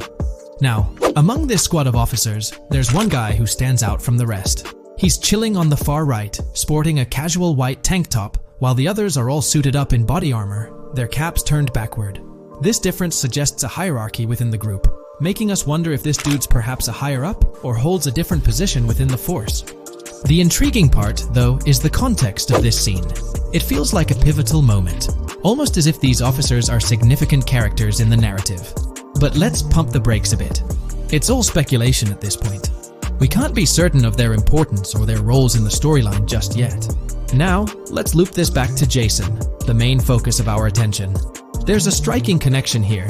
The cop on the far right and the one in the middle, both sporting these distinct olive green cargo pants. These pants seem to be a part of their uniform, something that catches the eye. But here's the twist. The same style of cargo pants is seen on Jason in the official Grand Theft Auto 6 artwork released by Rockstar. Coincidence? Maybe, but it feels like too much of a match to ignore. What's up with these pants? Is it a fashion trend among the police force in the GTA 6 universe? Or could it be hinting at a deeper connection between these officers and our protagonist Jason? The plot thickens, and we're left to ponder the significance of these subtle visual cues. Is there a backstory linking these officers to Jason? Or is it merely a design choice by the creators to establish a visual pattern? We're left with questions, my friends. Questions that make us itch to uncover more about this intriguing storyline. So, buckle up as we continue this investigation, piecing together clues and theories, aiming to decipher the enigmatic links between these officers and our mysterious main character, Jason. There's a whole world of possibilities waiting to be explored within the realm of Grand Theft Auto 6. Let's dive into this article by Exputer that further supports this rumor. GTA 6 fans have been busy digging into the lore of both protagonists since the trailer dropped. It appears that users may already have found notable details about Jason. A slew of forums and posts have popped up with speculations with evidence that complies with prior findings. A post by the Redditor, Jack_Torrance80, on the GTA 6 subreddit solidifies the past rumors that clarified that Jason would start the game as a cop. The pants worn by the protagonist in the GTA 6 poster are a part of the official uniform of Miami-Dade Police. The green cargo pants are the same color used by the Miami-Dade Police SWAT team. Additionally, the inclusion of body cam footage in the trailer may also imply his past background as a cop.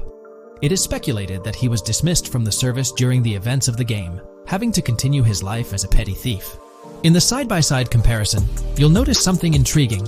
Those pants on the right in the image are an exact match to the ones worn by those police officers in the trailer clip. The detailing with those black bands and the gun holsters, it's all there. But here's where it gets interesting. Jason, in the official artwork, doesn't seem to have any of those gun holsters. It's as if he decided to part ways with that gear when he left the police force, holding onto only those distinctive pants. Now, about that white tank top he's sporting in the artwork, it bears a striking resemblance to the one worn by the cop, positioned on the far right in that clip. It's these little connections that make you wonder if there's more to it than meets the eye. Could it be a deliberate choice by the creators to hint at Jason's past, subtly linking him to the law enforcement world? Or is it just a coincidence? In the comments of the Reddit post, a user says, he is probably a dismissed cop or soldier, got too desperate and started to do petty crimes. Lucia brings him the local connections and scores, and he uses his former police training skills in weaponry and vehicles. A dismissed corrupt cop or soldier, a freshly out of jail ex-prisoner. Victor Vance and Tommy Vercetti. And there could be more parallels between these two pairs of characters if you think about it. Vic was being betrayed again and again in his storyline. When he finally decided to quit, his brother pushed him to enter another deal with Tommy, which eventually killed him. Tommy, on the other hand, is a more cunning and ambitious person. He promised Rosenberg to leave him a piece of his Vice City empire, but later abandoned him and left him exiled in Las Venturas. These observations really bring up some compelling comparisons. especially when looking at Tommy Vercetti and Victor Vance from previous GTA installments. There's a chance we might see echoes of similar themes or storylines reflected in GTA 6, which lines up nicely with what Rockstar teased in the trailer. Let's zero in on Jason's haircut.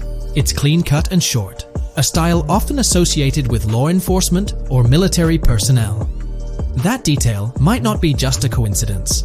It could be a deliberate choice by the creators to hint at Jason's past as an ex-cop or someone with a military background. It adds an extra layer of depth to his character, don't you think? I'm genuinely interested in hearing your take on this theory. There is a lot of evidence supporting this theory, and it might be a major deal as we might be working with the police possibly in GTA 6. That would be a completely new gameplay element in the GTA series, so we have a lot to look forward to. Tell me, what are your thoughts and opinions about Jason's potential background, whether he's linked to law enforcement or not, as it could shed more light on this intriguing speculation. So, please share your thoughts in the comments section below, and let's keep this discussion rolling. If you haven't been following the latest news on GTA 6 over the past year, you might be surprised by how much information has emerged. Here's a comprehensive update on everything we currently know about GTA 6. We have details about a wide array of items and tools featured in GTA 6. These include the auto dialer, binoculars, immobilizer bypass, cutoff tool, painkillers, pool cue, trauma kits, golf driver, food and drink, golf putter, USB drive, golf iron, crowbar, golf wedge, torch, jammer, duffel bag for looting, cigarettes, and a loot backpack. Let's discuss the game engine. Developers have made significant enhancements to the Euphoria physics engine, improving ragdoll physics and overall game mechanics compared to GTA 5. Now let's discuss the multiplayer aspect. In a leaked clip from GTA 6, we observed a multiplayer session with a player count. This suggests there were 2 players present in the lobby, out of a maximum capacity of 32 slots. This mirrors the setup seen in Red Dead Online and GTA Online, where the capacity is stated as 32, but practically accommodates 30 players plus 2 spots reserved for spectators. While hopes for larger lobbies persist, it appears the testing phase involves 30-player lobbies. Leaks also suggest advanced weather systems, including heavy fog, a feature that was less common in GTA 5. Moving on to collectibles, there's mention of Wyman car parts. In a clip featuring Lucia, a developer is seen placing a cardboard box with a circular icon, indicating it as lootable. Debug text on this box identifies it as Collectibles Car Parts and Wyman Car Parts boxed Generic Used, suggesting players can collect car parts, possibly tied to a character named Wyman who shares a passion for classic cars with Jason. Regarding collectible hats, there's footage of Jason in an apartment where a developer interacts with a hat labeled as an ambient collectible hat.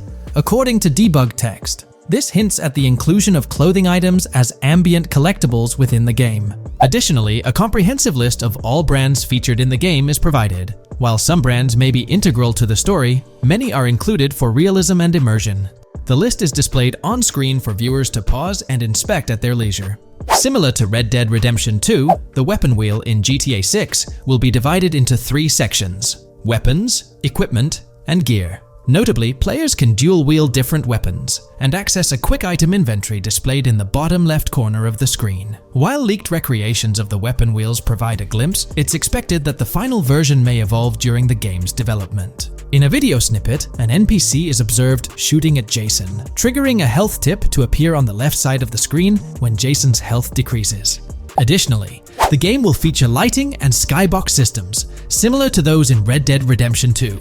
Promising improvements such as volumetric clouds and better lighting effects. Speaking of criminal activities, noteworthy events include the Hank's Waffles heist, where Jason and Lucia pull off a daring robbery. Other clips suggest Jason possesses an ability to perceive through walls. Additionally, there are events focused on searching vehicle trunks, which may yield valuable items or nothing at all. Lastly, delivery and pickup warehouse events are mentioned for Port Gellhorn, though specific details are still unclear. When it comes to accessible buildings, GTA 6 offers a wide range, including the Malibu Club, a pawn shop, Jack of Hearts Club, supermarkets, bars, restaurants, apartments, and laundromats, all enriching the immersive experience. Players will also have the ability to command the other character during a robbery. In leaked footage, a prompt advises players to either check in with Jason or hold for more options, indicating the potential to issue commands to your partner during a heist.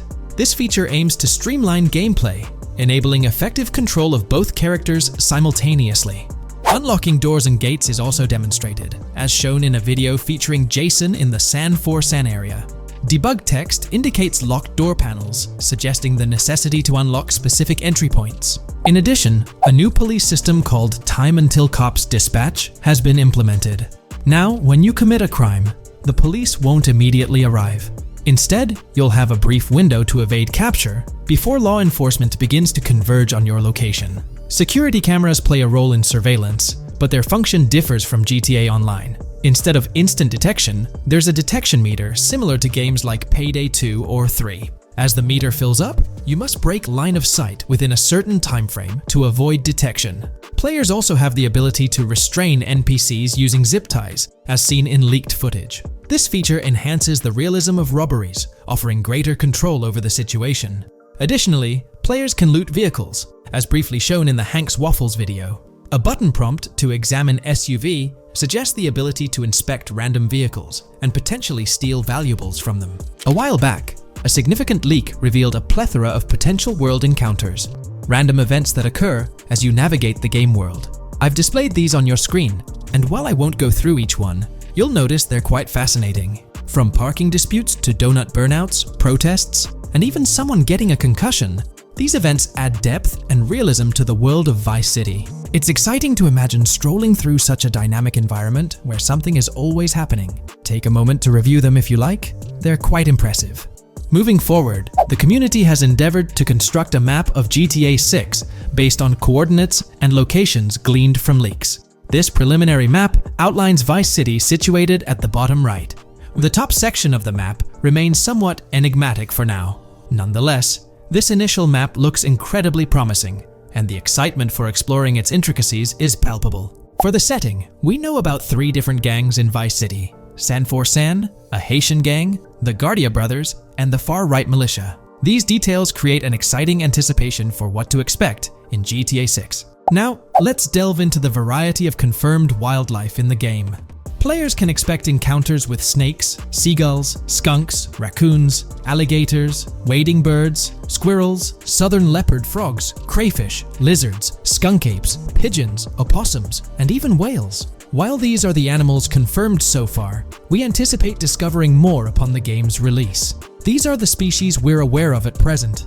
Fences in GTA 6 are not just physical barriers to jump over or drive through.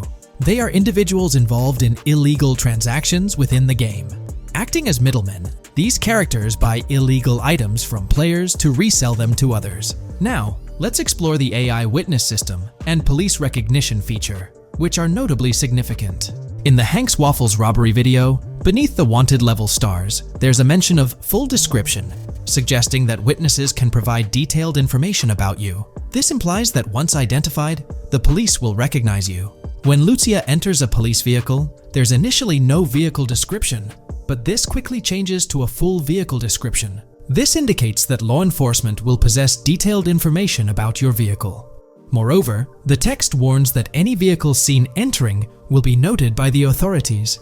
This suggests that even after losing a wanted level, if spotted again in the same vehicle, the police will pursue and apprehend you. During the robbery scene, Jason attempts to prevent customers with yellow icons above their heads from calling the cops or fleeing. Additionally, a female NPC inside the diner exhibits similar behavior, with her icon flickering as Lucia leaves, turning red when surrounded by cops, and then fleeing upon spotting Lucia. These advanced NPC systems indicate a more sophisticated interaction model.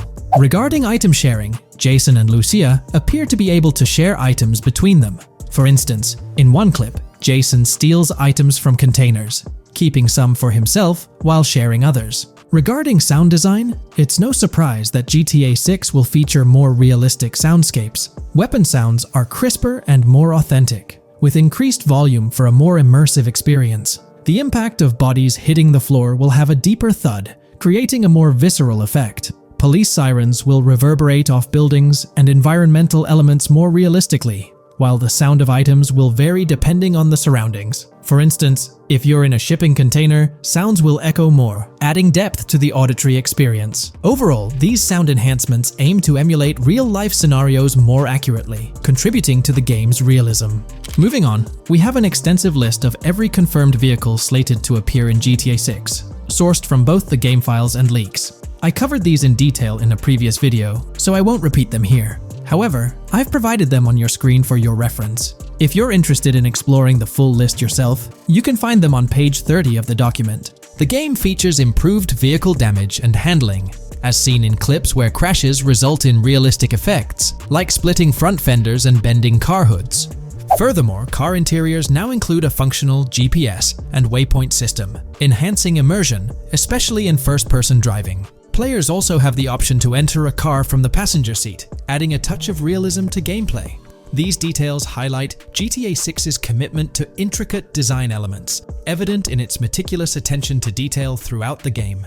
In addition, several new gameplay mechanics have been revealed. Players will now have the ability to walk while in cover, a long-awaited feature that introduces prone movement for the first time in GTA gameplay. Loot bags will allow for storing additional items, and players can now drop and pick up weapons. A new under fire animation has been introduced where characters cover their faces during combat, and players can opt to self-revive after sustaining heavy damage. Other significant mechanics include the ability to switch shoulders while aiming down sights, grappling during hand-to-hand combat, and the introduction of buddy communications and a buddy ping system. This system, likely shared between protagonists Jason and Lucia, remains intriguing, with its full functionality yet to be revealed. Additionally, a new cover mode has been introduced, altering the way shooting from car windows is executed.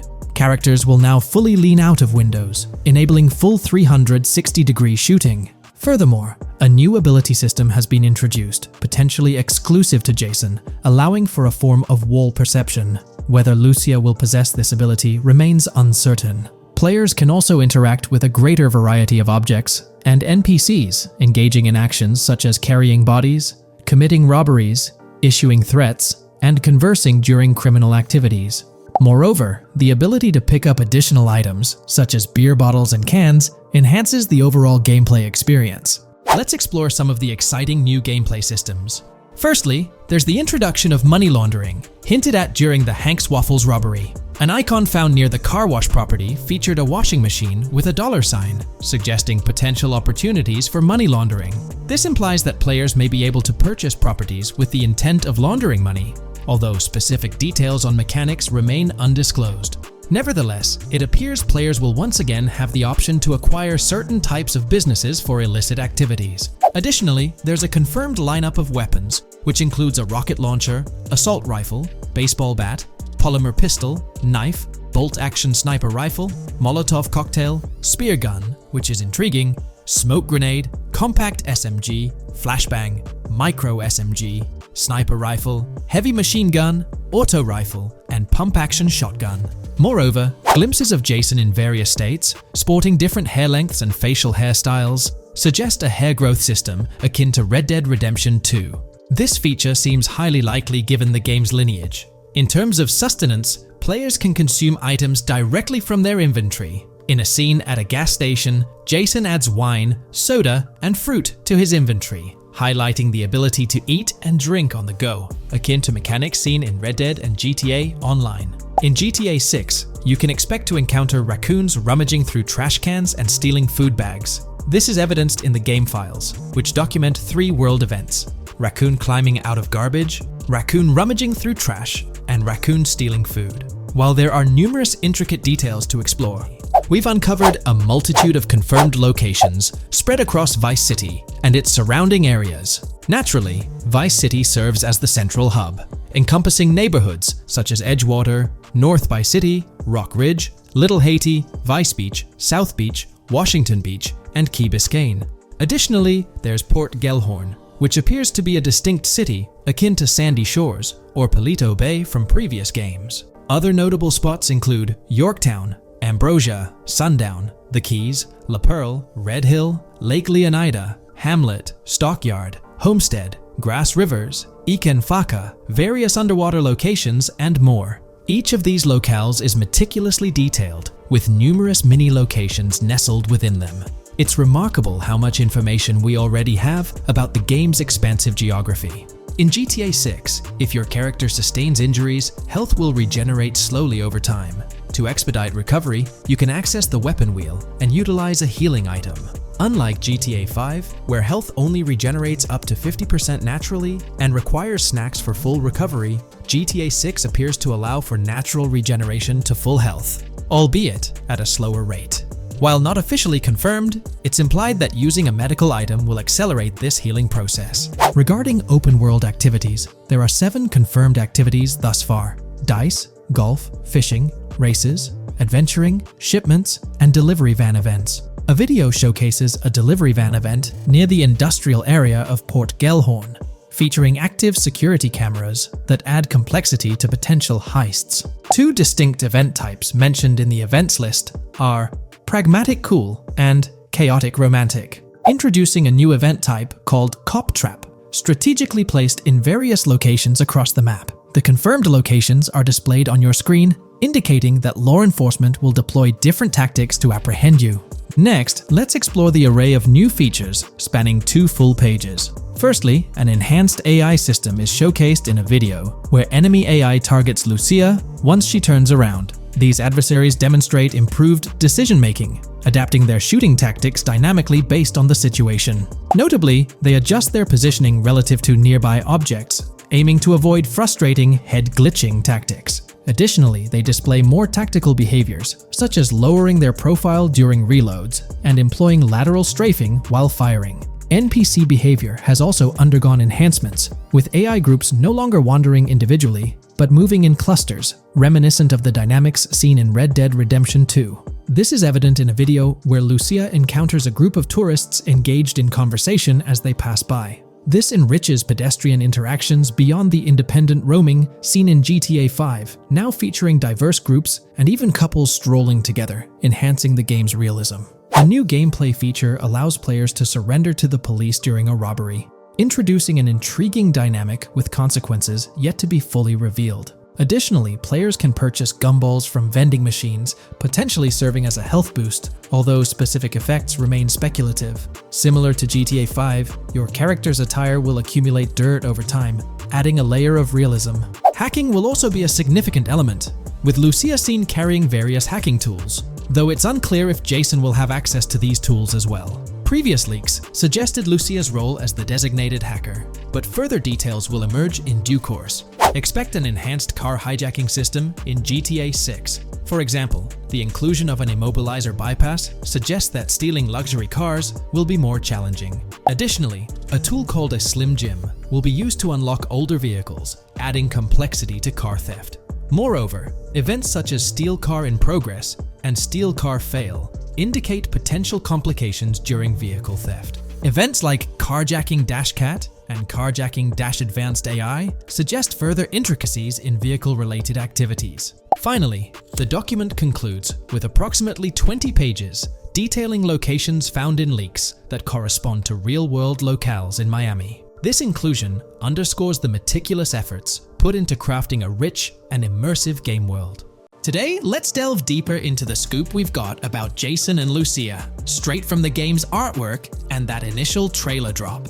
Seems like Rockstar's shining the spotlight a tad more on Lucia this time around. Not to downplay Jason's role, but Lucia's getting some special attention, you know? Alright, so the trailer kicks off with Lucia finding herself in what appears to be a detention center, or maybe some kind of confinement. She's sporting the classic inmate gear and hanging out with a few others. Now, it's a bit fuzzy whether it's an all-girls club or a mixed bag. But here's the twist. It doesn't look like your hardcore, maximum security joint, more like a temporary pit stop. Then we see this scene with Stephanie, a counselor at the place. Stephanie's having a chat with Lucia, trying to untangle her situation. Stephanie asks why Lucia's landed there, and Lucia nonchalantly responds with something like, "Bad luck, I guess." It's got me thinking, maybe Lucia's in for something minor. You know, the wrong place, wrong time scenario, or maybe a string of small-time scrapes. By the way, I'm holding a monthly giveaway for a PlayStation 5. You just need to subscribe and you're entered. Now, back to the video. So, Lucia's starting off in a bit of a pickle, but I'm itching to see how the story unfolds, how she got caught up in this mess in the first place. Rockstar's got us all on the edge of our seats with this setup, and I can't wait to see what twists and turns are in store for these characters. Taking a closer peek at Lucia in this clip, she doesn't strike me as too old or hardcore, you know? Surprisingly, she's not all cuffed up or tightly restrained while having a chat with Stephanie, the counselor at this place. Stephanie's vibe doesn't scream in danger while talking to Lucia, so maybe her time in jail isn't as intense as we might think. So, Lucia's got a date with jail at some point. But yeah, she's not gonna be stuck in there forever, that's for sure. Let's shift gears to this artwork Rockstar's thrown at us. In that pic, Lucia's flaunting an ankle monitor. Now that's the kind of thing they slap on you when you're out but not really free. It's like they're keeping tabs on you, making sure you stick to a certain area, like your home turf or maybe a specific part of town as set by the powers that be. Now let's dive into some wild speculation on how this whole ankle monitor deal might mix things up in the gameplay. Imagine navigating the game with that kind of electronic ball and chain.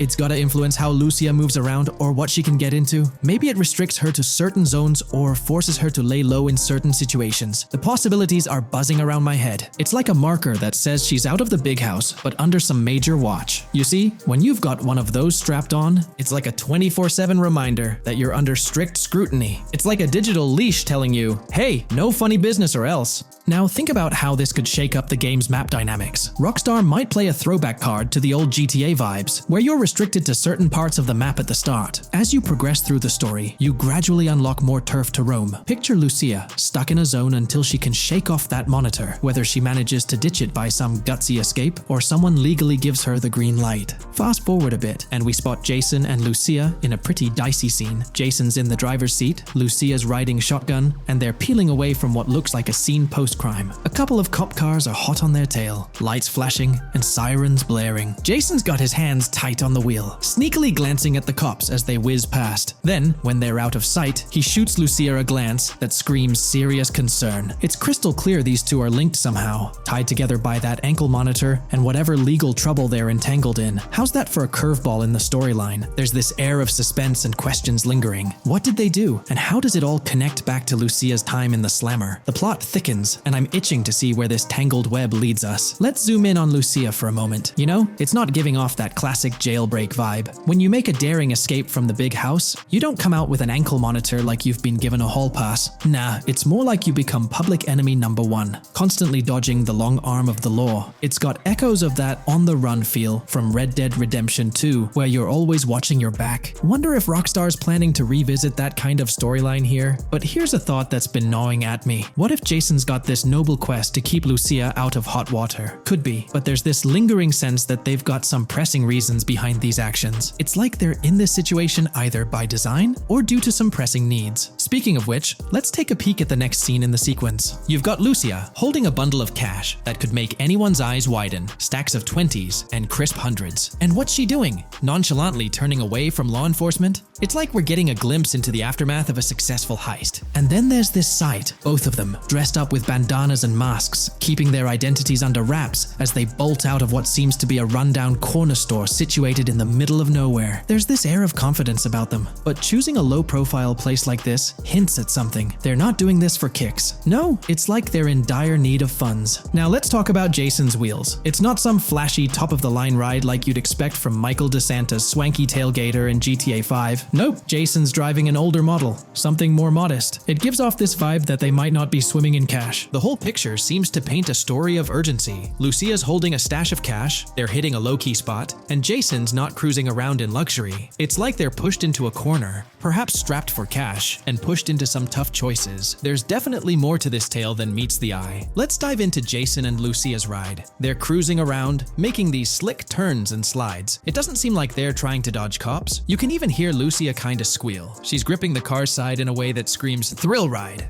Looks like they've got a pretty upbeat and tight relationship.